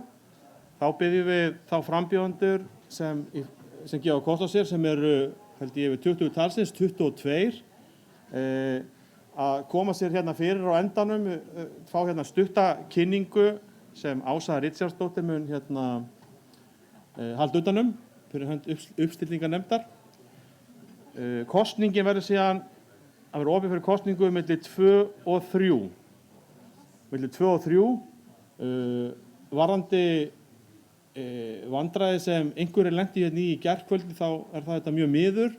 Fyrir mistök fóru út lenti einhverjir í því að vera með lykilorð sem ekki var hægt að nota. En allir þeir sem náðu að kjósa í gær eiga að geta gert það áfram. Nota það lykilorð sem við komum til að nota í gær. Ef einhver vandræði voru í gær, þá er hún Inga Auðbjörg staðsett hérna sem fyrir utan þennan útgang og getur aðstoðað ykkur klukkan 2 og með endilega láta hana vita þá jafnvel fyrir ef þetta var eitthvað óljóst hjá ykkur. En flestir gátu þetta kosið, þetta gekk greiðlega fyrir sig. Hér í morgun var sjálfkjörið í 3 embætti í stjórn flokksins, þar á meðal gjaldkerastöðuna. Þar var Hákon Óli kjörinn gjaldkeri, sjálfkjörinn gjaldkeri. Hann var ekki kominn, hann tók sér góðan svefn og rétt að mista af þessu og við ætlum að gefa honum hans moment til að skína á fundinum og þannig að allir viti nú hver nýji gjaldkerinn okkar er. Traustur maður, gjör svo vel.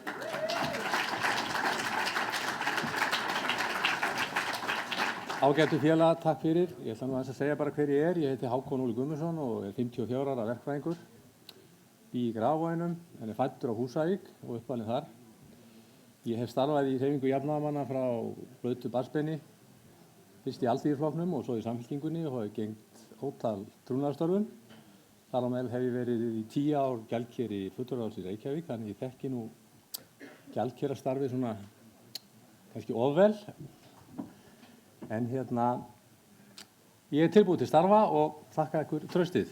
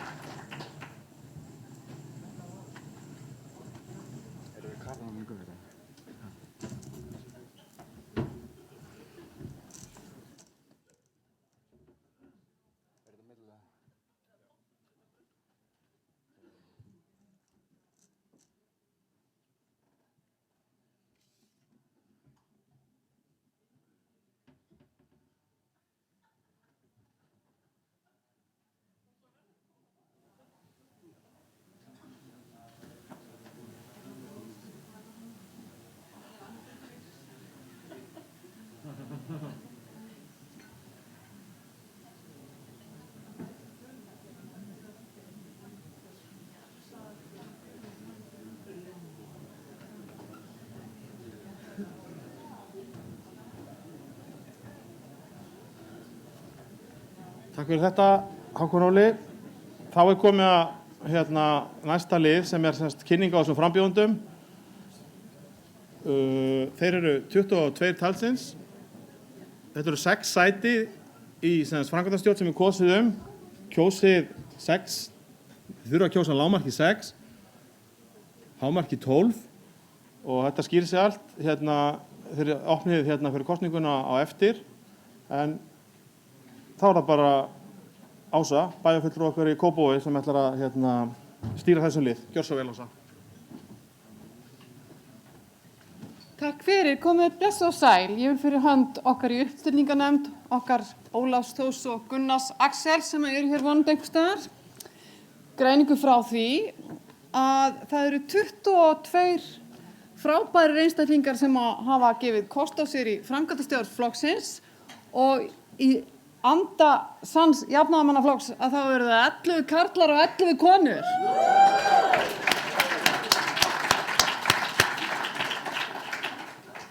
Og við ætlum að hafa þann háttinn á að frambjóðendurnir eru beðnir að koma hérna út við vænginn og ég mun kalla þá upp í stafrófsröð og þeir munu fá sirka 30 sekúndur til þess að láta ljós sitt skína og segja okkur eitthvað það sem skiptir mestu máli, hvað varðar þá og framkvæmdastjórn okkar ágæta flokks að eigin vali. Þannig að ég vil fara að sjá ykkur ágætu frambjóðendur safnast þarna út í vanginn. Það eru vonandi fleiri í salnum sem að bjóða sig fram. Já, það streymir hér liðið. Gott mál og þið verið svona sirka að þeir sem byrjuð á bókstafnum A, þið verið svona fremstýrna við sviðið og svo raðið ykkur eftir því. En eins og Magnús sagði að þá sem sagt kosnir 6 aðalmenn í framkvæmdastjórn og 6 til vara og því á minnst að kjósa 6 og mest að kjósa 12. Þannig að því hafið úr miklu einvala liði að velja. Og þá vindu okkur í þetta og ég kalla fyrsta á svið Albínu Huldu Pálsdóttur.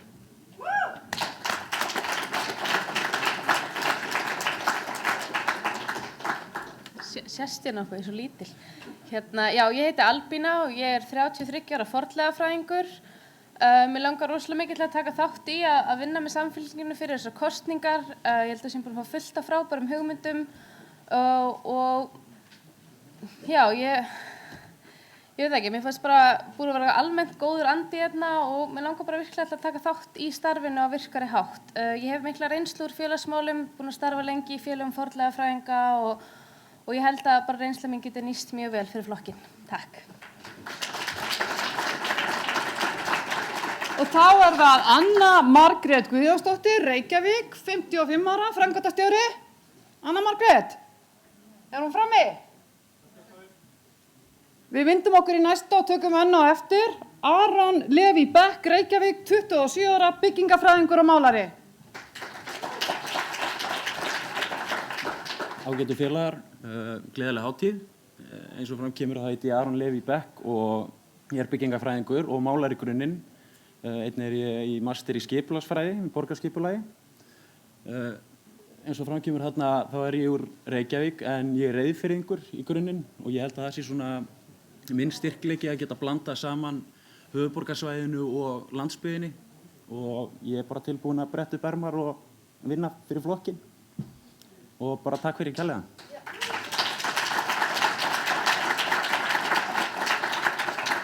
Takk fyrir þetta. Auður Alba Ólafsdóttir, Reykjavík, 27 ára, tryggingaráðgjafi og stjórnmálahagfræðingur.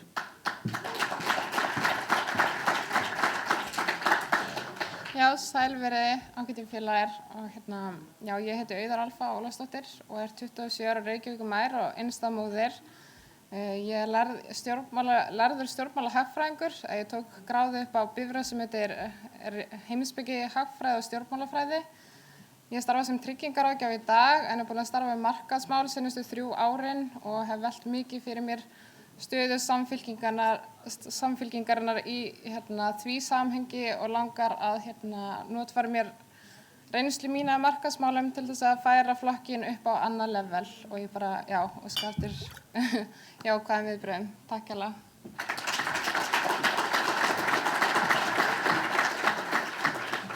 og þá það Árni Rúnar Þorvaldsson, Hafnarfirði, 39 ára, kennari.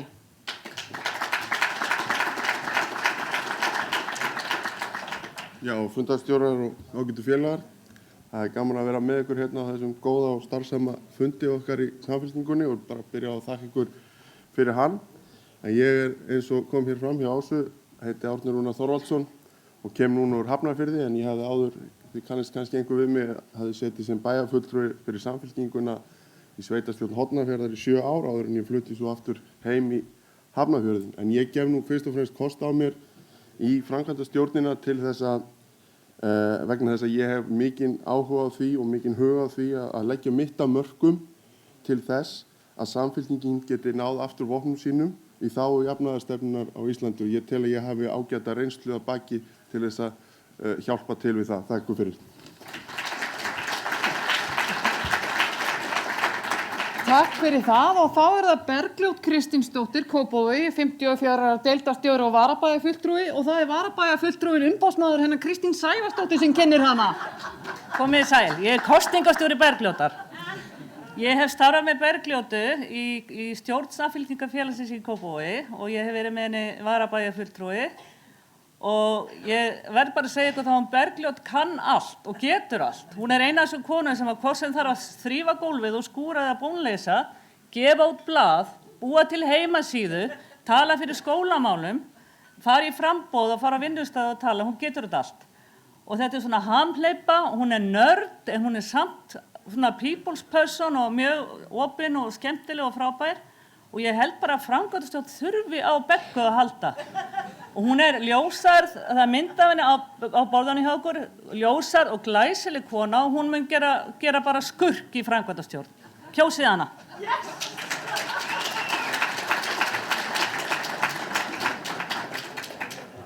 Það hörð samkeppni hér. Gunnar Kristjánsson, Húnavatnshreppi, 59 ára, verkefnisstjóri.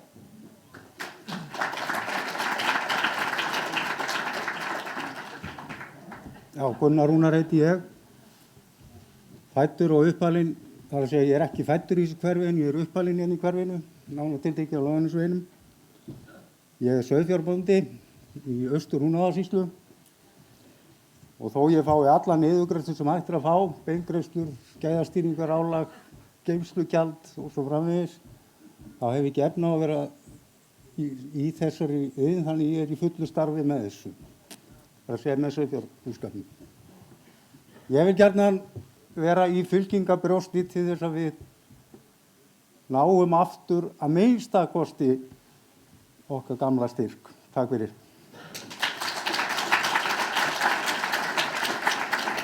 Takk fyrir það og þá það Henný Gunnarsdóttir Hins og með umboðsmann, sé ég. Kæri félagar, ég kem hérna fyrir hana Henný, ég ýtti henni út í frambúðið í gær og ekki bara vegna þess að hún frábær kona, dugleg, réttsýn og allt það. Og því að við kynst henni hérna vel í kringum þjóðfundar hópastarfið, en hún líka hagfræðingur ASÍ og ég held að eitt af því sem við eigum að leggja meira áherslu á núna á næstu vikum, mánuðum og árum að styrkja tengsl okkar við verkalýðshreyfinguna. Þess vegna vil ég eindregið skora á ykkur að kjósa hana Henný í framkvæmdastjórnina.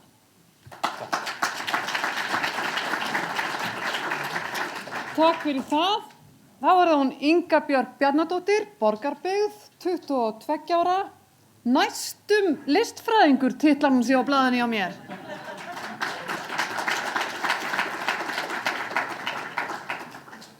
Sjáuðu mig. Frá næstu því. Þið þekki mig kannski einhver allavega. Ég heiti satt Inga Björk og búin að sitja í framkvæmdastjórn núna í ár. Það búið að vera mjög gaman og erfitt og mér langar bara til þess að halda áfram að nýta reynsluna mína sem ég hef öðlast þar. Ég líka í framkvæmdastjórn ungra jafnaðarmanna. Og já, ég til með næstu listfræðingur því ég á ár eftir að meistaranáminu. Þannig að ég háskólinemi og hef líka verið að vinna aðeins fyrir Öryrkjabandalagið. Ég bara hlakka ótrúlega til og vona að ég fái að halda áfram að byggja upp flokkina. Þó ég komist ekki í framkvæmdastjórn, þá erum við náttúrulega allir í þessu saman. Takk.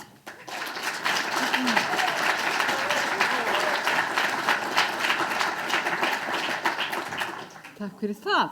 Jóhann Jónsson, Akureyri, 38 ára, markaðsstjóri.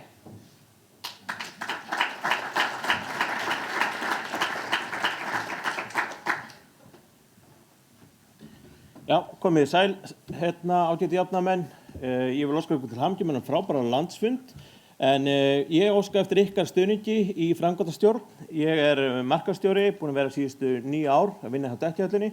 Ég er með mastersmenntun í strategic marketing og mínar áherslur í framkvæmdastjórn, það eru opnari fundir með aðgengi landsbyggðar, með beinum útsendingum af fundum Samfylkingarinnar. Mér finnst það mjög mikilvægt, virkja landsbyggðina enn frekar og virkja félög á landsbyggðinni. Það er skortur og hafa meiri virkni í félögunum milli kosninga, ekki bara fyrir kosningar.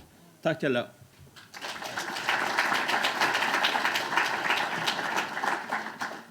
Það gerir smá breyting á staðráðstöðunni. Ein manneskja þarf að fara upp á fæðingadeild, ekki að fæða þó. Margrét Lind Ólafsdóttir, Seltjarnarnesi, 48 ára, bæjarfulltrúi og sérfræðingur og Vinnumálastofnun. Takk fyrir, kæru félagar. Ég er sem sagt amma. Og þarf að sinna skyldu mínum. Ég býð mynd einfaldlega fram vegna þess að ég er mikil baráttukona og ég er mikla trú á Samfylkingunni. Og ég vil leggja mitt að mörkum og ég hef starfað fullt fyrir Samfylkinguna og vil gera það áfram að heiðarleika. Og ég tel að mín reynsla bæði bæjarstjórn og í kvennarhreyfingunni og bara í mínu starfi hjá Vinnumálastofnun þar sem við erum að fjalla atvinnuleitendur og annað og bara þessi velferðarmál er ég mjög vel inn í. Þannig að ég segi bara alla leið. Takk fyrir.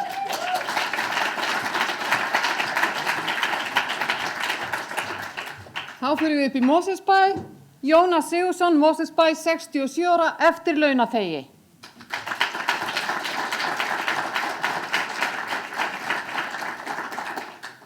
Góði félagar, Jónas Sigurðsson heiti ég, Mosfellsbæ, eftirlaunaþegi síðan í janúar og var bara nokkuð stoltur af því heiti.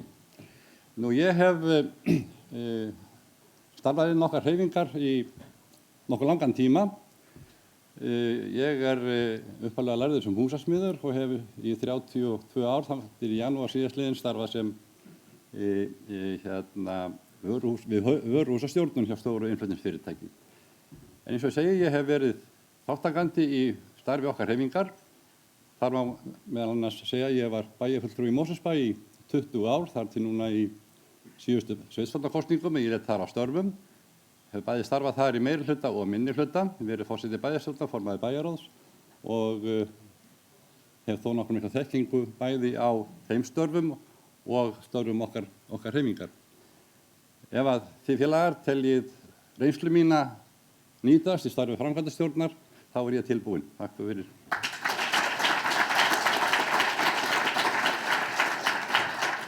Og þá er það án Jónína Rós okkar Guðmundsdóttir, Reykjavík, 57 ára, deildarstjóri sérkennslu í grunnskóla.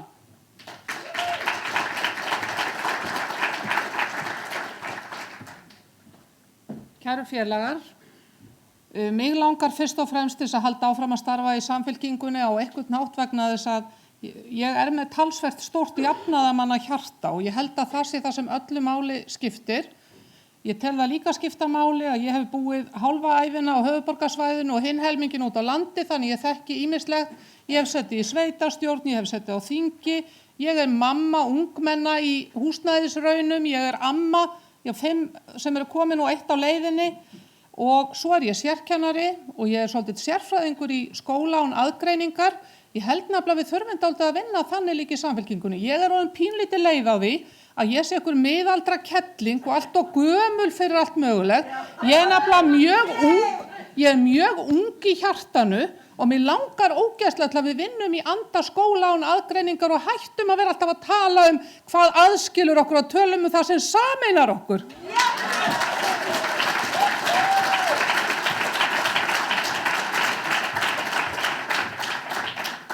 Þá er það Kjartan Valgarðsson, Reykjavík, 58 ára, framkvæmdastjóri Geðverndarfélags Íslands. Sælverði góðu félagar, þegar ég var að skrifa þetta með aldurinn í gerð, þá myndi ég ekki hvort ég var 58 eða 59 ára. kannski ekki beint meðmæli með því að vera valin í framkvæmdastjórnina, en kæru vinni, ég sem sagt fjölskyldumaður, tveggja barna faðir úr Hlíðunum, íslenskufræðingur og framkvæmdastjóri Geðverndarfélags Íslands og þar með lýkur því sem ég hef listað að tala sjálfa mig. Kæru félag, það stutt til kosninga, við erum aðeins svona, það aðeins á fótinn fyrir okkur að stíga. Þegar ég las bók kosningaráðgjafa Clintons, ég man ennþá fyrirsagnar, eða nokkuð kaflaheitin, eitt var Lick Ass og annað var Kick Ass, en það sem ég þótti best, það var kaflinn sem heitir Work Your Ass Off.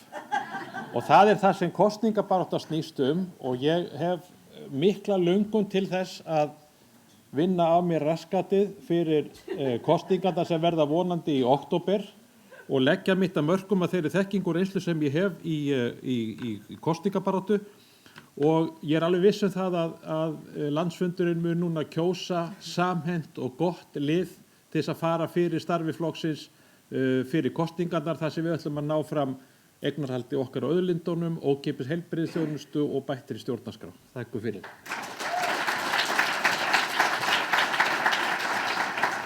Takk fyrir þetta. Þá það Kristinn Hallur Sveinsson, Akranesi, 44 ára landfræðingur.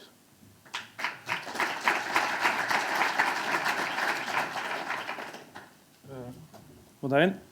Vá, þetta allt svo flott fólk sem undir mér. Ég Ég 44 ára þriggjabarnafæðir Akranesi. Ég búinn að vera í jafnaðarmaður og meðlumur í Samfylkinguna allavega eða sem sagt frá stofnun og brennd fyrir jafnaðarmennsku og já. Styrkleiki þín í framkvæmdastjórn? Hörðu, ég sko, mitt, ég Geturðu kennt okkur á kort hvert að ráða sem landfræðingur? Afsakið, ég þarf að fara.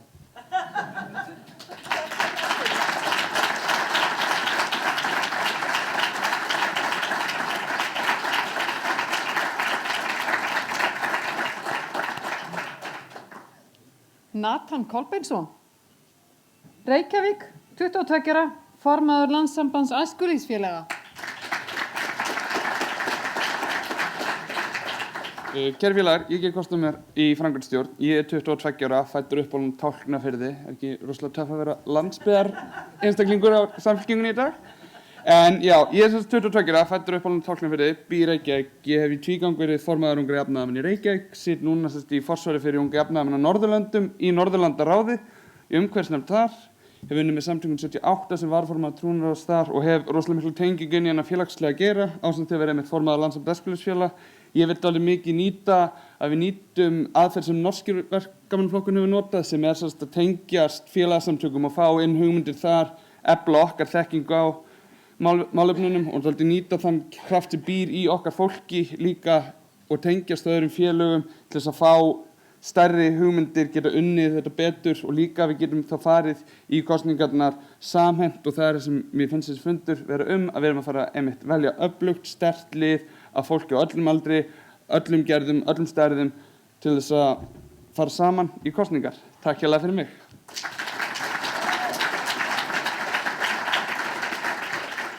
Og þá það hann Pétur Hrafn Sigurðsson Kópavogi, 54 ára, deildarstjóri Íslenskrar getspár og bæjarfulltrúi. Já, komið sæl, Pétur heiti ég og bæjarfulltrúi Kópavogi, deildarstjóri Íslenskri getspá sem rekur lottóið og íslenskar getraunir. Dálítið mikið skilgreiningaratriði að vinna hjá lottóinu en að vinna í lottóinu. Ef þú vinnur hjá lottóinu þá þarf þetta að skila 40 stundum á viku og ef þú vinnur í lottóinu þá tekur það 4 mínútur á laugardagskvöldi. En ég ákvað að bjóða mig fram hér til setu í framkvæmdastjórn. Það nú ástæða fyrir því. Ég studdi ekki núverandi formann, ég vann fyrir annan kandidat. Það hins vegar gríðarlega mikilvægt að mínu mati að allir, bæði þeir sem voru í formannskjörinu og stuðningsmenn þeirra sem töpuðu, að þeir fylki sér núna á bakvið núverandi forystu, einni hendi styðjum þann formann sem var valinn á lýðræðislegan hátt, vinnum saman að því að gera Jafnaðarmannaflokk Íslands að stórum og sterkum flokki. Þess vegna hef ég ákveðið að gefa kost á mér í framkvæmdastjórn að þessu sinni. Takk.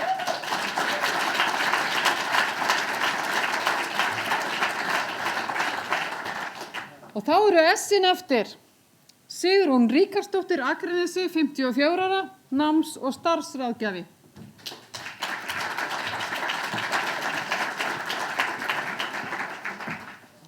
Góðan daginn kæru félagar, fyrir Guðmund Ara vinn minn þá er ég líka tómstunda- og félagsmálafræðingur. Ég er sem sagt fráskilin 5 barna móðir af Skaganum. Ég á líka fullt af börnum. Ég sem Kjartan sagði hann, ég nenni ekki að tala meira sjálfa mig. Kæru félagar, ég á mér draum. Ég á mér draum það að í haust víki ríkisstjórn ríka fólksins á Íslandi og við taki ríkisstjórn jafnaðar.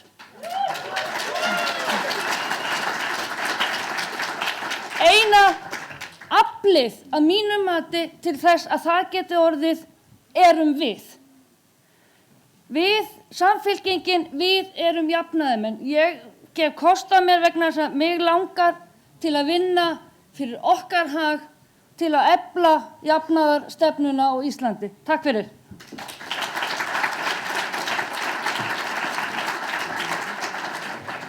Þá er það Sigurður Kaiser, Reykjavík, 42 ára, hönnuður og háskólanemi. Kæru félag, gaman að sjá okkur. Ég heiti Sigurður Kaiser og er borinn og barnfæddur jafnaðarmaður í Reykjavík. Er sviðshönnuður og ég starfaði innan lista- og menningageirans, en nú er ég í heimspeki hagfræði og stjórnmálafræði upp á Bifröst í Borgarfirðinum og ég var líka starfsmaður á skrifstofunni á síðasta kjörtímabili, þannig að við þekkjumst nú orðið flest sem er frábært. En ég vil óska nýrri forystu til hamingju Oddný, Logi, Hákon Óli og Heiða Björg, en sérstaklega langar mig að óska Óskari Steini til hamingju með embætti ritara. Það er gríðarlega mikilvægt að ungt fólk, ungt frábært fólk eins og Óskar Steinn, hafi bein áhrif í yfirstjórn flokksins, þannig að til hamingju Óskar og ungir jafnaðarmenn. En ég býð mig fram vegna þess að ég vil halda áfram að berjast með ykkur fyrir betra samfélagi. Og ég tel að reynsla mín, ég hef setið í framkvæmdastjórn frá síðasta landsfundi og ég tel að reynsla bæði á kosningabaráttu og flokksstarfinu muni nýtast okkur mjög vel í þeim krefjandi verkefnum sem eru framundan. Og við þurfum að virkja kraftin í flokknum okkar sem við finnum á þessum fundi miklu meira.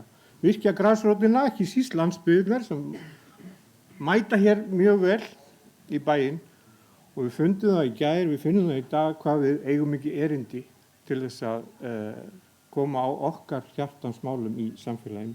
Við skulum vera skapandi og við skulum móta framtíðina saman og nú er það okkar allra, kæru félagar, í sameiningu að berjast með nýrri forystu til sigurs í næstu kosningum. Sköpum eitt samfélag saman. Takk fyrir það. Sofía Sigurðardóttir, Árborg, 58 ára, strætóbílstjóri.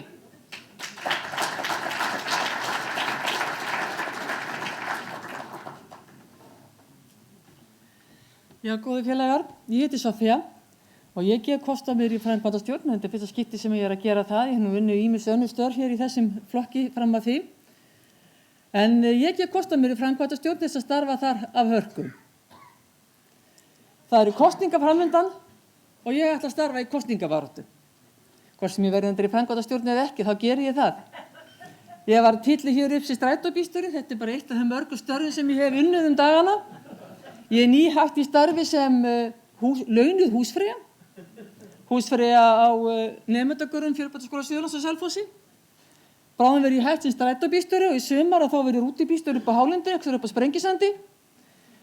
Og það getur vel verið ég eftir bara að keyra kosninga hér Samfylkingarinnar þess og kruss og land og þess vegna þvert yfir Sprengisand líka.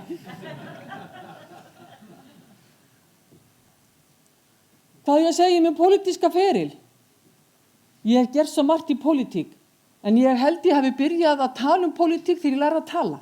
Og ég hef ekki hægt að tala um pólitík síðan. Og þó ég sé svo gömul sem að gráum hárum að sjá, þá man ég alveg hvernig það var að vera 21 árs í pólitík, eins og henni nýji ritari Samfylkingarinnar, eða 22 ára, eins og væntanlegur liðsmaður hér í framkvæmdastjórninni. Og fólk á þessum aldri er hörkuduglegt, eldklárt og getur margt. Og það getur meira segja það sem að við með aðreina teljum trúum sé ekki hægt að gera. Þess vegna þurfum við að blanda saman í stjórnunarstöður í Samfylkingunni fólki af öllu tagi. Og ég ætla að styðja eina tillögu frá ungu jafnaðarmönnum, hún er það að sitjandi þingmenn verði ekki í fyrsta sæti í framboðslistunum næst vegna þess að sitjandi þingmenn eru allir búin að sitja þar í meira en 1 kjörtímabil og ef þeir hafa ekki á þeim tíma áunnið sér það að geta unnið inn fyrir öðru sætinu í kjördæminu sínu, þá hafa þeir bara ekkert erindin á þing. En ég ætla að berjast fyrir þeim. Takk. Þá er komið að Steinunni Ýr Einarsdóttur og þetta er alveg að vera búið, krakkar mínir. En gaman, ekki satt? Steinunni Ýr Einarsdóttir, Reykjavík, 33 ára grunnskólakennari, gjörðu svo vel.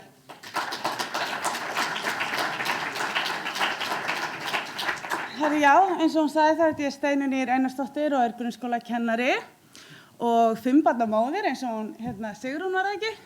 Og en ég er líka í stjórn kvennahreyfingarinnar sem stóð fyrir sem frábæra fundi hatursorðræðu sem kemur nú inn að af hverju ég býð mig fram hér í dag í framkvæmdastjórn. Það er vegna þess að hinga til hef ég aðalega beint kröftum mínum í grasrótinni innan félagasamtaka, sitið í stjórn Femínistafélags Íslands, Femínistafélags Vestfjarða, staðið fyrir ýmsum gjörningum, staðið að því að konur tala samfélagsbyltingin sem startaðist á Beauty Tips, myndi verða sýnileg inn í samfélaginu, starfa með druslugöngunni, unnið að heimildamyndagerð og bara, málstofum og öðru slíku. Núna vil ég beina kröftunum mínum hingað og tengja þessa reynslu og þetta tengslanet sem ég hef inn í Samfylkinguna. Samfylkingin hefur verið mitt pólitíska heimili síðan ég var 19 ára og gekk inn á fund með ungum jafnaðarmönnum og bara var sett beint í stjórn og var þar og það var ótrúlega skemmtilegt og ungir jafnaðarmenn hafa verið til fyrirmyndar núna og voru þá og hafa bara alltaf verið og þetta er rosalega auðlind sem við höfum og við höfum alls ekki missa. Þannig að þetta er nú ástæðan fyrir því að ég er hér í dag og bara, gera eins og þið viljið. Takk.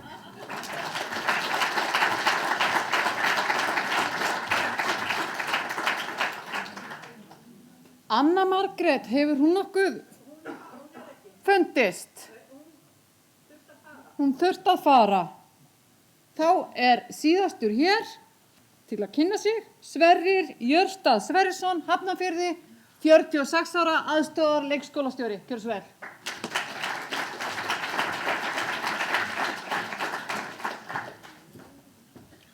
Já, góðan daginn, kæru félagar. Ég er sem sagt leikskólakennari, lærður og sem slíkur hefur náttúrulega mikla reynslu af því að borga námslán.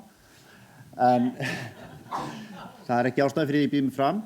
En minn svona bakgrunnur í félagsmálum er úr stéttabaráttunni. Ég hef starfað mjög lengi með félag leikskólakennara annars vegar og svo félag stjórnenda í leikskólum. Það er svona minn félagslegu bakgrunnur. Ég er í stjórn Samfylkingarinnar í Hafnari, búin að vera það núna undanfarið ár. Ástæðan fyrir því ég býð mig fram er bara, sem leikskólakennari þá hef ég búin að læra það bæði gegnum það starfið mitt að það er eiginlega ekki þess virði að gera neitt nema að sé skemmtilegt. Og mér finnst pingu lítið hafa vantað upp á það í Samfylkingunni undanfarið að það sé skemmtilegt. Og mér, það er bara, ef það er ekki gaman, þá gerist ekki neitt. Ég lærði þetta niður á gólfi þegar ég var að vinna í leikskólanum. Og þetta er svolítið það sem mér langar til að koma með inn í framkvæmdastjórnina. Við verðum að lífga upp andan. Við erum búin að biðjast afsökunar. Það er komið.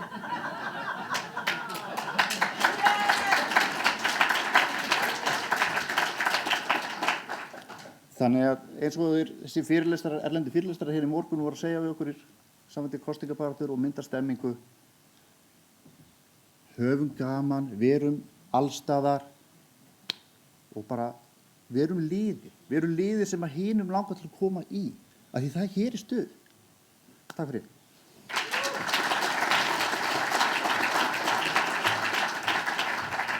Takk fyrir það, hér sé stuð. Ég set það í hendur á fundarstjórum að tilkynna hvort að kosning sé tilbúin, eða það sé að starfsmenn sé tilbúin með kosningu. Vitið þið það? Ok, það er búið að opna fyrir kosningu. Gjörið þið svo vel.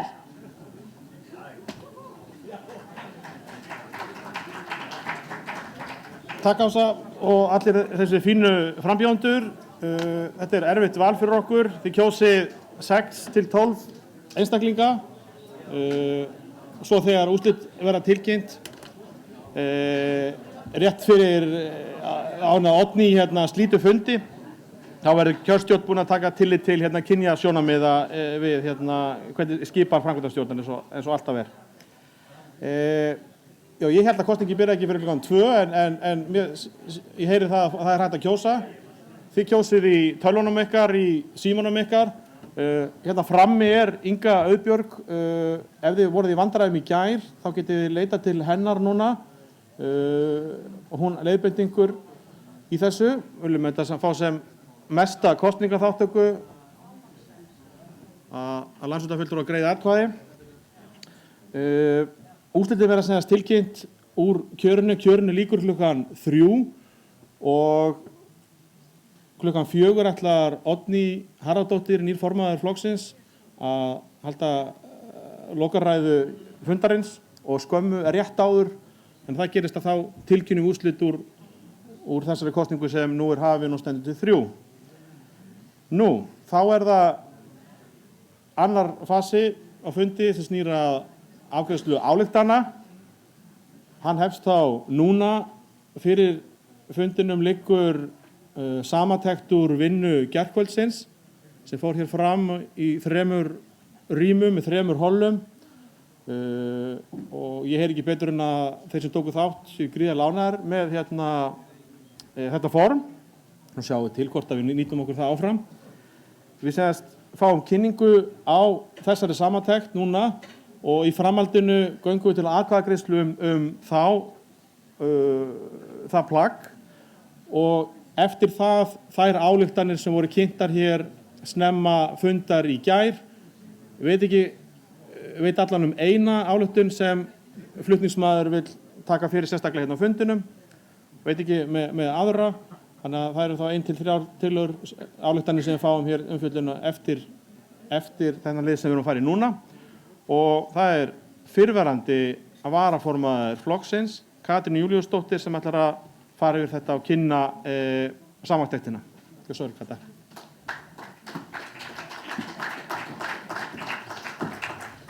Kæru vinir og félagar, ég held að við höfum öll haft dálítið gaman að þessu og gott af þessu sem við gerðum í gærkvöldi. Það er að láta okkur hrista okkur saman, láta það ráðast með hverjum við lendum og hætta að renna í kunnuglegum hópum inn í málefnastarf.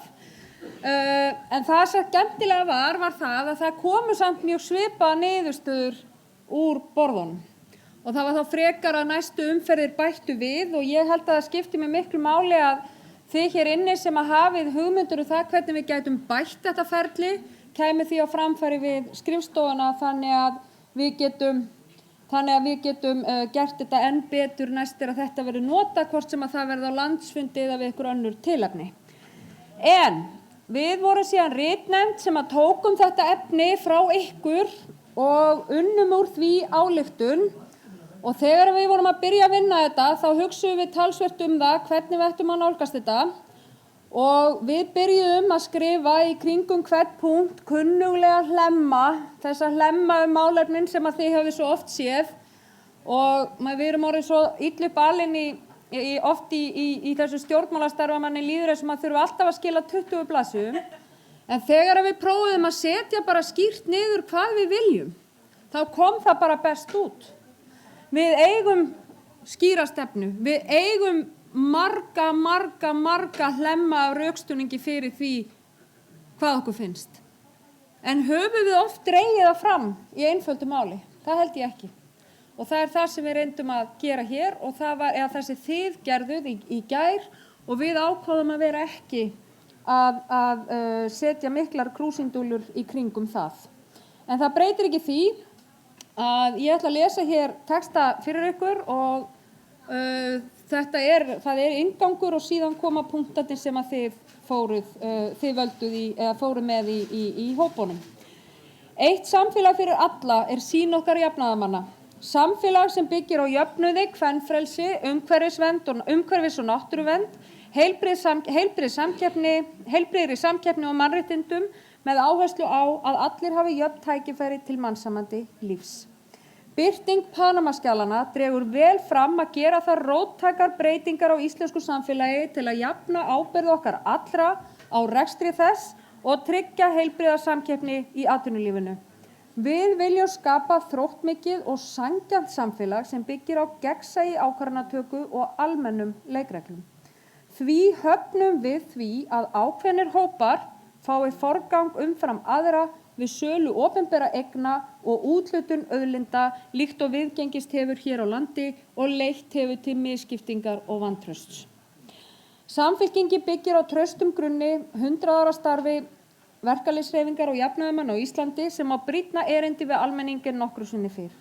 Jafnaðarstefnan hefur lagt grunn að velferðarsamfélögum Norðurlanda og skapað skýran valkost í nýfrjálshyggju sem hefur leitt til vaxandi misskiptingar, siðrófs og vantrúar á stjórnvöld og stjórnmál víða heim. Við jafnaðarmenn viljum gera mikilvæga breytingar á íslensku samfélagi svo þessi markmið megi nást. Við viljum að arðurinn af nýtingu auðlinda fari til þjóðarinnar. Við viljum raunverulegt jafnrétti til náms og viljum taka upp námsstyrkjakerfi líkt og þekkist í nágrannalöndum okkar. Við viljum tryggja öllum öruggt húsnæði á viðráðanlegu verði og fjölga valkostum sem mæta þörfum ungs fólks líkt og Reykjavíkurborg er að gera. Við viljum almennar og ótekjutengdar barnabætur handa öllum börnum. Við viljum afnema skerðingar og tekjutengingar í almannatryggingakerfinu svo kerfi verði réttlátara. Við viljum meiri mannvirðingu í velferðarkerfinu. Við viljum útrýma fátækt barna. Við viljum gjaldfrjálsa heilbrigðisþjónustu. Við viljum efla heilsugæsluna sem grunnþátt í íslensku heilbrigðiskerfi. Við viljum betra aðgengi að geð- og sálfræðiþjónustu með áherslu á börn og ungt fólk. Við viljum hefja byggingu nýs Landspítala við Hringbraut án tafar. Við viljum að vel sé búið að öldruðum og fötluðum með góðri persónulegri þjónustu. Við viljum breyta stjórnarskránni á grundvelli tillagna stjórnlagaráðs sem meirihluti studdi í þjóðaratkvæði. Við viljum jafna vægi atkvæða meðal landsmanna. Við viljum breyta íslenska fjármálakerfinu og aðskilja viðskiptabanka og fjárfestingabanka starfsemi. Við viljum gera Landsbankann að þjóðarbanka. Við viljum endurreisa Þjóðhagsstofnun.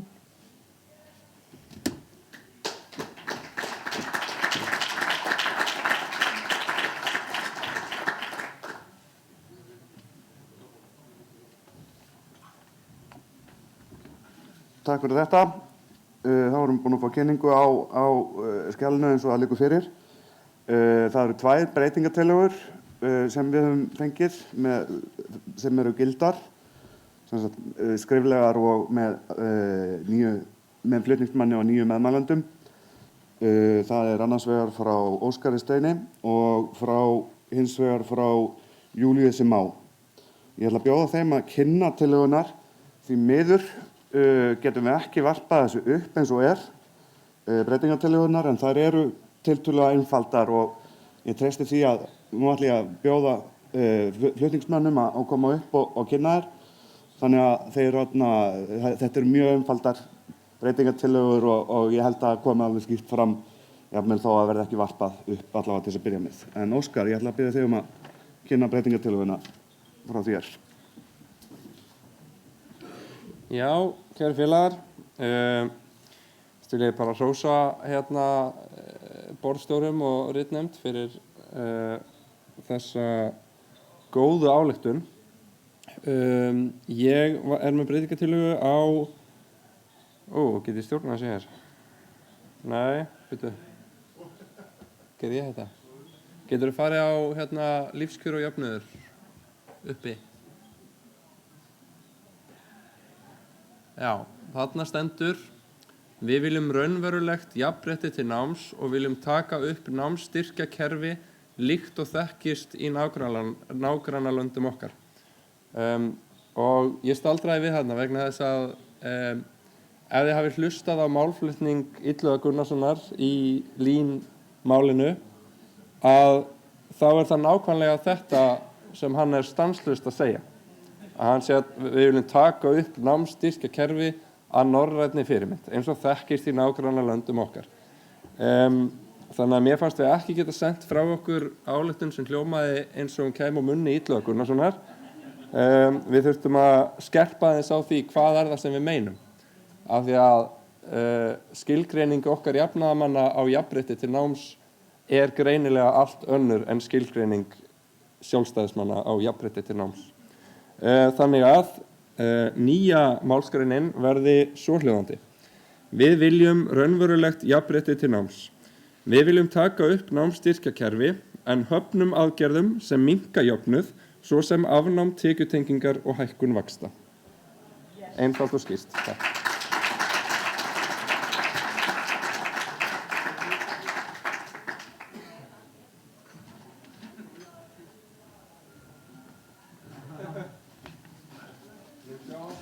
Þetta reddast allt saman. Þá ætla ég að fá Júlíus Má til þess að kynna breytingartillögu sem hann leggur til. Já, ég ætla bara að opna mælendaskrá skjalið í heild og breytingartillögunar. Þið komið til okkar fundarstjórana til þess að skrá ykkur mælendaskrá. En já, Júlíus, gjörðu svo vel.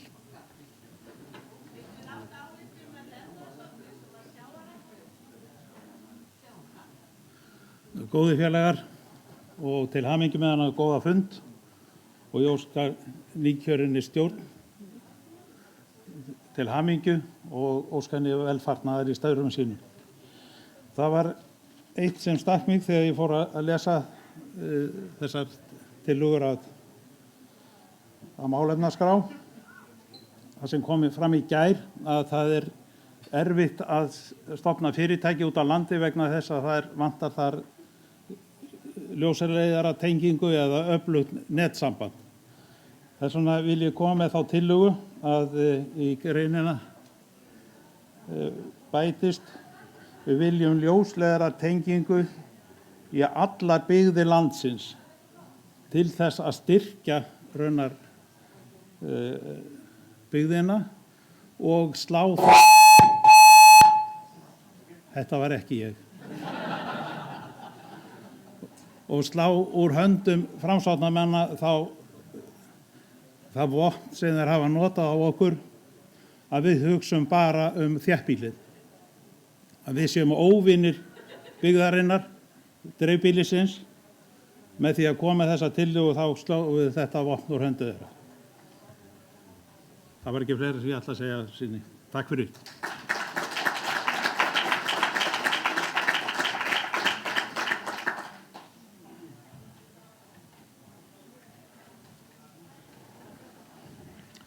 Takk fyrir þetta. Við erum með mælendaskrá opna, þið komið til okkar og skráið ykkur á mælendaskrá. Ég ætlaði að gera tilraun með það að fá fólk, boða fólk upp í ræðustólinn úr sætinu þarna, en greinilega þá fór allt í kerfi þegar ég reyndi að kveikja á þessu mæk, þannig að við þurfum bara að gera þetta svona. Ég átti að nefna það að það til útprent með nöfnum frambjóðenda í framkvæmdastjórn frammi fyrir fólk sem vil sjá þetta og svona og geta ráðið kannski áður en það fer í tölvuna og tölvun sína og greiðir atkvæði. En fyrstur á mælendaskrá og tekur til máls Bjarni Jónsson.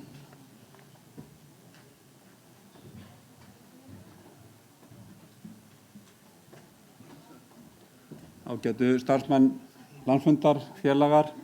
Mér langar að óska eftir skýringu hérna bara á þessu endanlegu plaggi því að í þessum hópavinnu í gær sem tókst alveg ágætlega að mínu mati, þá var tæpt á ótal mörgum málefnum öðrum en þessu sem birtast hérna í þessum drögum að landsfundar ályktun. Ég ætla bara að nefna 2 málaflokka.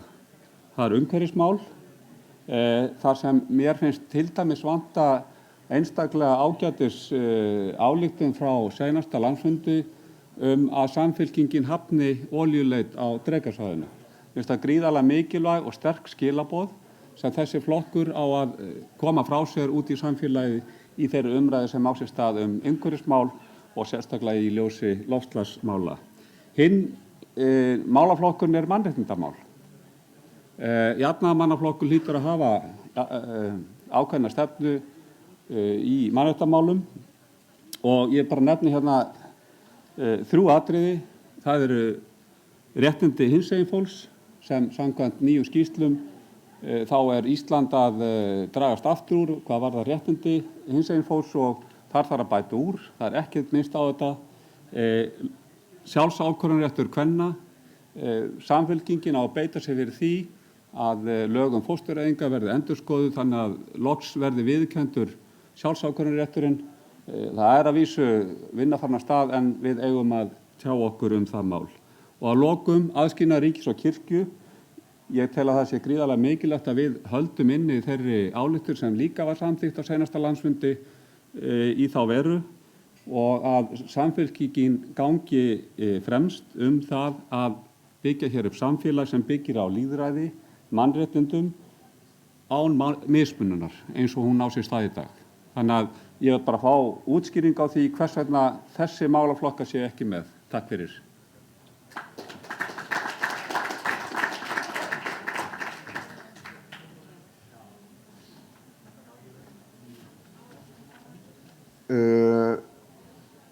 Næstur á mælendaskrá er Þorlákur Axel.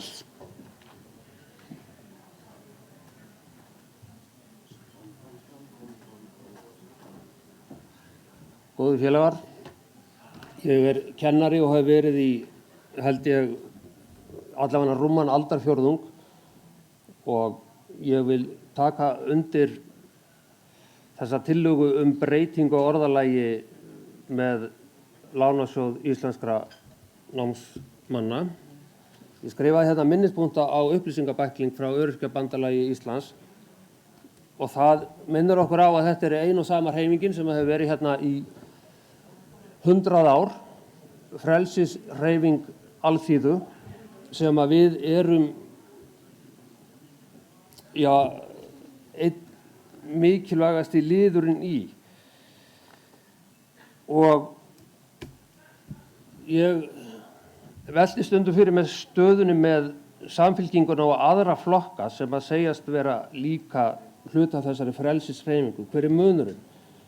Og ég held að það sem einkennir jafnaðarstefnu og jafnaðarmenn er trú á möguleikum hins frjálsa þjóðfélags. Við trúum á hinn frjálsa einstakling sem getur tekið ákvarðanir fyrir sjálfan sig og við trúum því að samfélagið geti verið frjálst og jafnt og ekki þjakað af spillingu og arðráni. Við viljum ekki frelsi án ábyrgðar og ef að menn vilja stofna stjórnmálaflokk frelsi án ábyrgðar þá bara gera þeir það. En við þurfum stjórnmálaflokka til að gæta að félagslegu réttlæti og í ályktuninni er talað þessum almennu kafla, þá er talað Panamaskjölin og samkeppni. Ég hef alltaf litið svo á að jafnaðarmenn og Samfylkingin samþykkja hið frjálsa atvinnulíf. Það er ekki ókeypis, við sendum þeim háan reikning. Þeir gjöra svo vel að borga skatta eins og allir aðrir í þjóðfélaginu.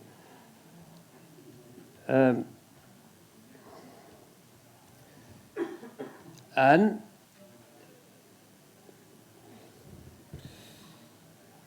þetta er það sem að mér finnst tilefni til að taka fram að eins og staðan er núna, það hafa orðið til 9 flokkar, ég nefni engin nöfn, að þá þurfum við að taka það fram að Samfylkingin styður frjálst atvinnulíf. Við styðjum ekki ríkis úthlutunar forréttinda kapitalisma sem að Framsóknarflokkurinn og Sjálfstæðisflokkurinn og vinnur okkar í Vinstri-hreyfingunni grænu framboði eiga öll þátt í.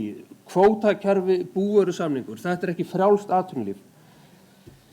Sem sagt, ég er hér komin til að segja ykkur það að skilningur minn á því tali okkar atvinnulífið er sá, og ég vil að þau skilaboð komi frá fundinum, að Samfylkingin styður frjálst atvinnulíf. Takk.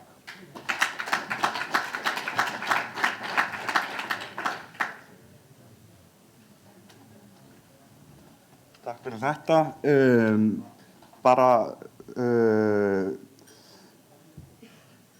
Ég ætla að hleypa bara Katrínu að, hún er næst á mælendaskrá, Katrín Júlíusdóttir, síðan Gunnar Alexandur og síðan Rannveig Guðmundsdóttir.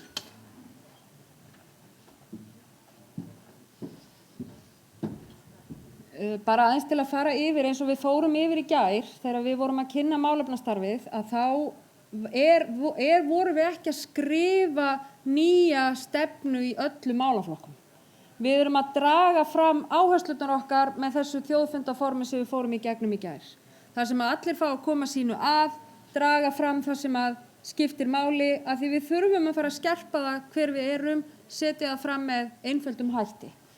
Og þess vegna eru allar ályktanir frá síðasta landsfundi enn gildar. Þær standa. Þannig að það má nota þær að vild og við skrifum góða og fína umhverfisstefnu þá. Við þurfum ekki að skrifa hann aftur. Við tökum það skýrt fram í innganginum að við byggjum okkar stefnu á umhverfis- og náttúruvernd og vísum þar með í síðan auðvitað stefnuna eins og hún var samþykkt á síðasta fundi. Þannig að hún er enn í gildi. Þannig að það bara sé algjörlega hér á hreinu. Með þessu formi sem að þetta er ekki fullkomið, en engu að síður að þá tel ég að okkur hafi tekist að virkja mjög drjúgan hluta flokksmanna til starfa í gær í þessu og það við fáum ekki allt sem við viljum inn í þessi áhersluatriði, en mér líst vel á þessa breytingatillögur sem eru komnar og svo það okkar hér þá eftir að samþykkja eða fella breytingatillögur sem lagðar eru fram og geta komið inn í þessar áherslur. En við skulum ekki óttast það að hér sé verið að eftir á að þá verði öllu eitt og þetta eitt standi eftir, langt í frá. Það standa ennþá allar samþykktir síðasta landsfundar.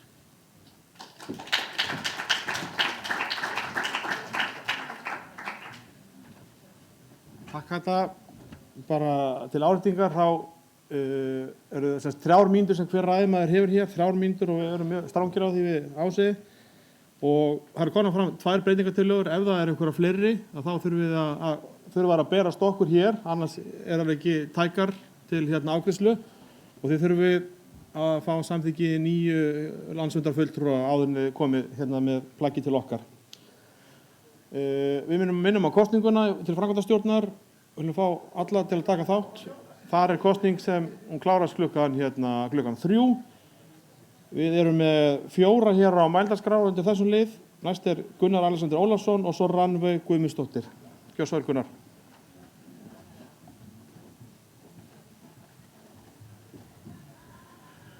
Kæru félagar, ég ætla að fá að koma upp og ræða aðeins þessar tillögur sem liggja fyrir þinginu og sérstaklega þessar breytingartillögur sem voru lagðar fram og lýsa yfir stuðningi minni við sérstaklega við breytingartillögur sem komum frá Óskari og ungu jafnaðarmönnum sem lögðu til breytingartillögur varðandi textana, varðandi námslánakerfið og styrkjakerfið. Og skiptir máli að við fáum að koma okkar sín svona sterkari að en ekki að Illugi þó ágætu sé túlki þetta með sínum einstaka hætti að þetta átt við það sem gert á Norðurlöndunum, það þvert á móti ekki átt við það sem gert á hinum Norðurlöndunum. Ég ætla sérstaklega að koma og styðja þessa ágæta tillögu sem ég náði ekki nafninu sem kom með varðandi ljósleiðaravæðinguna. Júlíus. Ég tel að það skipta miklu máli að það þegar verið að tala að styrkja innviði landsins þá ekki bara verið að tala að stytta eða styrkja samgöngur á milli staða, það líka nauðsynlegt að innan dreifðari byggðir hafi sömu tækifæri til að keppa það sem að gerast og stærri þéttbýlissvæði og þá skiptir máli að þau hafa tækifæri til að tengjast ljósleiðarunum og geta sinnt netþjónustu og öðru því sem þeim tækifæri sem þau bjóða upp á sem besta kost og þetta skiptir gríðarlega miklu máli.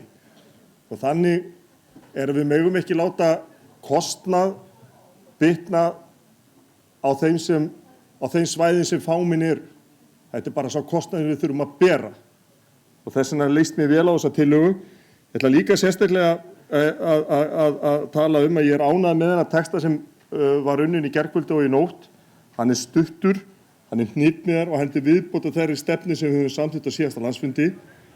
Ég sérstaklega ánægður með að í orðalaginu það talað að Landsbankinn eigi að vera þjóðarbanki. Ég legg þann skilning í þann texta að þá ekki að selja Landsbankann á markaði, þvert á móti á það að vera áfram í ríkiseigu. Og ég legg áherslu á það að Landsbanki verði þá nýttur þannig að hann ekki að loka útibúum eða loka hraðbönkum út landa allt, þetta þvert á móti hans hlutverk að halda þessu opnum að þeim mætti sem hann getur. Og það ég ánægður með. Og líka ég ánægður með að sjá texta og ég nú reynda búin að sjá hana texta nokkrum sinnum í skjölum hjá okkur Samfylkingunni en ég vil kannski kalla eftir endum að það veri skilið á milli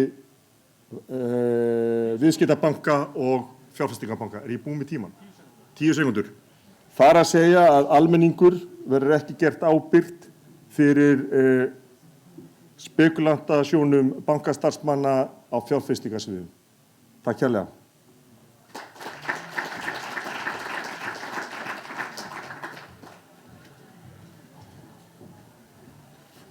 Þá var það frú Rannveig Guðmundsdóttir, þar á eftir kemur Albína Pálsdóttir og svo Magnús Þorgrímsson. Við höfum ekki fleiri komið til okkar. Hvet ykkur ef þeir eru með breytingartillagur að fara að koma með þær. Þannig að svo förum við að loka fyrir þann option að það berist til okkar. En gjörðu svo vel, Rannveig. Góðu félagar og flokkssystkin. Katrín bent á að þetta öðruvísi landsfundur, þetta auka landsfundur og að við erum ekki að búa til alhliða stefnuskrá. Engu að síður þá vil ég gera eitt mál hér að umtalsefni. Þegar við í flokknum förum af stað, hvort sem á milli kosninga með boðskap eða förum í kosningabaráttu, þá eru við að boða hvað jafnaðarstefnan stendur fyrir, hvað eru meginmálin sem hún setur á oddinn og við erum líka að segja frá útfærslum á þessum meginmálum. Og við erum að bjóða fólki að vera með okkur í þessari vegferð sem við erum að kynna fyrir þeim sem við leitum til. Þetta eru megin línurnar í að vera flokkur og að reyna að fá fylgi. En við ætlum ekki bara að finna niðurstöðuna sjálf, við ætlum líka í stóru málum að spyrja þjóðina. Við höfum í ríkisstjórn sett fram stórar fyrirspurnir fyrir þjóðina, meðal annars stjórnarskrá. Og þar vorum við að sýna hvernig við ætlum að vinna þegar við erum búin að ná því í gegn að stór mál fari fyrir þjóðina við tilteknar aðstæður. Það voru örfáar spurningar sem við settum fyrir þjóðina út af stjórnarskráni. Ein þeirra var, viltu hafa þjóðkirkju getið í stjórnarskrá? Og meiri hlutin af þeim sem tóku þátt í þessari kosningu sögðu já. Þá hef ég alltaf haldið að Samfylkingin taki þá meiri hluta niðurstöðu og geri hana gildandi ef hún ríkisstjórn. En við höfum gert annað.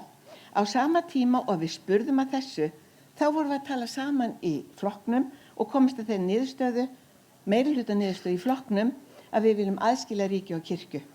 Og kæru vinir, þetta einn af þeim ótrúverðuleikum sem Samfylkingin á við að stríða. Þetta það sem fólk talar þetta það sem fólk bendir mér á. Og ég ánægð með hvernig þessi auka landsfundur settur upp, að við erum ekki að endurskoða alla stefnuna. Ég ekki að leggja til einhver breyting á því sem þegar hefur ákveðið. Ég segi við ykkur, ef við meintum eitthvað með því að setja fram fyrir þjóðina skoðanakönnun þar sem við spyrjum spurninga og ætlum að fara eftir meirihluta svari þjóðarinnar, þá verðum við eiga frekara samtal við þjóðina.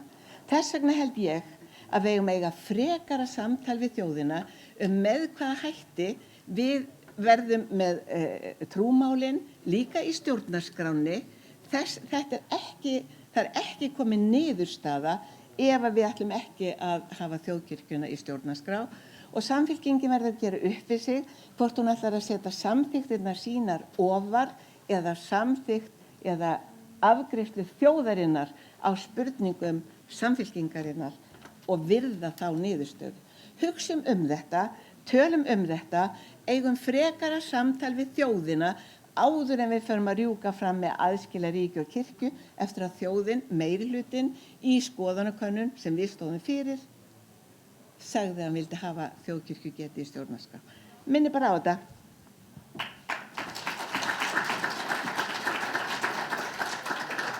Þetta rók gengur hjá okkur. Ég sé að Albína, hún næst á mælendaskrá en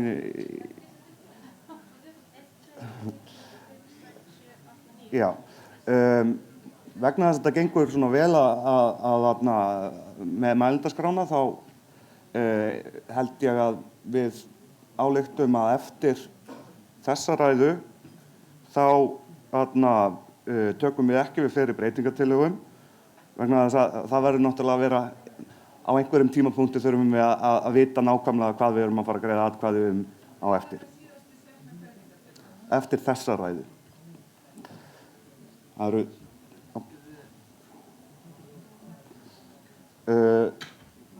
En Albína, gjörðu svo vel, þú kynnir breytingartillögu. Á ég þá að tala rosa lengi svo þú hafi meiri tíma, nei. Já, ég ætla að koma það tillögu að í kaflanum jöfnuð og lífskjör að það verði bara bætt við einni setningu, við viljum lengra fæðingarorlof og að við lok þess komast öll börn á leikskóla.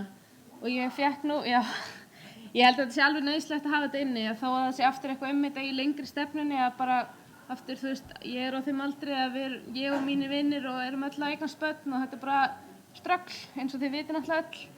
Og ég held að þetta sé bara eitthvað sem skiptir virkilega miklu máli fyrir bara ótrúlega marga. Ég fekk nú ábendingar þegar ég var að safna undirskriftunum að það væri líka alltaf að tala að þetta hækka fæðingarorlofi og leikskólinn ætti að vera gjaldfrjáls. Ég ákvað að vera ekki að bæta því inn en það er kannski, mér finnst það ekkert vera, ég bara hafa þetta svona stutt og einfalt. Þannig að þetta við viljum lengra fæðingarorlof og við lok þess komast öll börn á leikskóla og svo kannski frekar útfærslan þá bara í stefnunni. Takk.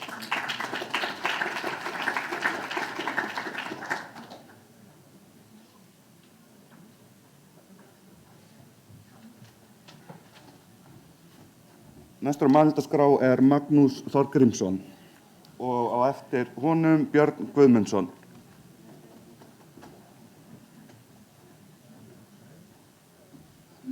Góði félagar, það er margt í þessu stefnuskrá sem við erum að samþykkja sem er mjög gott og til dæmis er hérna beint fyrir frá mig eitt atriði við viljum meiri mannvirðingu í velferðarkerfinu. Mér finnst stefnan raunverulega að snúast einn hlut og það er eftir hvaða gildum störfum við. Það er alls konar praktískar útfærslur sem að stjórnmál ganga út frá hvort þetta hefur verið svona eða hinsegin en mér finnst oft vanta þessi gildi. Nú framöndan eru alþingiskosningar og það eiga að snúast það hvaða gildi eiga að gilda, hvers konar samfélag viljum við búa í og það finnst mér stundum gleymast. Það stakk mig rosalega mikið hérna fyrir nokkru dögum að heyra það að þingmenn Samfylkingarinnar hefði upp til hópa samþykkt ný útlendingalög. Þar eru ákveðin atriði sem að lýsa algjörlegum skorti á gildum virðingar, mannréttinda, mannúðar og að fólk geta lifað mannsæmandi lífi. Þar er vísað til tvenna hluta, annars vegar Dyflinnarreglugerðarinnar sem er þvílíkt mannfjandsamleg að á ekki að þekkjast og það er engin ástæða til að við séum að nota. Hitt er efling Útlendingastofnunar Útlendingastofnun er stofnun sem að vinnur eftir svona Excel-hugsun eða berri lagatúlkun þar sem að engin mannúð þekkist heldur hvað lögin segja, klippt og skorið. Og svona stofnun eigum við ekki að hafa í þessu þjóðfélagi sem er raunverulega að útiloka líf fólks, er að senda fólk úr landi sem vill lifa og taka þátt í þessu þjóðfélagi, fólk sem er að koma frá Sýrlandi, komið fánaborgir og halleluja þegar við tökum út kvótaflóttafólki. Á sama tíma erum við að senda fólk Sýrlendinga úr landi til Búlgaríu. Við erum að senda fólk til Nígeríu og allra mögulega landa, en það passar ekki inn í þessi formúlu sem að þessi útlendingastofnun vinnur eftir. Þess vegna væri nær í staðan fyrir að efla hana að leggja hana niður og reisa eitthvað annað apparat sem hefur þessi gildi mannúðar, virðingar og mannréttinda. Og þess að segja það að komandi kosningar eiga að snúast þessi atriði fyrst og fremst. Ýmis smáatriði, það er annað atriði, höldum gildunum á lofti, látum kosningarna snúast það hvers konar samfélag viljum við búa í. Það er það sem við eigum að slást fyrir, það er það sem við eigum að halda á lofti. En ekki það misjöfnuð, ójöfnuð sem nú þetta ríkisstjórn stendur fyrir. Jöfnuð, mannréttindi, virðingu og mannúð. Takk fyrir mig.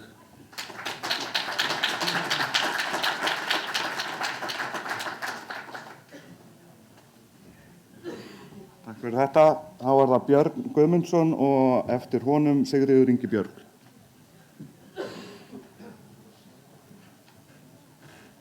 Fundarstjórar, ágætu félagar.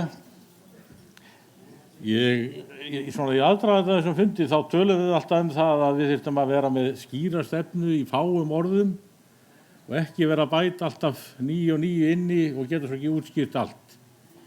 Ég held að við þurfum aðeins að passa okkur, við erum komin dálítið langa svona tölu sem er kannski ekkert mjög mikið útfærð og á kannski ekki að vera það, en mér finnst samt vanta svolítið inn í þetta sem að hefði nú svona mátt vera en ætla ekki að gera tillögu það. Mér finnst að við eigum ekki að sleppa sjávarútvegsumræðunni góðanum, við eigum ekki að sleppa landbúnaðinn út úr þessu og við fjöllum ekkert ferðaþjónustuna sem er þá að verða aðal atvinnugreinin og það ástand sem það er. Þannig að ég tel að við þurfum að hafa mjög góða stefnu hvað við ætlum að fara varðandi ferðamennina. Eins og ég segi, þá eftir að setja svona stefnuna ennþá nánar, þetta er ágætis viðmið, en eitt er líka sem er að því að stendur nú fyrir fram að við útrýma fátækt barna, fátækt á ekki að vera til í svona ríku landi eins og Íslandi, það er engin að þurfa að vera það, hvorki börn né aðrir. Við eigum bara að útrýma fátækt á Íslandi. Takk fyrir.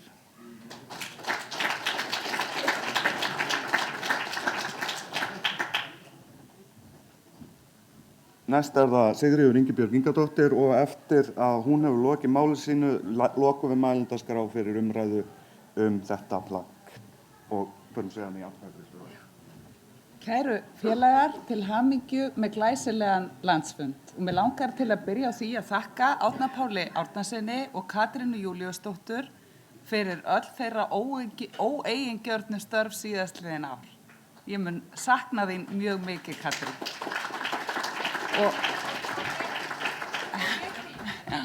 Og eins og þið vitið þá höfum við Árni Pál nú lent í dollu svona í gegnum tíðina. En ég vil líka, nú enduðum við sérstaklega ánægjulegt þing á fimmtudaginn og lönduðum samkomulagi í velferðarnefnd sem var algjörlega stórkostlegt. Og ég skal segja ykkur að það hefði ekki gerst nema undir styrkri stjórn og góðu samráð og samvinnu við Árna Pál Árnason.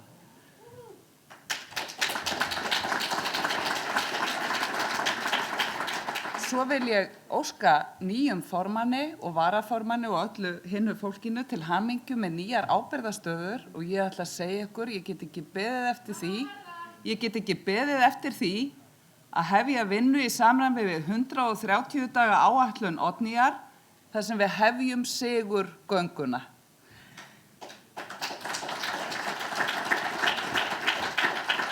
En nú að ályktuninni. Ég hérna með breytingatillögu. Það segir heilbrigðiskerfið og opinbera þjónustu. Þá setning sem segir við viljum að vel sé búið að öldruðum og fötluðum með góðri persónulegri þjónustu. Þessu vil ég breyta þannig að það verði 2 setningar, svo fyrri verði við viljum að vel sé búið að öldruðum, punktur, svo komi nýr punktur sem mjög mikilvægur, við viljum lögfesta notendastýrða persónulega aðstoð. Þannig að ég legg þetta til hér.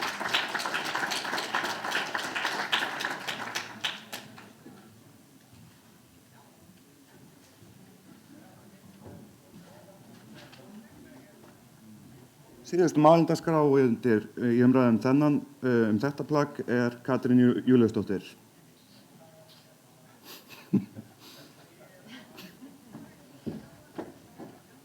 Afsakið, maður verður svolítið svona meir og til í kossaflensið, svona kveðju stundum. En ég held alla tillögurnar sem hafa komið fram eru til bóta. Ég held að við getum bara kippt þeim inn og haft þær með. Svo varðandi umræðuna hér ferðaþjónustuna, það er ég svo hjartalega sammála því. Ég held að við eigum að einhenda okkur í það að fókusera á ferðamennskuna og marka okkur skýra stefnu. Við eigum stefnu í langflestum málaflokkum. Við eigum stefnu í sjávarútvegsmálum, við eigum stefnu í flestum þeim málaflokkum sem við komum hér inn á. Það hefur verið kallað eftir að við lögum stefnuna og styrkjum hana í landbúnaðarmálum og það er hópur að vinna því innan flokksins og ég tel að við ættum að setja líka á laggirnar sérstakan starfshóp ferðaþjónustuna og vera sá flokkur sem tekur forystu því að vera með afgerandi góða heildstæða stefnu þegar kemur að ferðaþjónustunni.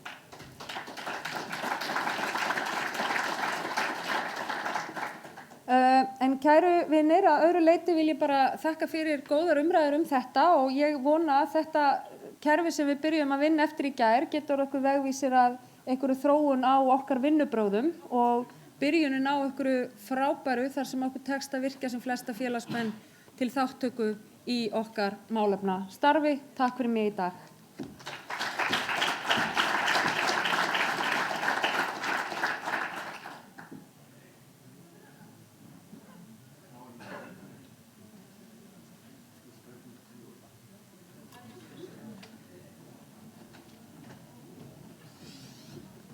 Jæja, þá getum við hafið afgreiðslu á þessu plaggi. Það eru 4 breytingatillögur, sýnist mér. Já. Það er breytingartillaga frá Óskari Steini að málsgreinin við viljum raunverulegt jafnrétti til náms og viljum taka upp námsstyrkjakerfi líkt og þekkist í nágrannalöndum okkar að sú málsgrein yrði við viljum raunverulegt jafnrétti til náms, við viljum taka upp námsstyrkjakerfi en höfnum aðgerðum sem minnka jöfnuð svo sem afnám tekjutengingar og hækkun vaxta. Þeir sem eru samþykkir þessari breytingartillögu gefa merki. Þeir sem á móti kunna vera. Hún er samþykkt.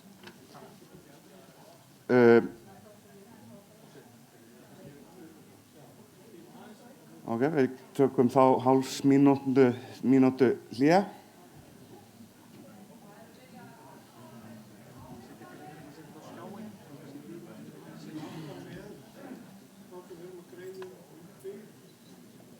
Já, ok, ég skal þá, já.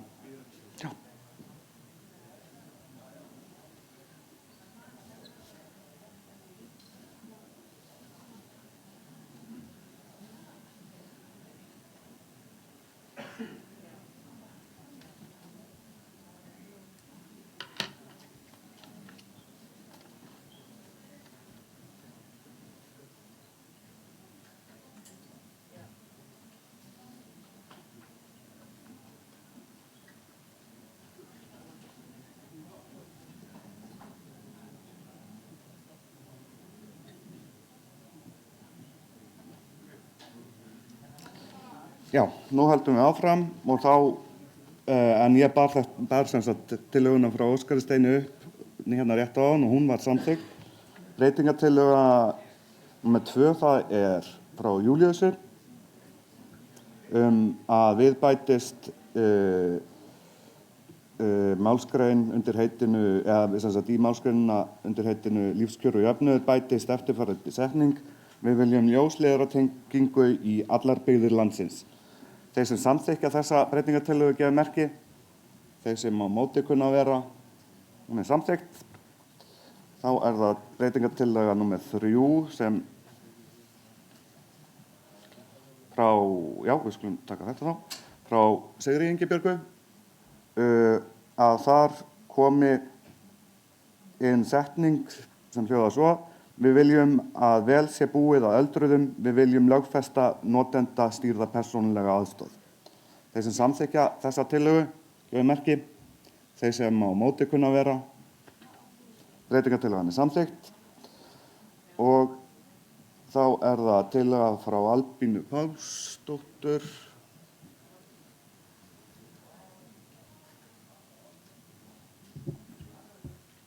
Fáum við hana upp.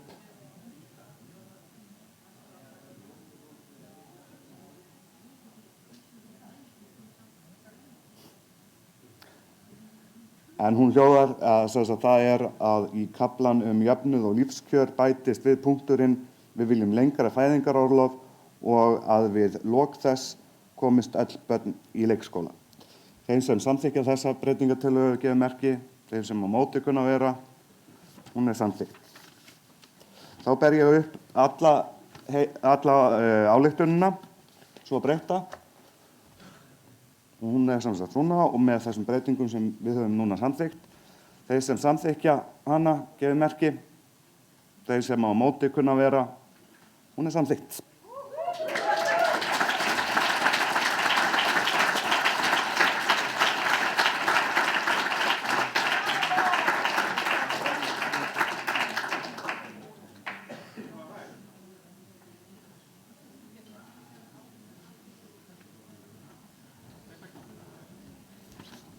Fyrir landsfundin bárust ályktunartillögur og það er réttur landsfundarfulltrúa að flytja þær aftur ef þeim í annarri umræðu ef þeir vilja. Og mér hefur borist tilkynningu það að ungir jafnaðarmenn vilja flytja sína tillögu aftur og Nathan Kolbensson ætlar að mæla með henni.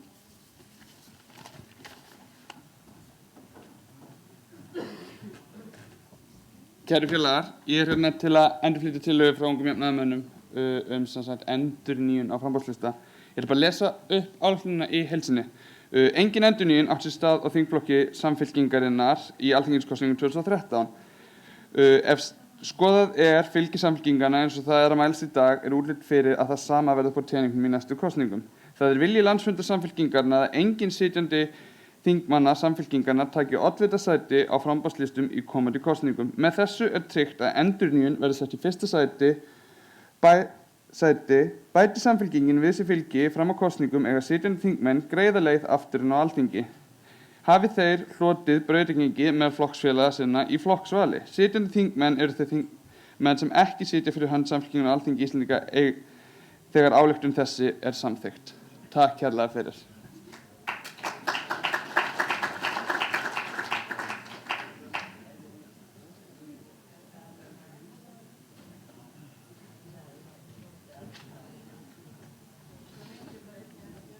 Já, þá opnum við mælendaskrá þessa ályktunartillögu. Þeir sem, er eitthvað sem vill? Já, fyrst, það var hérna fyrir aftan þig.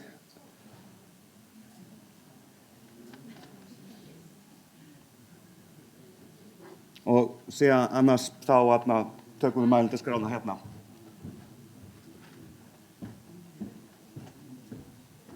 Kæru félagar, ég get ekki stutt svona ályktun. Það sem er að vera að skorða, eða það er að segja setja skorður á hvort að þingmenn leiði flokkin í kjördæmum. Ég finnst það ekki rétt skilaboð, heldur ef að taka þetta og leysa þetta í prókjörum. Prókjör er ekki gallalaus leið til að velja á lista, en á móti kemur þá tel ég nauðsynlegt að þingmenn sem hafa starfað fyrir flokkin og hafa lagt sig á vogarskálarnar til þess að starfa fyrir jafnaðarstefnuna fá að gera það áfram án þess að sitja undir svona skilyrðum að ef þeir ætla að leita eftir endurkjöri þá þurfa þeir að vera allan að þá númer 2 á listanum. Það bara gengur ekki upp. Ég veit að þetta er að fólki gengur gott til með svona tillögu að kalla á meiri endurnýjun, en tökum endurnýjun á réttum forsendum. Tökum endurnýjun á þannig að fólk býður sér fram í prófkjöri undir þeim kringumstæðum og það telji sig hafa eitthvað fram að færa en ekki með eitthvað forskot á aðra. Ég get ekki stutt þess ályktun.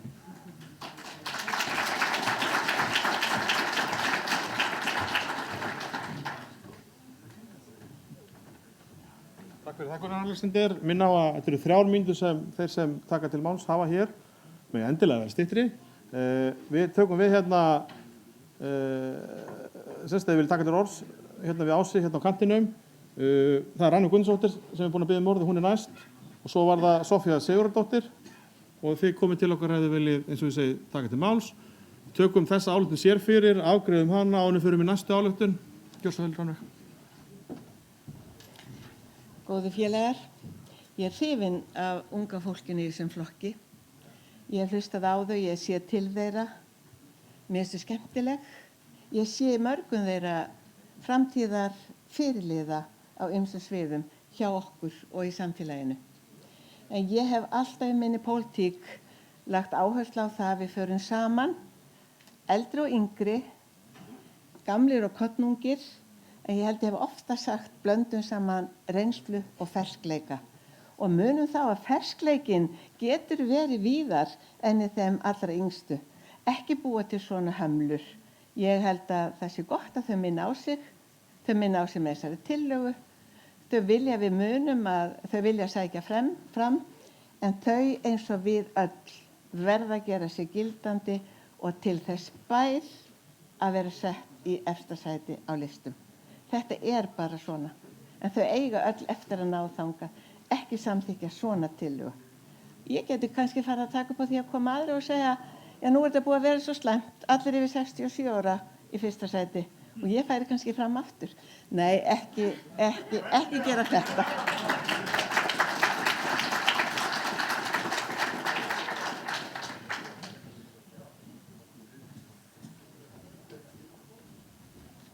Næst á mælendaskrá er Soffía Sigurðardóttir.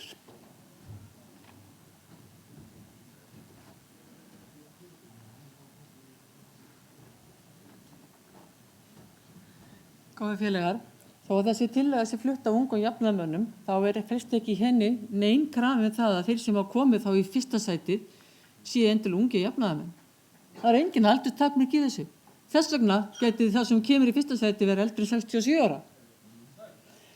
Þetta er bara tillaga það að ég myndir kannski semja kannski pínlítið breytingartillögu þetta. Það getur búið að loka neitt á þær, það annað.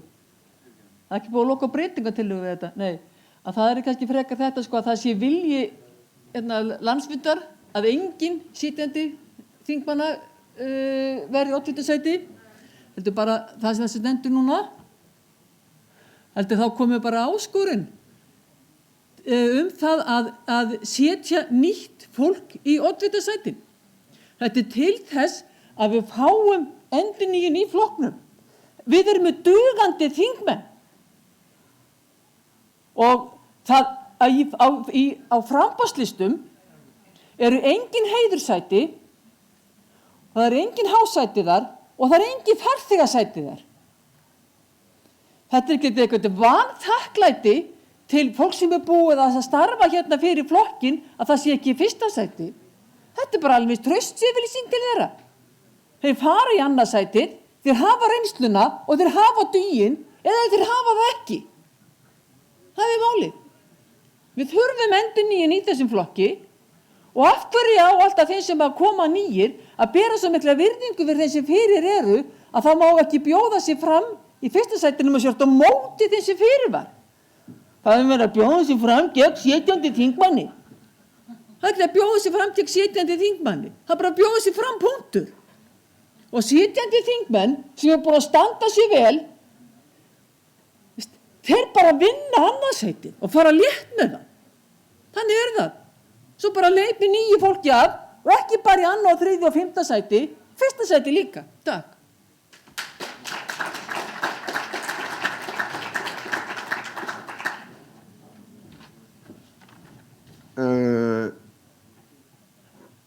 Takk fyrir þetta. Varðandi breytingatillögur, þá viljum við náttúrulega að þær berist sem allra fyrst þá, til þess að sé þá mögulegt fólk geti þá brugðist við og ef slíkt berst. Þá er það Signý Sigurðardóttir. Það á eftir Pétur Hrafn.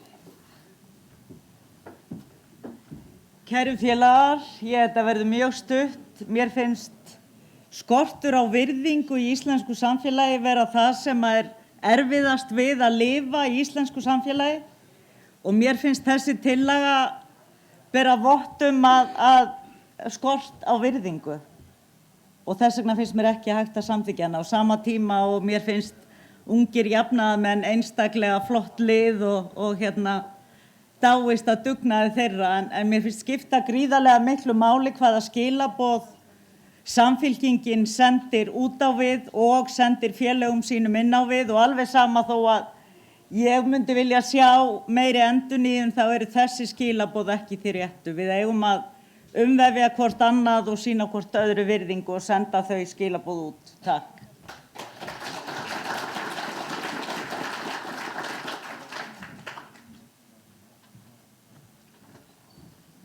Næst er það Pétur Hrafn og á eftir honum er það Björn Guðmundsson.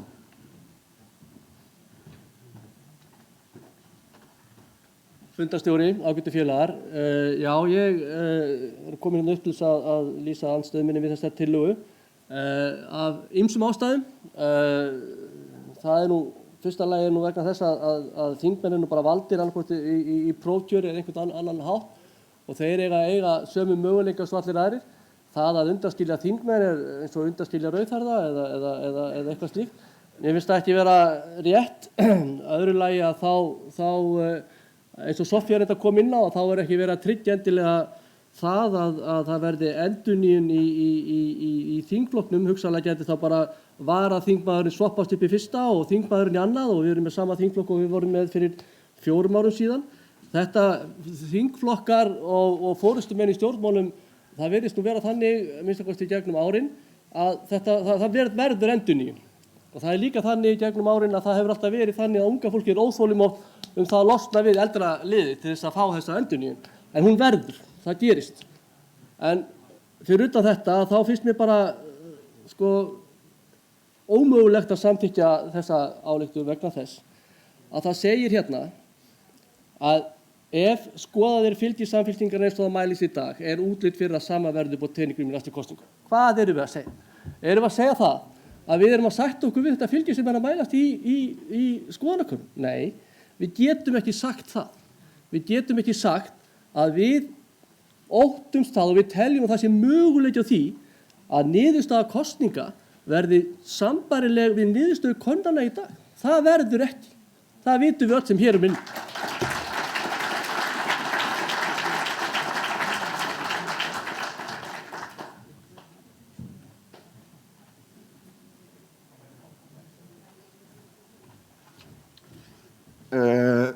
Nathan Kolbeinsson tekur til máls.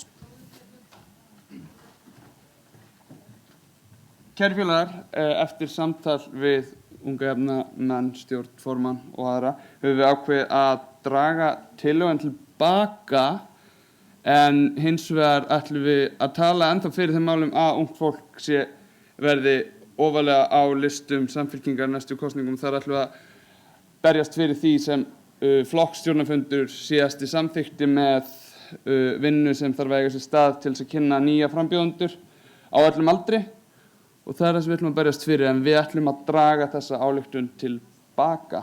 Takk hérlega fyrir.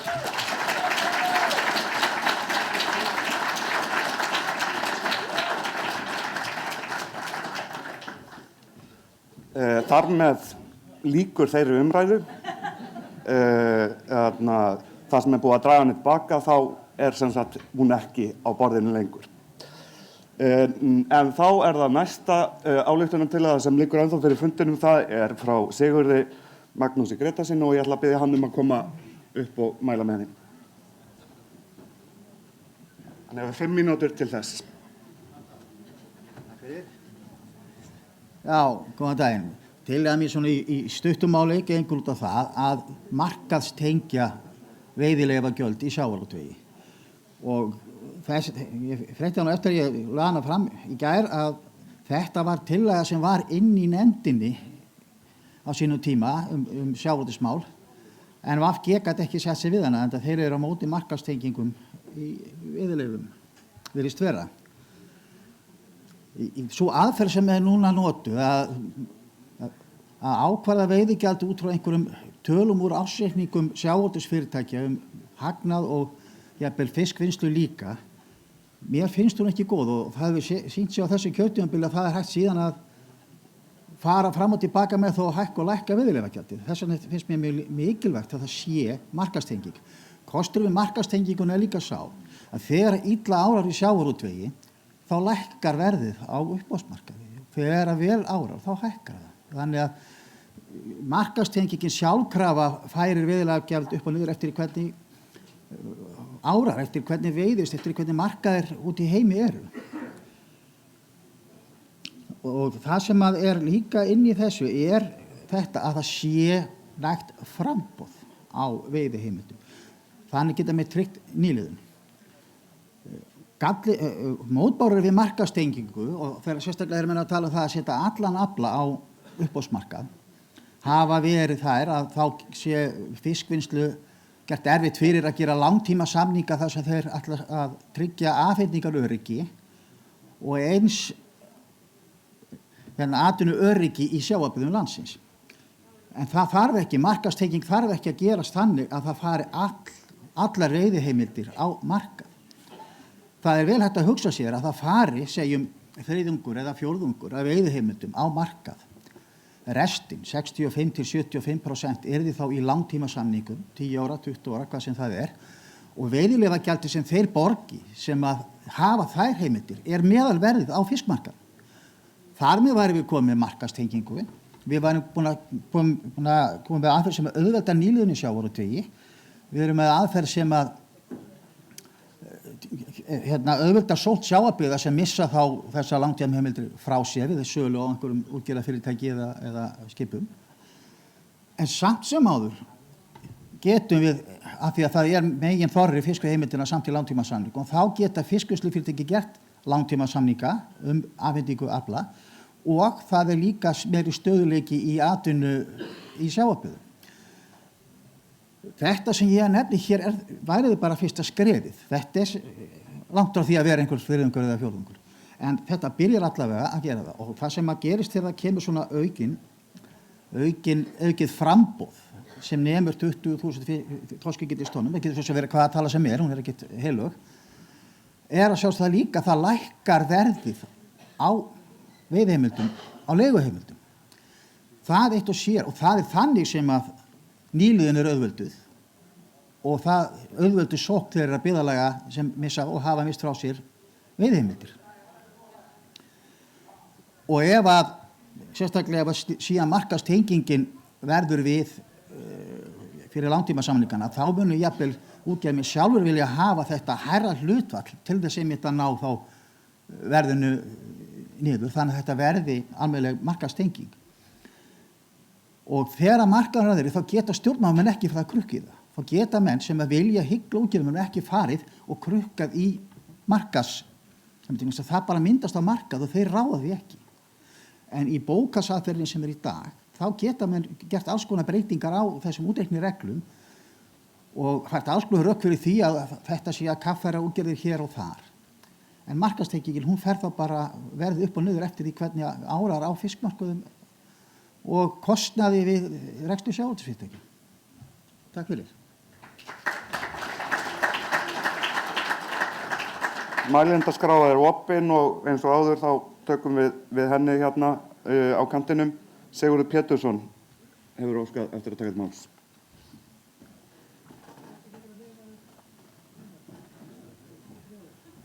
Þingforsetar, Góðir félagar, núverandi kvótakerfi er miðaldakerfi og það má líkja því þannig við það að það sé miðaldakastali sem kvótahafarnir hafa byggt utan kerfið.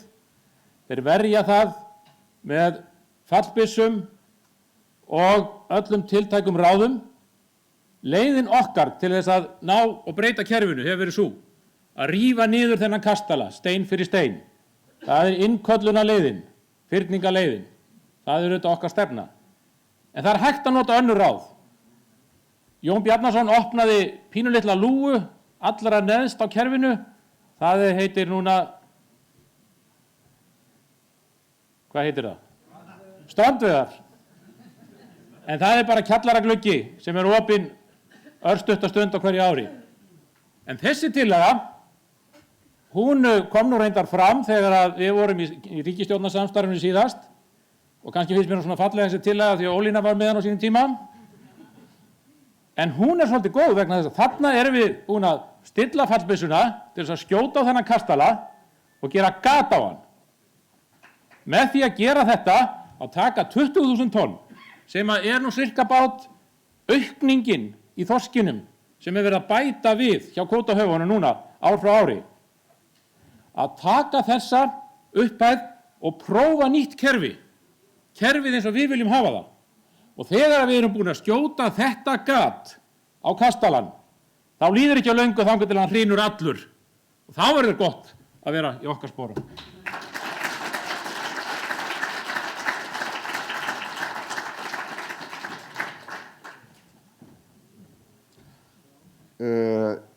Það er tilkynning frá kjörstjórn að kosningu í framkvæmdastjórn er lokið.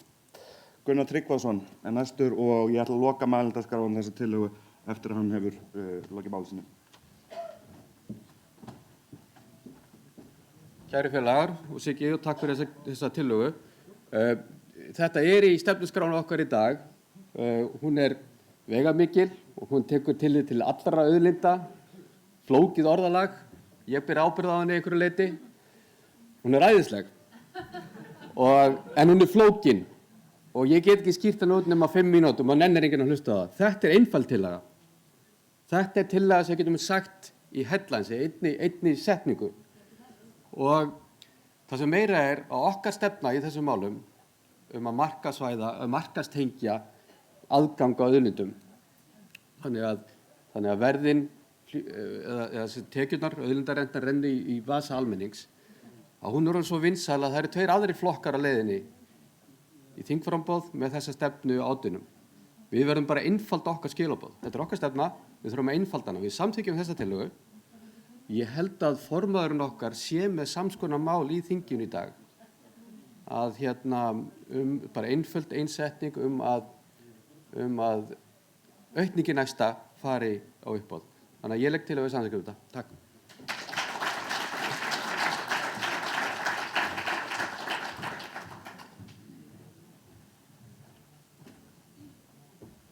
Það Björn Guðmundsson og eftir að hann talar þá göngum við til atkvæða þessa tillögu. Þingforsetar og getur fulltrúar. Þessi tillaga er nokkuð góð eins langt og nær, en hún gengur ekki alla leið. Tillagan að setja alla afla á markað er það sem við eigum að stefna að. Og það er alveg hægt. Færingar hafa gert þetta. Jafnaðarmenn í Færeyjum voru fyrir síðustu kosningar með þetta á stefnuskrá hjá sér. Þeir unnu á í kosningunum. Og ég er alveg sannfærður það að ef við setjum bara allan fiskinn á markaðinn, við munum vinna í kosningum á það. Færingar eru með ákveðnar girðingar innan síns kerfis, þannig það er ekki að leggja af sjávarútveginn einstæðar eyjarnar. Það eru ákveðnar girðingar inn í þessu og hvað magn hver og einn getur fengið úthlutað.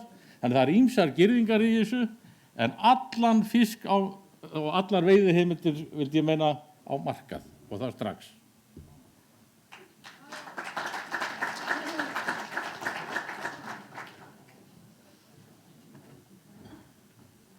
Við gefum svona hálfa til 1 mínútu til þess að fólk getur komist, ef fólk sem kannski frammi getur komist inn til þess að greiða atkvæði þessa tillögu. Þannig að við bíðum bara róleg.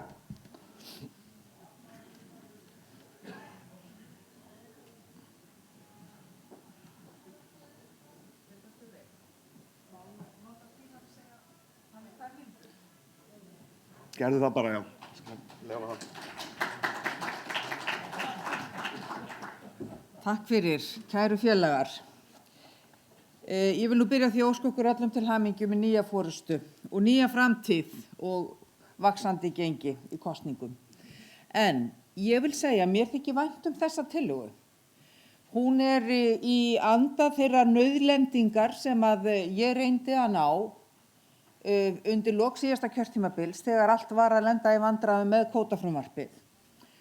Þetta eins og hér hefur komið fram áfangi sem hægt væri að stíga til þess að brjóta gat á kerfið. Þetta gæti verið tilraunaverkefnið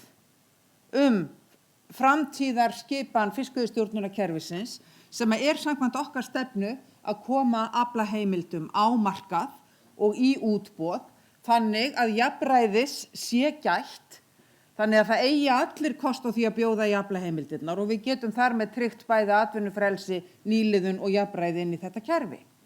Ég styð þessa tillögu heils hugar. Hún gengur alls ekki alla leið, en hún áfangasigur og eftir stendur okkar góða stefna framtíðarmarkmiðin í fiskveiðistjórnarmálum. Þannig ég vona að þessi tillaga verði samþykkt. Ég mun að minnsta kosti styðja hana. Takk.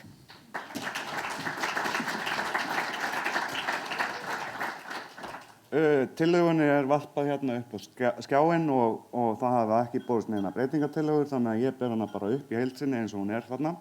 Þeir sem eru samþykkir, gefið merki. Þeir sem eru á móti, hún samþykkt.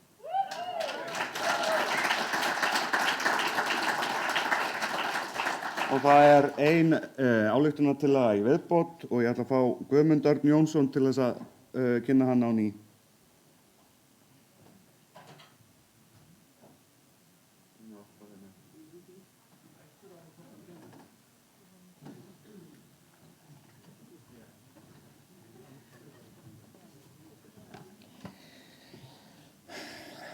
Ímyndum okkur að við eigum saman eina eign.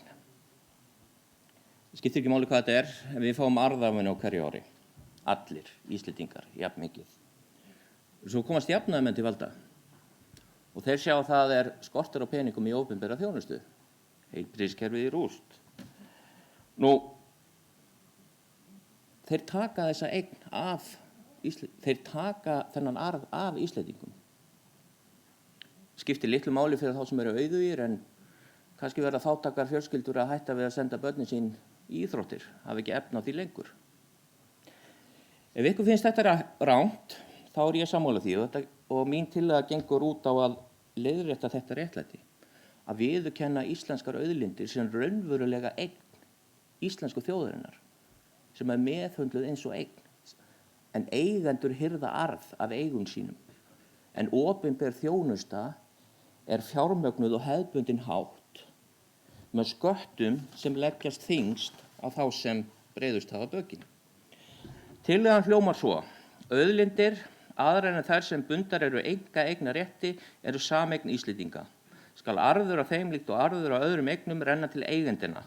Því skal auðlindaarður af framangreindum auðlindum greiddur út árlega til lifandi Íslendinga í jöfnum hlutföllum. Þetta getur verið fiskveiði, fiskistofnar við Ísland, jarðhiti, vatnsföll, fjarskipta, heimildir. Kosturinn við þetta að þetta skýrir á mjög einfaldan hátt fyrir íslensku þjóðinni að þau eigi auðlindina. Fólk áttar sig ekkert á því að auðlindagjöld að fara í skatta. Það fattar það ekki, áttar sig nægilega vel á því. Ég held að þessi tillaga muni afla okkur fylgis, alveg á sama hátt og leiðréttingin aflaðis Framsóknarflokknum fylgis. Og þetta leiðin til þess að tryggja endanlega að þjóðin fái auðlindaréttuna. Það hefur jafngilt pólitísku sjálfsmorði að ganga gegn þessu fyrirkomulagi sem við lýði í Alaska. Eftir þetta verður auðlindarentan ekki tekin af Íslendingum. Þetta er líka, sko, þessi stefna að setja auðlindirnar okkar í sjóð, það byggist á rangri hugsun. Þetta eru endurnýjanlegar auðlindir og við munum fá arð af þeim ef við höldum vel á spilunum alla framtíð. Þjóðir sem að setja auðlindaarðin í sjóð eru með endanlegar auðlindir, eins og olíu til dæmis. Já, ég held að sé bara búinn. Takk fyrir mig.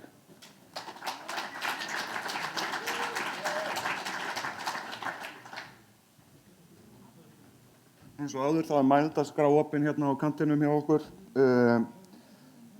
Kristín Sævarsdóttir og eftir henni Stefán Benediktsson.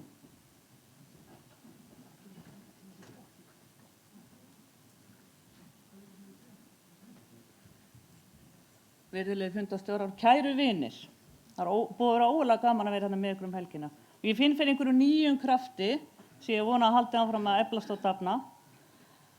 En mér langar að biðja ykkur sem að hér eru og hafa verið að tala fyrir ýmsum málum og tala fyrir því hvernig við ætlum að vinna kosningar.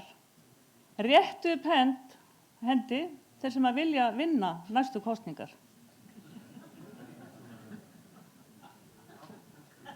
Ok, réttið svo upp hendi þeir sem að haldið að með því að flókna, velútfærða og langa stefnuskrá muni hjálpa okkur til að vinna kosningar. Við munum öll hvernig Framsóknarflokkurinn vann síðustu kosningar.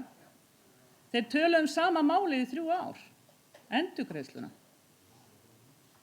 Við höfum ekki 3 ár, við höfum kannski 3 mánuði, ég veit það ekki.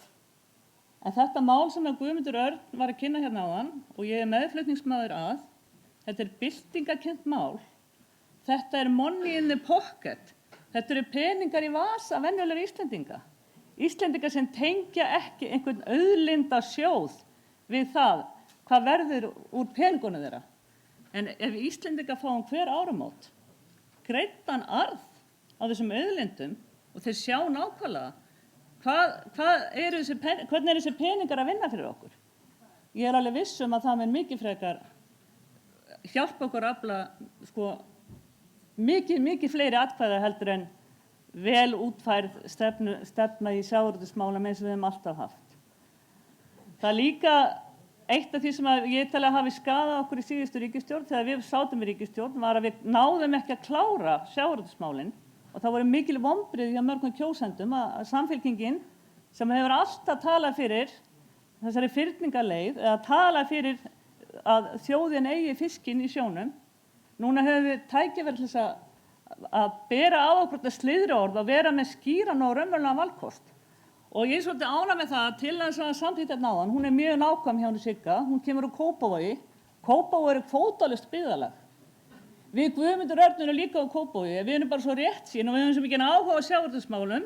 Ólína er búin að koma mjög oft til okkar í gegnum árun og ræða þessi mál og þetta er okkur hjartansmál af því að þetta er okkar eignir og ég hvet ykkur til þess að styðja þessa tillögu.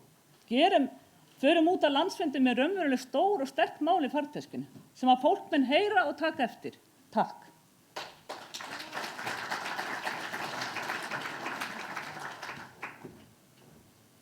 Næst er það Stefán Benediktsson og eftir honum Nathan Kolbeinsson.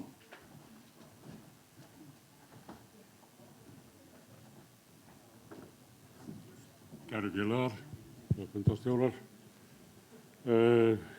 Það er yfirleitt þannig með einfalda hluti að þeir geta verið mikið flóknari heldur en maður dettur í hug í svona þegar að hugmyndin kemur yfir mann.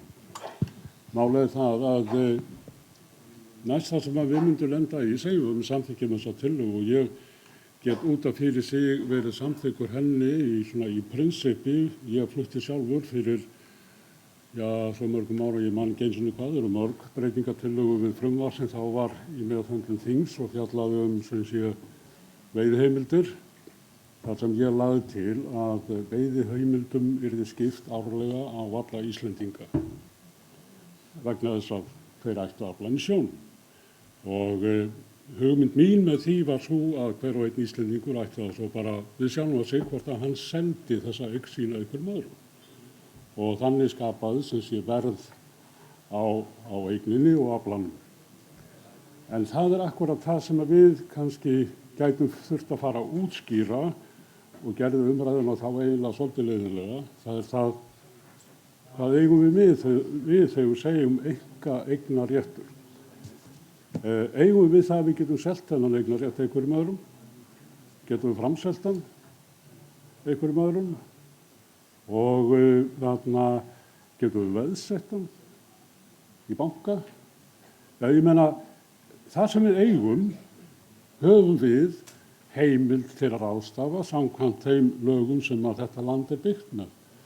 Þannig að ég er ekki að segja það að hugsunin í þessari tillögu sé ekki góð, en ég er að segja það að umræðum að gæti orðið svolítið forvitnilegt þegar á hólminn væri komin. Takk fyrir.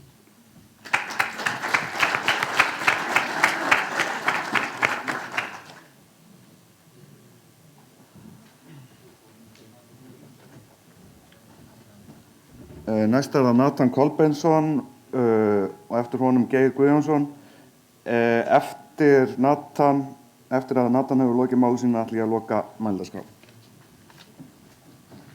Ég ætla ekki að vera langorður svo til að flýta ykkur til hans að fara mælendaskrá. Heyrðu, ég er jafnaðarmaður, kæru félagar, en ég sé ekki sérstaklega mikinn jöfnuð í þessu, því ég tel einmitt að auðlindir okkar Íslendinga að vera nýttir í samneyslu okkar. Ég byggi upp heilbrigðiskerfi, ég byggi upp menntakerfi, ég byggi upp samfélag fyrir alla. Ég sé ekki að við getum verið að tala fyrir einhverju skyndilausn fyrir fólk sem fær allt í einu pening hver áramót. Eins og ég trúi því innilega að þessi leið sé ekki til þess fallin að auka jöfnuð í íslensku samfélagi og þess vegna get ég ekki sagt já við henni. Svo ég ætla að segja nei og ég vona að þið gerir það líka, kæru landsfundarfulltrúar.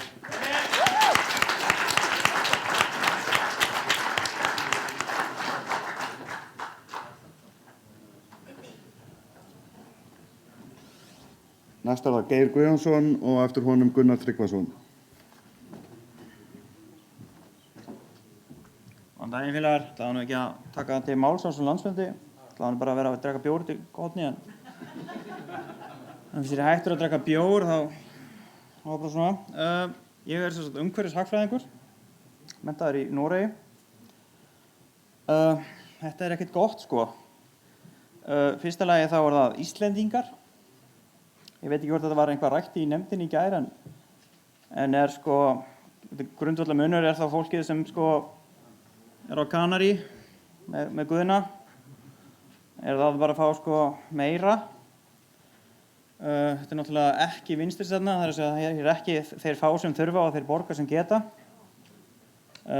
Við erum með sjávarútvegsstefnu sem var samin og samþykkt bara þegar við stofnum Samfylkinguna fyrningarleiðina. Í grunninn höfum við ekkert breytt sjávarútvegsstefnu í 20 ár. Og það var náttúrulega bara miður að hún fór ekki í gegn í síðustu ríkisstjórn. Menn geta kennt VG það og einhverjum öðrum, en þannig fór það ekki.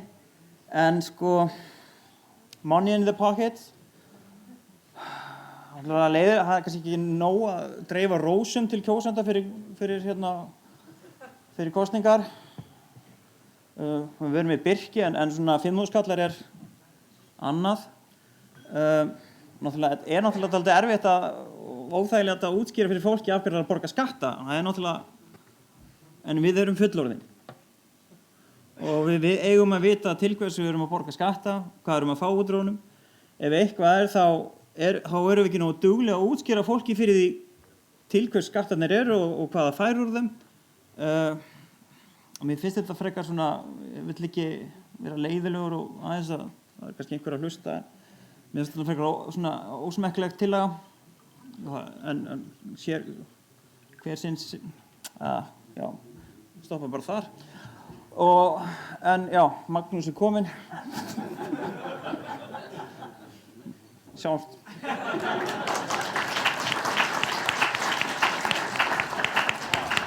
Takk fyrir þetta, Geir. Heyrðu, við erum hérna stútfylltist mælendaskrá, hérna komum við 10 sem bíða. Þannig að það er okkar tillaga að við hvöttum þetta niður í 2 mínútur ræðutíman ef fundurinn því samþykkur. Staðan fyrir 3 mínútur og fyrir niður 2. Halleluja. Allir til í það. Við erum að halda plani. það er Gunnar Tryggvason sem er næstur og eftir honum kemur Inga Björg. Gjörðu svo vel, Gunnar.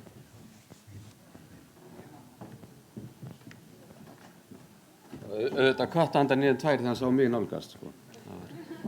Takk Guðmundur fyrir þessa tillögu. Ég er alveg sammála ykkur þegar ég segi að tekjur af endurnýjanlegum auðlindum eigi ekkert að fara í sjóð. Það er að fara strax út í samfélagið aftur. Við gerum það í dag gegnum ríkissjóð og vonandi fer það í velferðina, við vitum það ekki. Það koma núna skatttekjur upp á 6 milljarðar af sjávarútveginum sem að hugsanlega fóru í skattalækkanir núna, hugsaðu það. Það fóru í skattalækkanir, það er allavega mín skoðun á þeirri ríkisstjórn sem núna situr. Það er líka staðan sem við getum hugsað og það er kannski þess vegna sem að ég hef í auknum mæli verið hrifinn af þessari hugmynd, hef ekki verið að hinga til. En umræðan borgaralaun hefur kannski ýtt við mér því að þetta eru okkar leið til borgaralauna og það er að segja að allir fái auðlindaarðinn út í tékka hverju ári.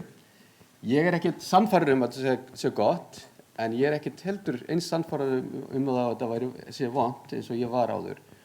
Í dag er það þannig að í tíð okkar ráðherra í fjármálaráðuneytinu að þá er í fyrsta skipti komið þannig fyrir að allar auðlindatekjur verða sem sagt greindar sérstaklega í ríkisreikningi, svokallum auðlindareikningi. Þannig að menn eiga að sjá hversu mikið ríkissjóður er að fá af fiskauðlindinni, af orkuauðlindinni, af ferðamannastöðum og þess að það og uppboði tíðniheimilda eins og Guðmundur nefndi hérna, uppboði loftslagsheimilda. Það er mikilvægt að fólk sjá þetta. En ég ímynda mér, ef fólk fengi þetta líka í vasann, þá væri þrýstingurinn á að þessi auðlindarenta í orkugeirunum, í sjávarútveginum, hún er innheimt að fullu afli. Það er að segja að væri ekkert afsláttur gefinn af henni, en það er það óþarfi. Það eru 15 sekúndur. Það er miklu meiri. Þannig ég er svona á báðum áttum og ég reikna með að greiða þessu atkvæði. Takk fyrir þetta, Gunnar. Við ætlum að fá að stýra hérna þessu frá borðinu. Það er Inga Björk Bjarnadóttir sem er held ég komið með mæk. Já, hún ætlar að tala hérna beint úr salnum. Gjörðu svo vel, Inga. Ég ætla að tala á móti þessu vegna þess að mér finnst að við eigum að nota arðinn af náttúruauðlindunum okkar til þess að byggja upp samfélagi. Það er mín skoðun. Mér finnst þetta að búa til ójöfnuð alveg eins og borgarlaunin. Ég er mjög mótfallin borgarlaunum vegna þess að þar eru ekki að þiggja eftir þörfum og gefa eftir getu. Og það er hugsjón okkar jafnaðarmanna. Þeir sem eru með 1 milljón í mánuði eiga ekki að fá sömu upp á þeir sem eru með 150.000 krónur. Það bara, ég trú ekki að það sé leiðin sem við viljum fara. Annað, það stendur þarna hugsanleg olía, þetta gengur beint gegn stefnu flokksins. Við ætlum ekki að leita eftir olíu, þannig að þú veist, ég vil bara benda á það að þetta er í andstöðu við stefnu flokksins. Annað, ég held að þetta geti haft mjög slæm áhrif á viðhorf almenningsgagvart umhverfisvernd vegna þess að þegar þú fer að tala í veski fólks þá er það kannski tilbúið til þess að gefa afslátt af umhverfisvernd til þess að herri upphæðir í sinn eigin vasa.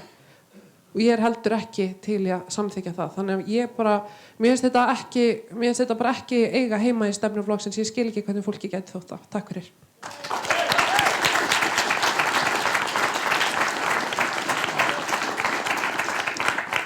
Takk Inga fyrir þetta. Þá er það Signý Sigurðardóttir og strax á eftir henni kemur Guðmundur Örn Jónsson. Gjörðu svo vel, Signý. Já, kæri félagar, mér finnst svolítið erfitt að ræða þetta máli. Ég bara get ekki annað en komið upp. Mér langar bara til þess að biðla til ykkar að hugsa þetta mál vel og ég mun ekki styðja þessa tillögu. Mér finnst það vera mikill misskilningur ef við höldum að allir landsmenn séu sammála í þessu máli auðlindirnar og kvótakerfið út í það er farið.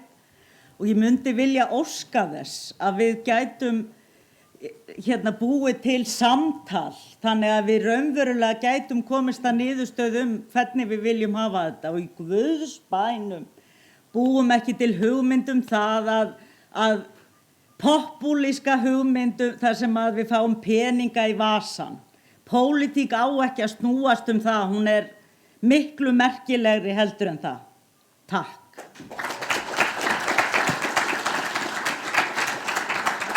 Takk fyrir það. Þá er það flutningsmaðurinn Guðmundur Örn Jónsson og eftir honum kemur Unnar Jónsson.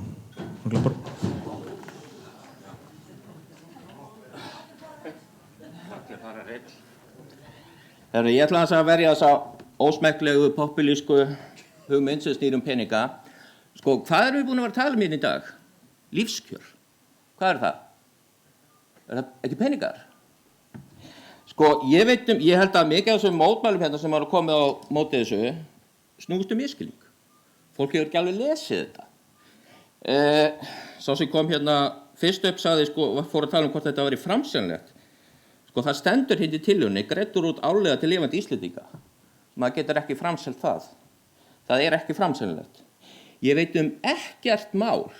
ekkert mál sem stuðlar að meiri jöfnuði heldur en þessi tillaga. Ekki neitt.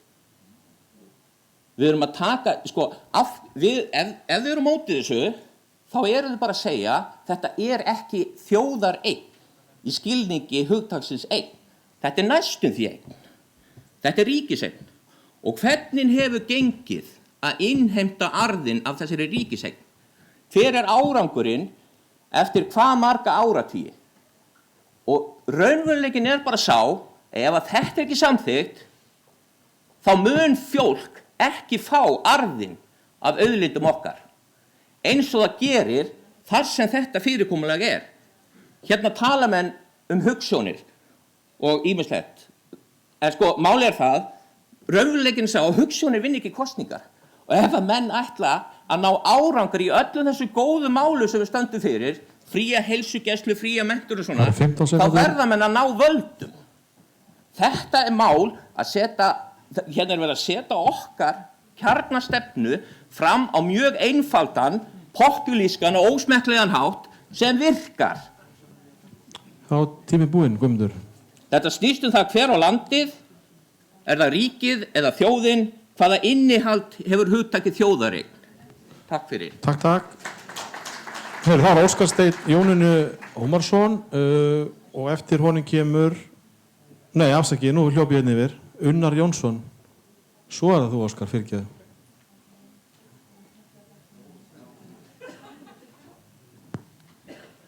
Fundarstjóri, góðir félagar. Ég er þeirrar skoðunar að þessi tillaga sé afskaplega slæm og við ættum alls ekki að samþykkja hana. Ég held að sé ekki lausnin í þessum málum frekar mörgum öðrum að búa til sjóð eða pott eða eitthvað slíkt sem á að deila út eftir einhverju reglum. Við eigum sameiginlegan sjóð sem við getum notað þessum tilgangi og virkar vel og hann heitir ríkissjóður og það er engin ástæða að búa til einhverja aðra og fleiri. Annars er í þessu máli til plagg sem var búið til í ferli sem held ég, til fyrirmyndar allan heim og það er nýja stjórnarskráin og í henni stendur eitthvað á þá leiði mann rétt að þessu óheimilt að útdeila auðlindum til aðila nema gegn fullu gjaldi og þar með er þetta mál einfaldlega leyst og frekar en að fara einhverja svona leið í stíl við Framsókn í síðustu kosningabaráttu að þá eigum við að leggja áherslu á okkar hefðbundnu góðu gildi sem eru sígild, frítt heilbrigðiskerfi, frítt menntakerfi og svo framvegis þegar við erum jafnaðarmenn en ekki populistar. Takk. Óskar Steinn biður að taka til máls og eftir honum er það Guðmundur Ari Sigurjónsson. Kæri félagar, ég vil líka tjá mig þessa tillögu.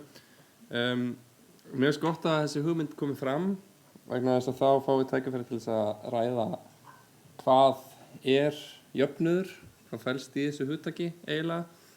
Er það jöfnuður að allir fái jafn háa greiðslu frá ríkinu óháð þörf? Það er krónutölujafnrétti og í mínum huga er krónutölujafnrétti ekki jöfnuður. Og við erum að samþykkja einhverja ályktun hér þar sem við viljum alls konar hluti, gjaldfrjálsa heilbrigðisþjónustu, við viljum brúa bilið milli fæðingarorlofs og leikskóla, hækka fæðingarorlofið, bæta menntakerfið og við tölum alltaf þannig að við viljum fjármagna þetta með auðlindarentu af því að annars verður rosalega erfitt að fjármagna þetta allt saman, held ég. Þannig að nú er það að velja hvort viljum við fjármagna öll þessi brýnu verkefni með auðlindarentu eða vilja hina leiðina að gefa öllum einhver tjekka jafnháan á hverju ári frá ríkinu. Það er hægt að vinna kosningar með óábyrgum, popúlískum loforðum, en við erum ekki Framsókn. Við vinnum ekki kosningar þannig. Takk.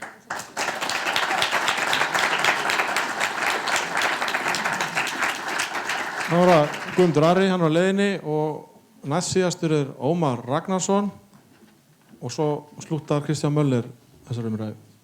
Stórgott, gaman að sjá okkur. Ég mótmæli tillögunni. Ég tel að vandamál samfélagsins sé ekki það að skorti peninga í samfélagi, það er til nóga peningum. Við erum að einbeita okkur á hvernig við ætlum að skipta kökunni og þar erum við jafnaðarmenn með bestu stefnuna og eigum að sækja fram á því. Við eigum að nýta arðinn sem kemur á auðlindunum til þess að jafna kjör fólks og eins og ég hef verið að tala fyrir, við eigum að nýta allt það svigrúm sem kemur í skattskerfinu, tekjuskattskerfinu og bara auðlindunum öllu, bæta þjónustu og hækka persónuafslátt. En við séum að lækka skatt á alla landsmenn en hlutfallslega mest á þá sem hafa minnst á milli handana. Þá erum við að tala fyrir aðgerðum sem tala skýrt fyrir jöfnuði en ekki fyrir einhverju heildar millifærslu á alla. Já, þetta er svona mín. Og ef við viljum taka hérna fyrir sími tíma, ef við viljum sækja fram með einföld mál, þá erum við ekki að leitast í pakkalausnir.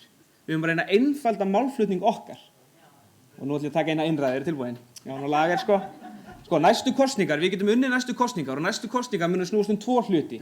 Peninga og völd. Ef við tölum skýrt til landsmanna að við jafnaðarmenn viljum dreifa peningum réttlátt í kerfinu, dreifa völdum réttlátt milli landsmanna, þá vinnum við næstu kosningar. Vegna þess að andstæðingar okkar, ójafnaðarmenn, þeir vilja halda peningum hjá þar sem peningarnir eru og halda völdum þar sem völdin eru. Ef við náum að láta þetta kristallast, kontrastast í þessum einföldu skilaboðum, þá vinnum við næstu kosningar, kæru vinnir.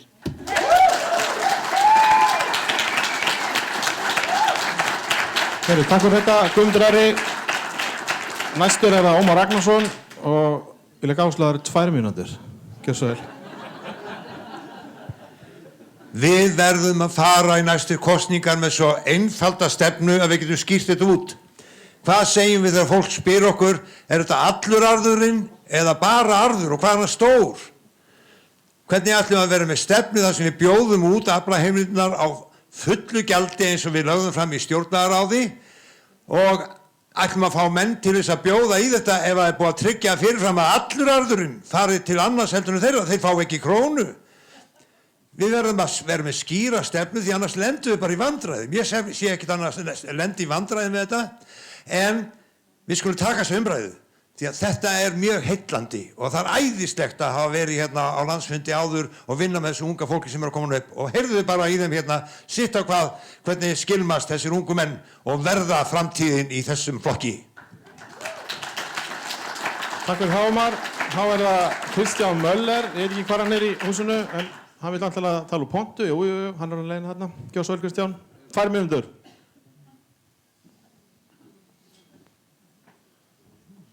Kæri félagi, ég brýt á reglum sem ég setti mér að koma ekki hér í ræðustól til að ræða málið heldur til að hlusta á fólki í flokknum. En ég get ekki orða bundist út af þessari tillögu sem hér er uppi og sem snýr af auðlindum eins og fisk og orkuauðlindunum. Á síðasta kjörtímabili okkar tíð var stigið stórt og mikið skref fram á við að fá meiri arð af fiskveiðiauðlindinni í landinu. Við settum á sérstakt veiðileyfagjald sem var viðbót við almenna veiðigjaldi sem var búið að vera í nokkur ár. Og allir flokkar eru sammála hóflegt veiðileyfagjald eins og sagt er. En síðan er það skilgreiningin hvað er hóflegt. Ég hef alltaf verið þeirra skoðunar að það er greiða gott auðlindagjald af afnotum af fiskimiðunum og það er að sveiflast upp þegar vel gengur og niður þegar illa gengur. Ef við verðum svona sveiflujöfnunartæki. Í orkunni þá erum við á hverjum einasta degi að fá auðlindagjald með mjög lágu orkuverði, sérstaklega hér á höfuðborgarsvæðinu. En er að koma líka meira annar staðar með niðurgreiðslum og jöfnunartækjum sem við jafnaðarmenn erum sammála að setja til þeirra sem búa við hátt og mjög hátt orkuverð. Það var líka gert í okkar tíð. En þessi tillaga að senda tékka til okkar allra einu sinni á ári er arfavitlaus á mínum mati. Og förum til þeirra hugsjóna sem var lögð fram í síðustu ríkisstjórn og hefur verið stefna okkar hingað til og ég held að hafi ekki verið samþykkt að hverfa frá að stofna auðlindasjóð. Hvernig ætlum við svo að ráðstafa úr honum, það er annað mál. Við eigum að jafna lífskjör í landinu gegnum skattakerfið til þeirra sem minnst hafa og halda því áfram. Þannig ég segi, gleymið því ekki að við náðum árangri síðast, þó svo að þessi ríkisstjórn hafi svo farið inn í að lækka það. Arðurinn er mikill, hann hefur það ókosti að hann er reiknaður úr 2 árum eftir á. Við þurfum að koma þess inn í nútíma útreikning, þannig að þegar að fiskast vel og fæst hátt verð, þá eru næstu mánaðamótið þar næstu greitt hátt veiðileyfagjald. Ef að gerist eitthvað hjá Pútín eða einhverjum að þeir vilja ekki kaupa okkur afurðirnar og verði lækkar, þá eru það lægra þar á eftir. Þetta er mín skoðun, gott fólk. Ég hvet til þess að þessi tillaga þarna verði felld og við höldum okkur við þá stefnu flokksins að arður á auðlindunum gangi í sameiginlegan auðlindasjóð. Takk. Takk Kristján. Herðu, þá ætlum við að fara að ganga til atkvæða þessa tillögu. Ég veit ekki hvort við ætlum að hafa standbæ teljara, kannski þar þarf ekki á þeim að halda. Ég ætla að gera tillögu að Jóhann Jónsson, Akureyringur á kantinum, Heiða Björg, Hilmisdóttir sem er í miðjunni og Jónas Már. Tekur þú ekki að þér hinum megin, ef þarf? Og þá er það Ási, þú átt sviðið. Já, það er svo sem ekki flókið.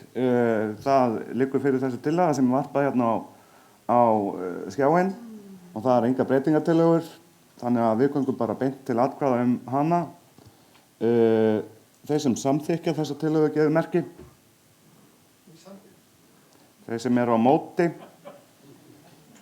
hún er felld.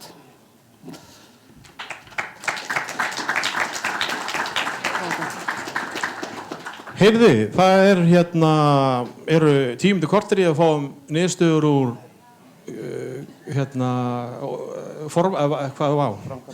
Framkvæmdastjórn heitir það. Takk fyrir hjálpina. Fram að því höfum við hér raunveru opin mæk, það er almenn umræða í smá stund. Þeir sem vilja taka til máls allt og ekkert hafa 2 mínútur, koma þá til okkar. Kannski hefur engin þörf á því að tala. En við við nálgumst að við þurfum að ljúka þessu fundi. Ef það er enginn sem vil fá orðið þá tökum við bara pásu fram að þessum lið þar sem við, eða hvað. 3:55 myndum við byrja aftur inni með úrslitum úr kjöri til framkvæmdastjórnar. Og við gerum það bara, það er enginn sem vil tala hér. Allir búin að fá nóg af því. Já, takk.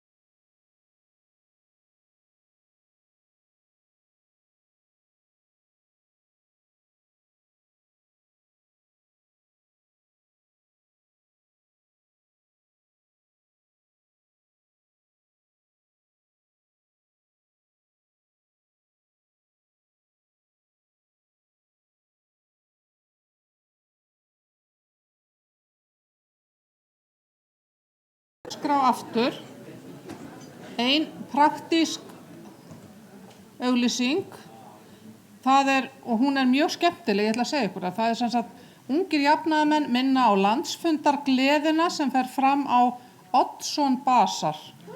Og ég ætla bara að benda ykkur á því að þið vitið við ætlum að vera án aðgreiningar, þá eru allir velkomnir, þetta er ekkert bara eitthvað ungir jafnaðarmenn, allir velkomnir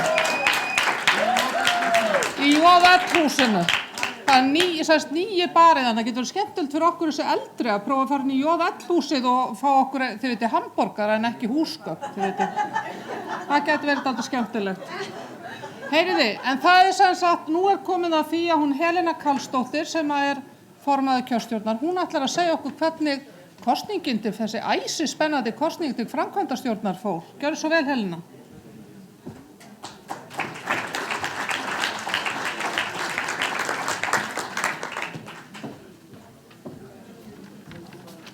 Já, kæri félagar, kjör í framkvæmdastjórn. Við þurftum ekki að grípa til jöfnunar vegna kynja.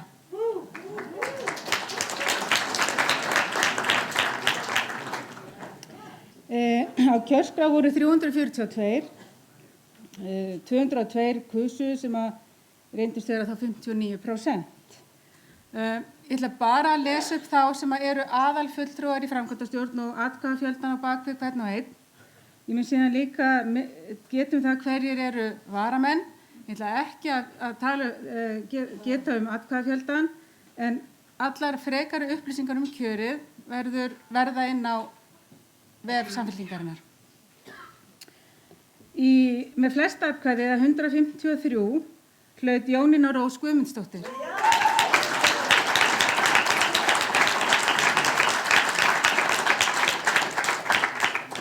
Í öðru sæti með 148 atkvæði var Henný Gunnarsdóttir Hinds.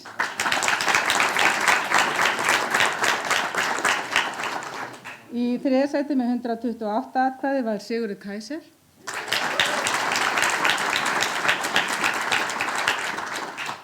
Í fjórða sæti með 114 atkvæði var Inga Björk Bjarnadóttir.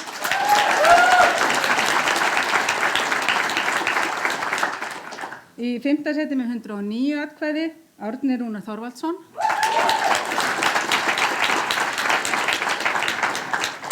Og sjötta með 103 atkvæði var Margrét Lind Ólafsdóttir.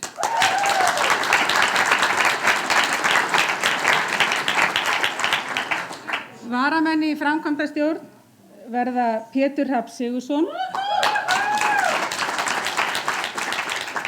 Steinunn Ýr Einarsdóttir, Kjartan Valgarðsson, Nathan Kolbeinsson, Auður Alfa Ólafsdóttir og Sigrún Ríkharðsdóttir. Ég lýsi þá þessi 6 réttkjörna aðalmenn í framkvæmdastjórn. Ég ætla að biðja ykkur að klappa fyrir þeim. Ég ætla ekki að fá þau upp á svið hérna þegar þau verður kölluð upp á eftir og þá verður myndataka. En gefum gott klapp.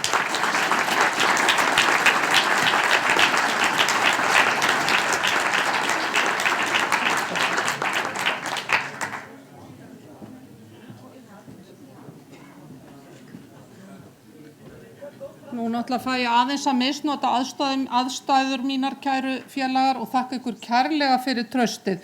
Jafnaðarmanna hjartað er hrært, ég get sagt ykkur það, bestu þakkir fyrir þetta. Og ég hlakka mikið til samstarfsins við alla þá sem að kosnir voru í framkvæmdastjórn. Held þetta geta orðið afar skemmtilegt, mér líst þannig á hópinn. En nú er komið að kannski aðalatriði þessa dags. Hún Oddný Harðardóttir, nýr formaður okkar, ætlar að ávarpa okkur. Og við bjóðum hana hjartanlega velkomna og mér langar bara til þess að lýsa því yfir hversu ánægð ég er með að hún Oddný er nýr formaður okkar. Það vita það allir, við studdum hann ekki öll, en við ætlum öll virkilega að fylgja okkur að baki nýja formanum okkar. Gjörðu svo vel, Oddný mín.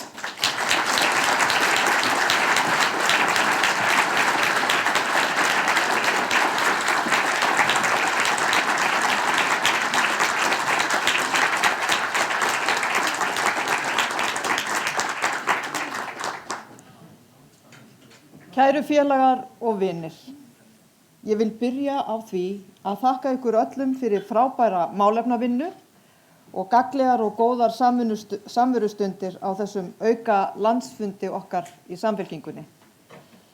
Ég vil sérstaklega þakka Árna Páli Árnasyni fyrir hans góðu störf sem formaður Samfylkingarinnar á erfiðum tímum.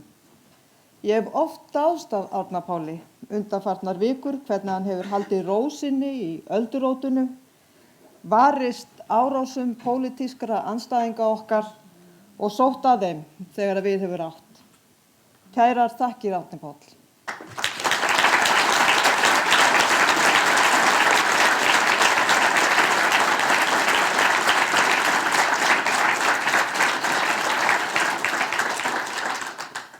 Ég vil einnig þakka fráfarandi varaformanni flokksins Katrínu Júlíusdóttur og fyrrum formanni framkvæmdastjórnar Semu Erlu Særdal.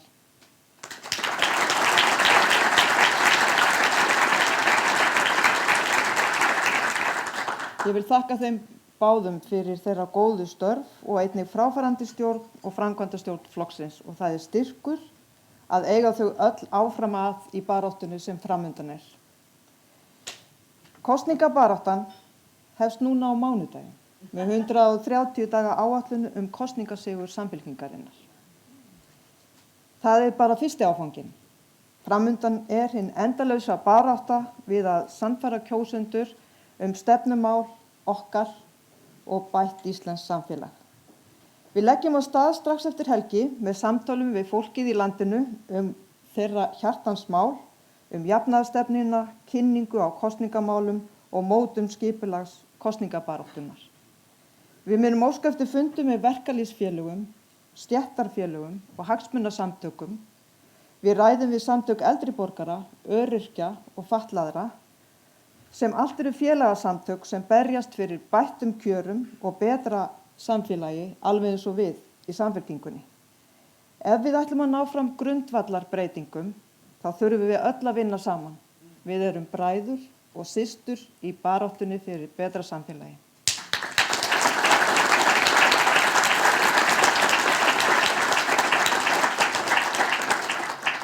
Við höfum á þessum landsfundi fengið verðmætt veganesti frá góðum gestum fundarins, lýsingu á kosningabaráttu Justin Trudeau í Kanada, þeirri greiningavinnu og virkjun almennings sem þar átti sér stað og samtal Kate Lyons blaðakonu á dagblaðinu Guardian við unga fólkið og kjör þess fyrir í dag.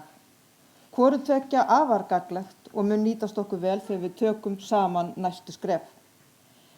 Góðir félagar, við erum í Samfylkingunni því við viljum skapa réttlátt samfélag sem gætir af þörfum hvers og eins, þar sem allir eiga jafna rétt og þar sem allir geta verið virkir þáttakendur í samfélaginu. Við erum flokkurinn sem fékk það verkefni að endurreisa efnahag eftir hrunið og það var krefjandi og það kostaði fórnir og var aldrei líklegt til þess að vera vinsælt verkefni. Göran Persson, fyrrum forsætisráðherra sænska verkamannaflokksins, sagði okkur nákvæmlega það í upphafi.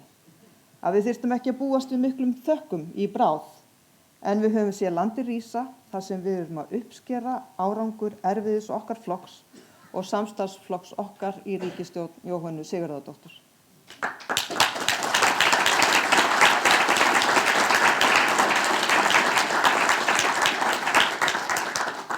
Við í Samfylkingunni erum velferðarafl og við viljum leiða stærsta verkefni næsta kjörtímabil sem verður endurreisn heilbrigðiskerfisins. Hrunið og kreppan sem henni fylgdi leiddi óhjákvæmilega til niðurskurðar í heilbrigðismálum en hnignun heilbrigðiskerfisins hófst því miður löngu fyrir hrun. Skortur á fjárfestingum og rekstrarfé blasir við hver sem litið er, langvinn verkföll lækna og annarra starfsmanna sjúkrahúsa eru sjúkdómseinkenni kerfis sem þarfnast uppbyggingar og umhyggju. Það er einnig sjúkdómseinkenni heilbrigðiskerfisins að einhver þarf að fresta því að fara til læknis vegna kostnaðar. Sjúklingar eiga ekki að þurfa að taka upp veskið þegar þeir þurfa að fara til læknis.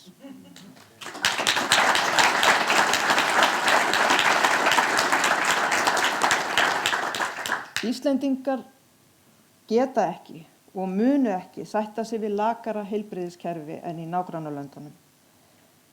Þess vegna stefna Samfylkingarinnar skýr. Setja þarf húsnæðismál Landspítalans í forgang. Sjúklingar eiga ekki að liggja á göngum eða í bílskúrum. Starfsmenn eiga ekki að þurfa að flýja húsnæði vegna myglu og lélegs viðhalds.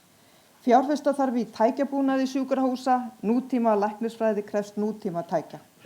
Löngum biðlistum eftir nauðsynlegum aðgerðum verður eytt hratt og örugglega með samstilltu átaki. Uppbygging hjúkrunarheimila fyrir aldraðra og langveika þar sem búið vel að fólki með persónulega þjónustu okkur mikilvægt. Og vel framkvæmd geðheilbrigðisstefna annað forgangsmál. Við höfnum leið einkavæðingar í heilbrigðismálum. Við viljum leið samábyrgðar og jöfnuðar.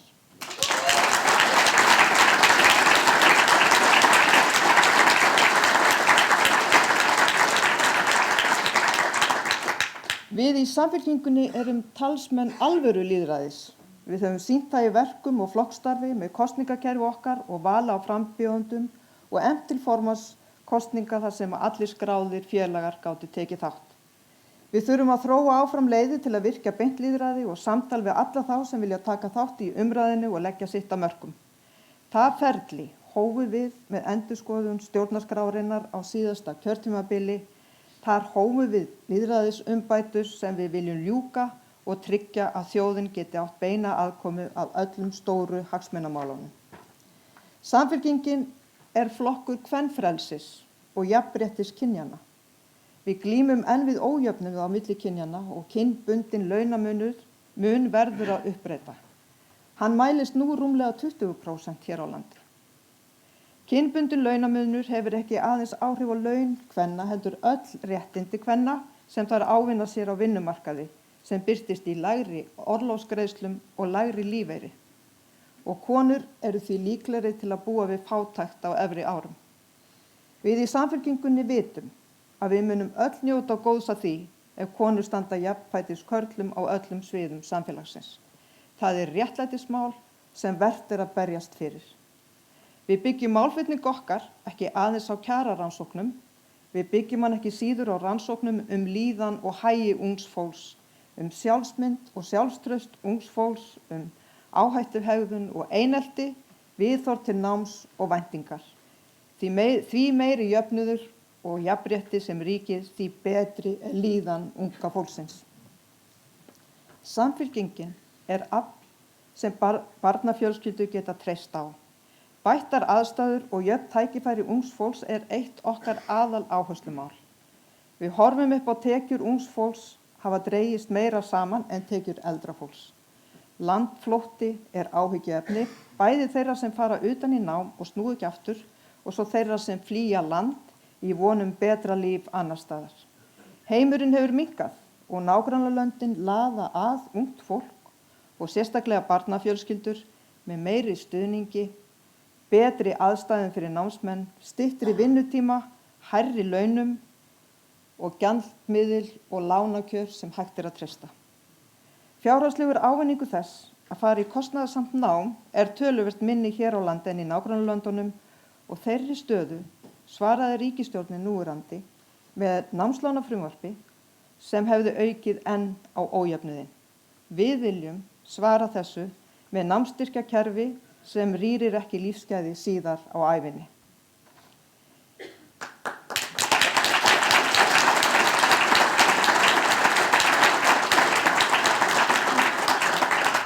Þó að sumur finni fyrir auknum kaupmætti þá virðist hann ekki rata til unga fólksins. Enda hefur ekki dregið úr landsflótta þeirra þrátt fyrir aukinn hagvöxt. Hátt leiguverð, húsnæðisverð og matarverð hafa þar mikil áhrif. En hér á landi öll tækifæri til þess að byggja upp gott samfélag fyrir alla og við að grípa þau tækifæri. Lenging fæðingarorlofs í 1 ár og að tryggt sé að leikskóla geti tekið við börnum frá 1 árs aldri það sem barnafjölskyldurnar okkar helst vantar. Barnabætur eiga að vera með öllum börnum. Stór áfangi náðust í vikunni með samþykkt húsnæðisfrumvarpa með stuðningi allra flokka, verkalýðsfélaga og sveitarfélaga undir forystu formanns velferðarnefndar, okkar konu, Sigríðar Ingibergar Ingadóttur. Það mun vonandi...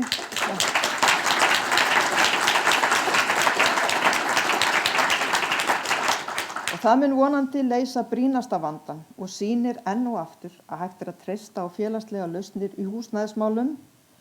Gróðrabrask nýfrjálshyggjunnar ekki lausn á vandanum.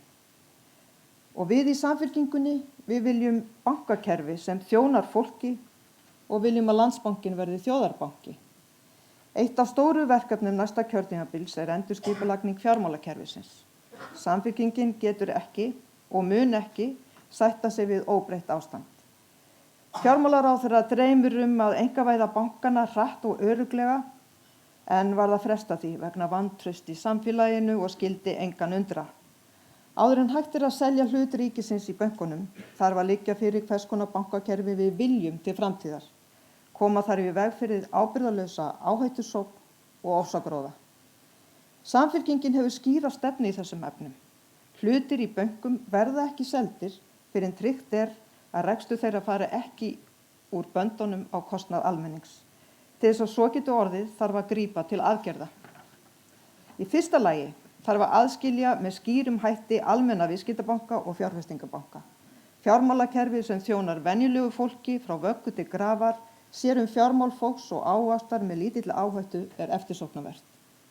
Í öðru lagi þarf að tryggja dreift eignarhald á bönkunum. Hér hræða sporin.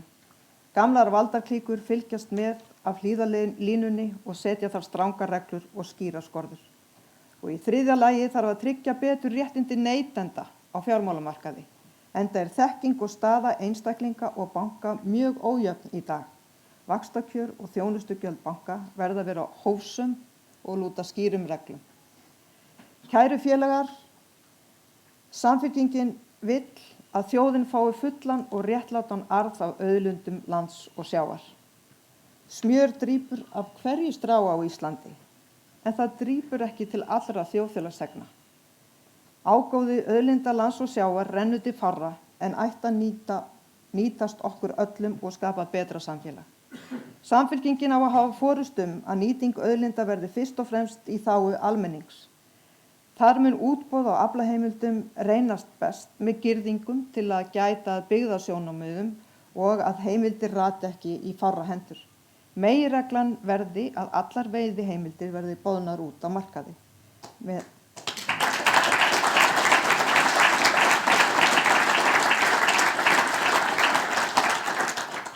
Og með skynsamlegri auðlindastýringu fær almenningur að njóta gæðanna. Þetta á við allar auðlindir okkar.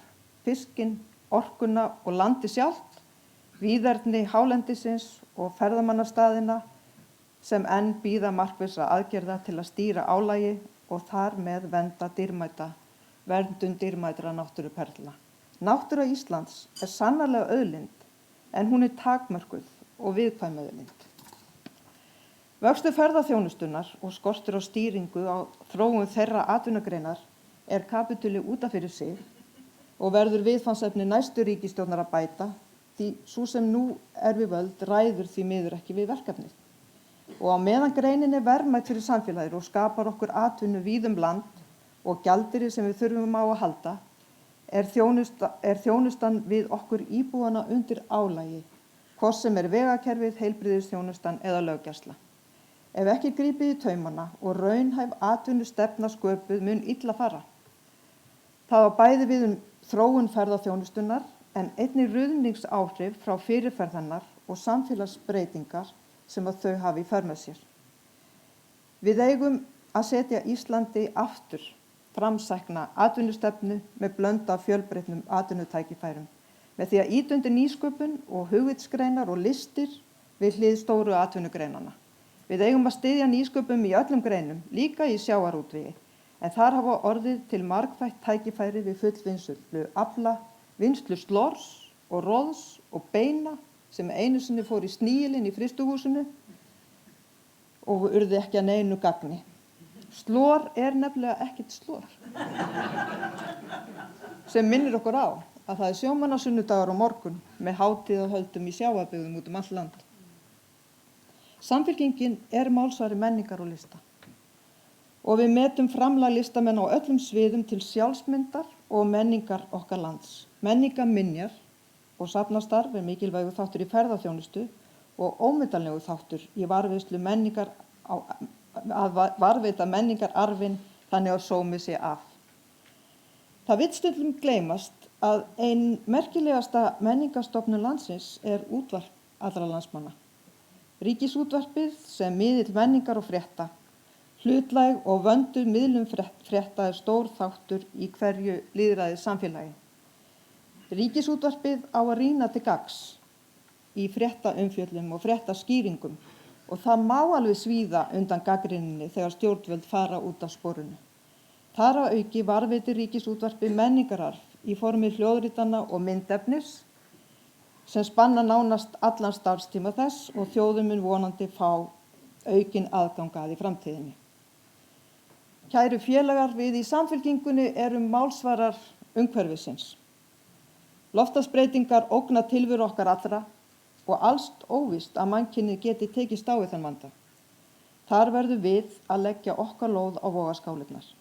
Í þessum málum eigum við mikilla hagsmuna að gæta, meðal annars hvað varðar súrnun sjávar og við eigum líka skyldur við mannkynið, þó við séum fámenn þjóð. Okkur ber skylda til að leggja okkar á mörkum með þá þekkingu og kunnáttu sem við búum yfir. Við eigum að vinna heilum hug með hinum Norðurlöndunum og öðrum umbótaöflum, hvað sem er að ræða vandamál norðurskautsins, þurrkasvæði í Afríku, fólks á flótta eða hvar sem fólk glímir við ógn og vanda. Við berjumst fyrir mannúð.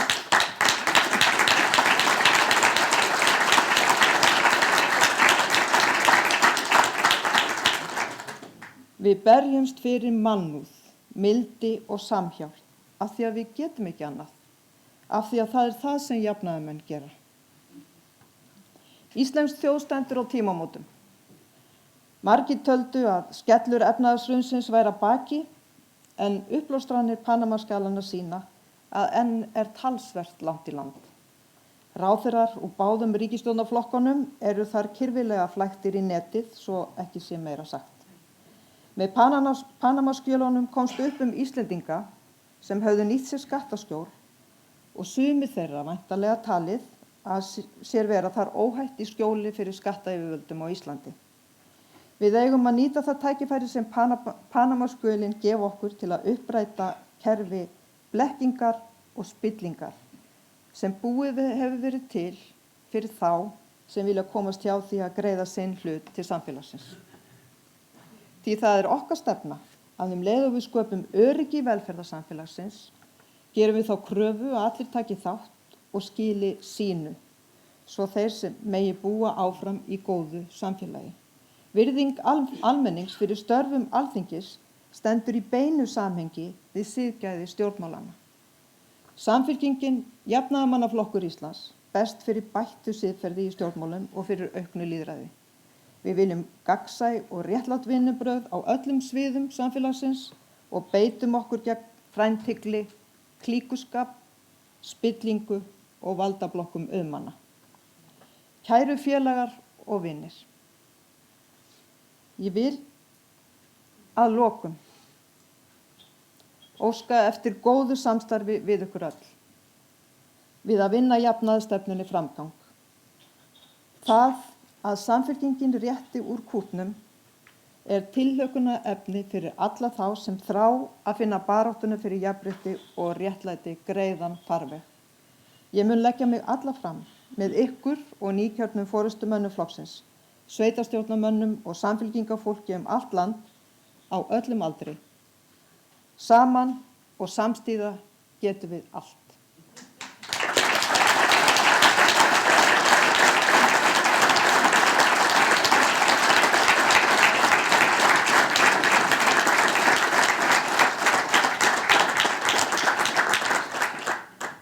Von og mikil vinna, bjartsýni og ákafi, samstaða, heiðarleiki og mannúð er það sem þarf til að auka fylgi við jafnaðarstefnuna og baráttugleðin mun fleyta okkur langt. En áður en að Valdimar Guðmundsson, vinur minn, syngur okkur inn í sumarið, þá vil ég biðja nýja forystu Samfylkingarinnar, stjórn og framkvæmdastjórn að koma hingað til mín.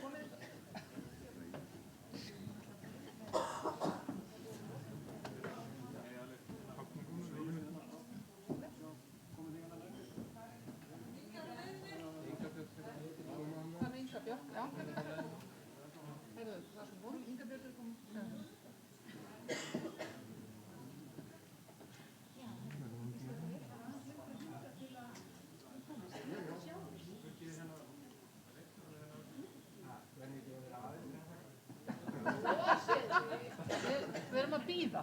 Það er betra að brosi glikki með tímanum sem líður fram á kosningu. Þetta við byrjum alveg svona. Hvernig veikt þú það? Saman.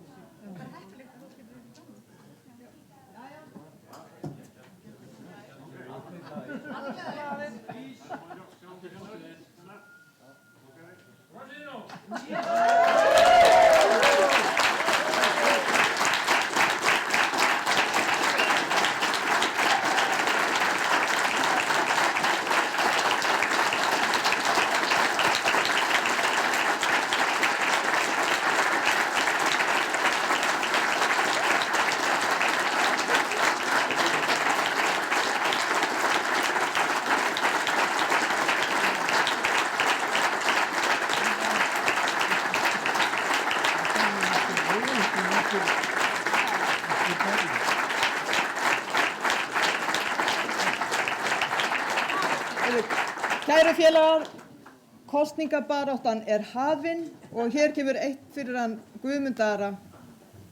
Það er allir flottir.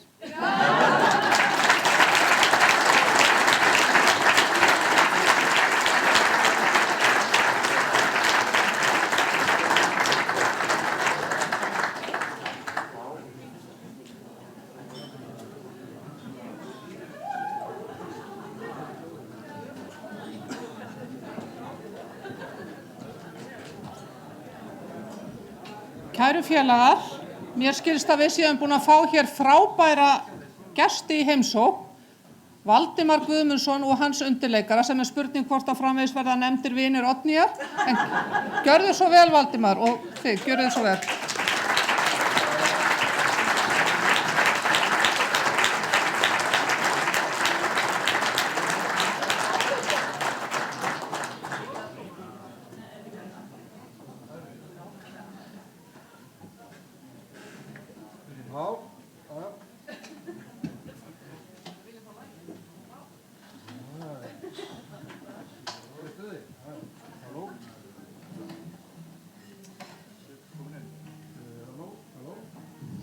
Já, hérna er ég.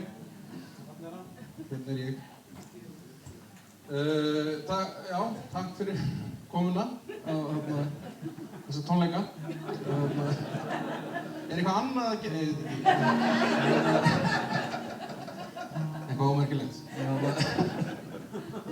En til hamingju, Odda frænka. Það var skáfrænka.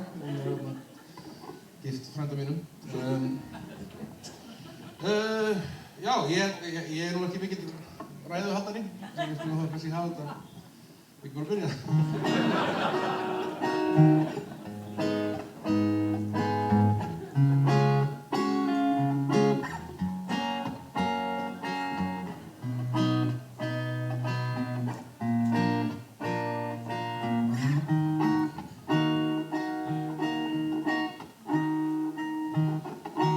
Leyfðu mér að horfa í augu þín, svo djúp og skær, frá þeim ástin skín. Ég vil bara vera einn með þér. Með þér í frá að lifa lífinu, það gefur tilgang okkar tilveru. Án þín, ég veit ekki hvað biðir mín.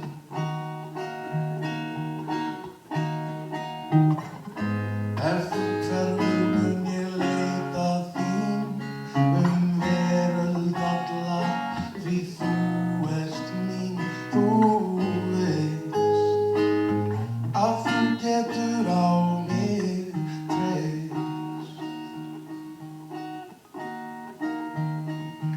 Góðir draumar segja sögur þær, að við munum eignast stjörnur tvær. Ég veit þær munu skína hreint og skær. Draumar framtíðina skyggnast í, það margt fallegt, ég fagna því og veit að þú verður alltaf mín.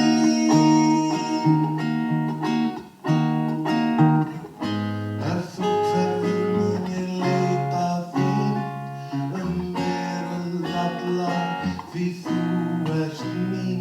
Þú veist að þú getur á mig treyst. Ef þú hverfur mun ég leita þín veröld alla, því þú ert mín. Þú veist að þú getur á mig treyst.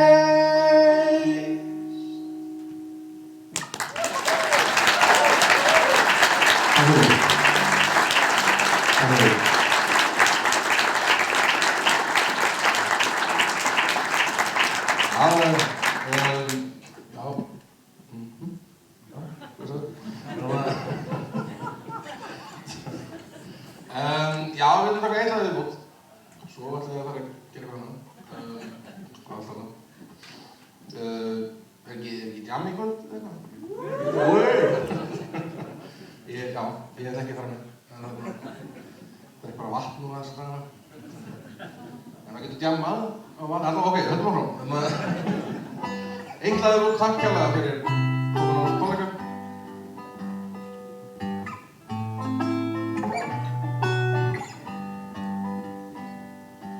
Ég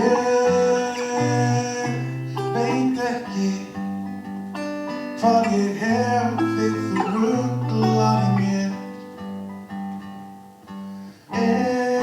Eina stundina ertu ljúf eins og aðra svo hljúf. Og hvað viltu sjálf? Viltu haldið það armgang sem á veðrinu hér? Ekki kalt, ekki heitt, ekki neitt. Ekki gott, ekki slæmt, ekki neitt.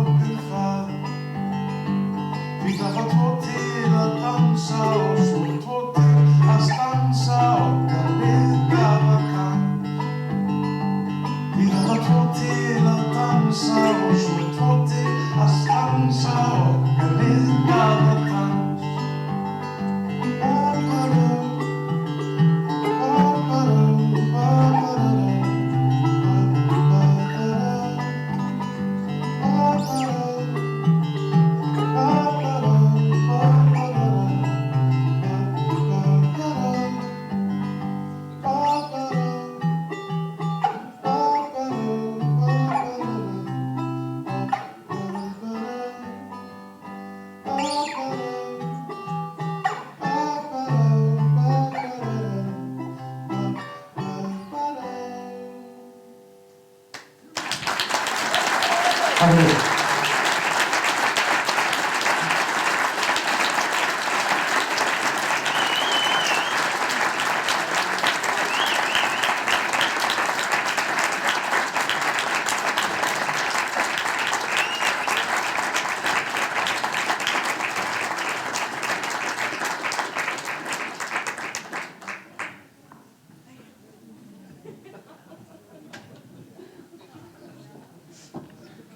Já, flottir voru þeir. Takk fyrir þetta kærlega. Þetta var mjög skemmtilegt.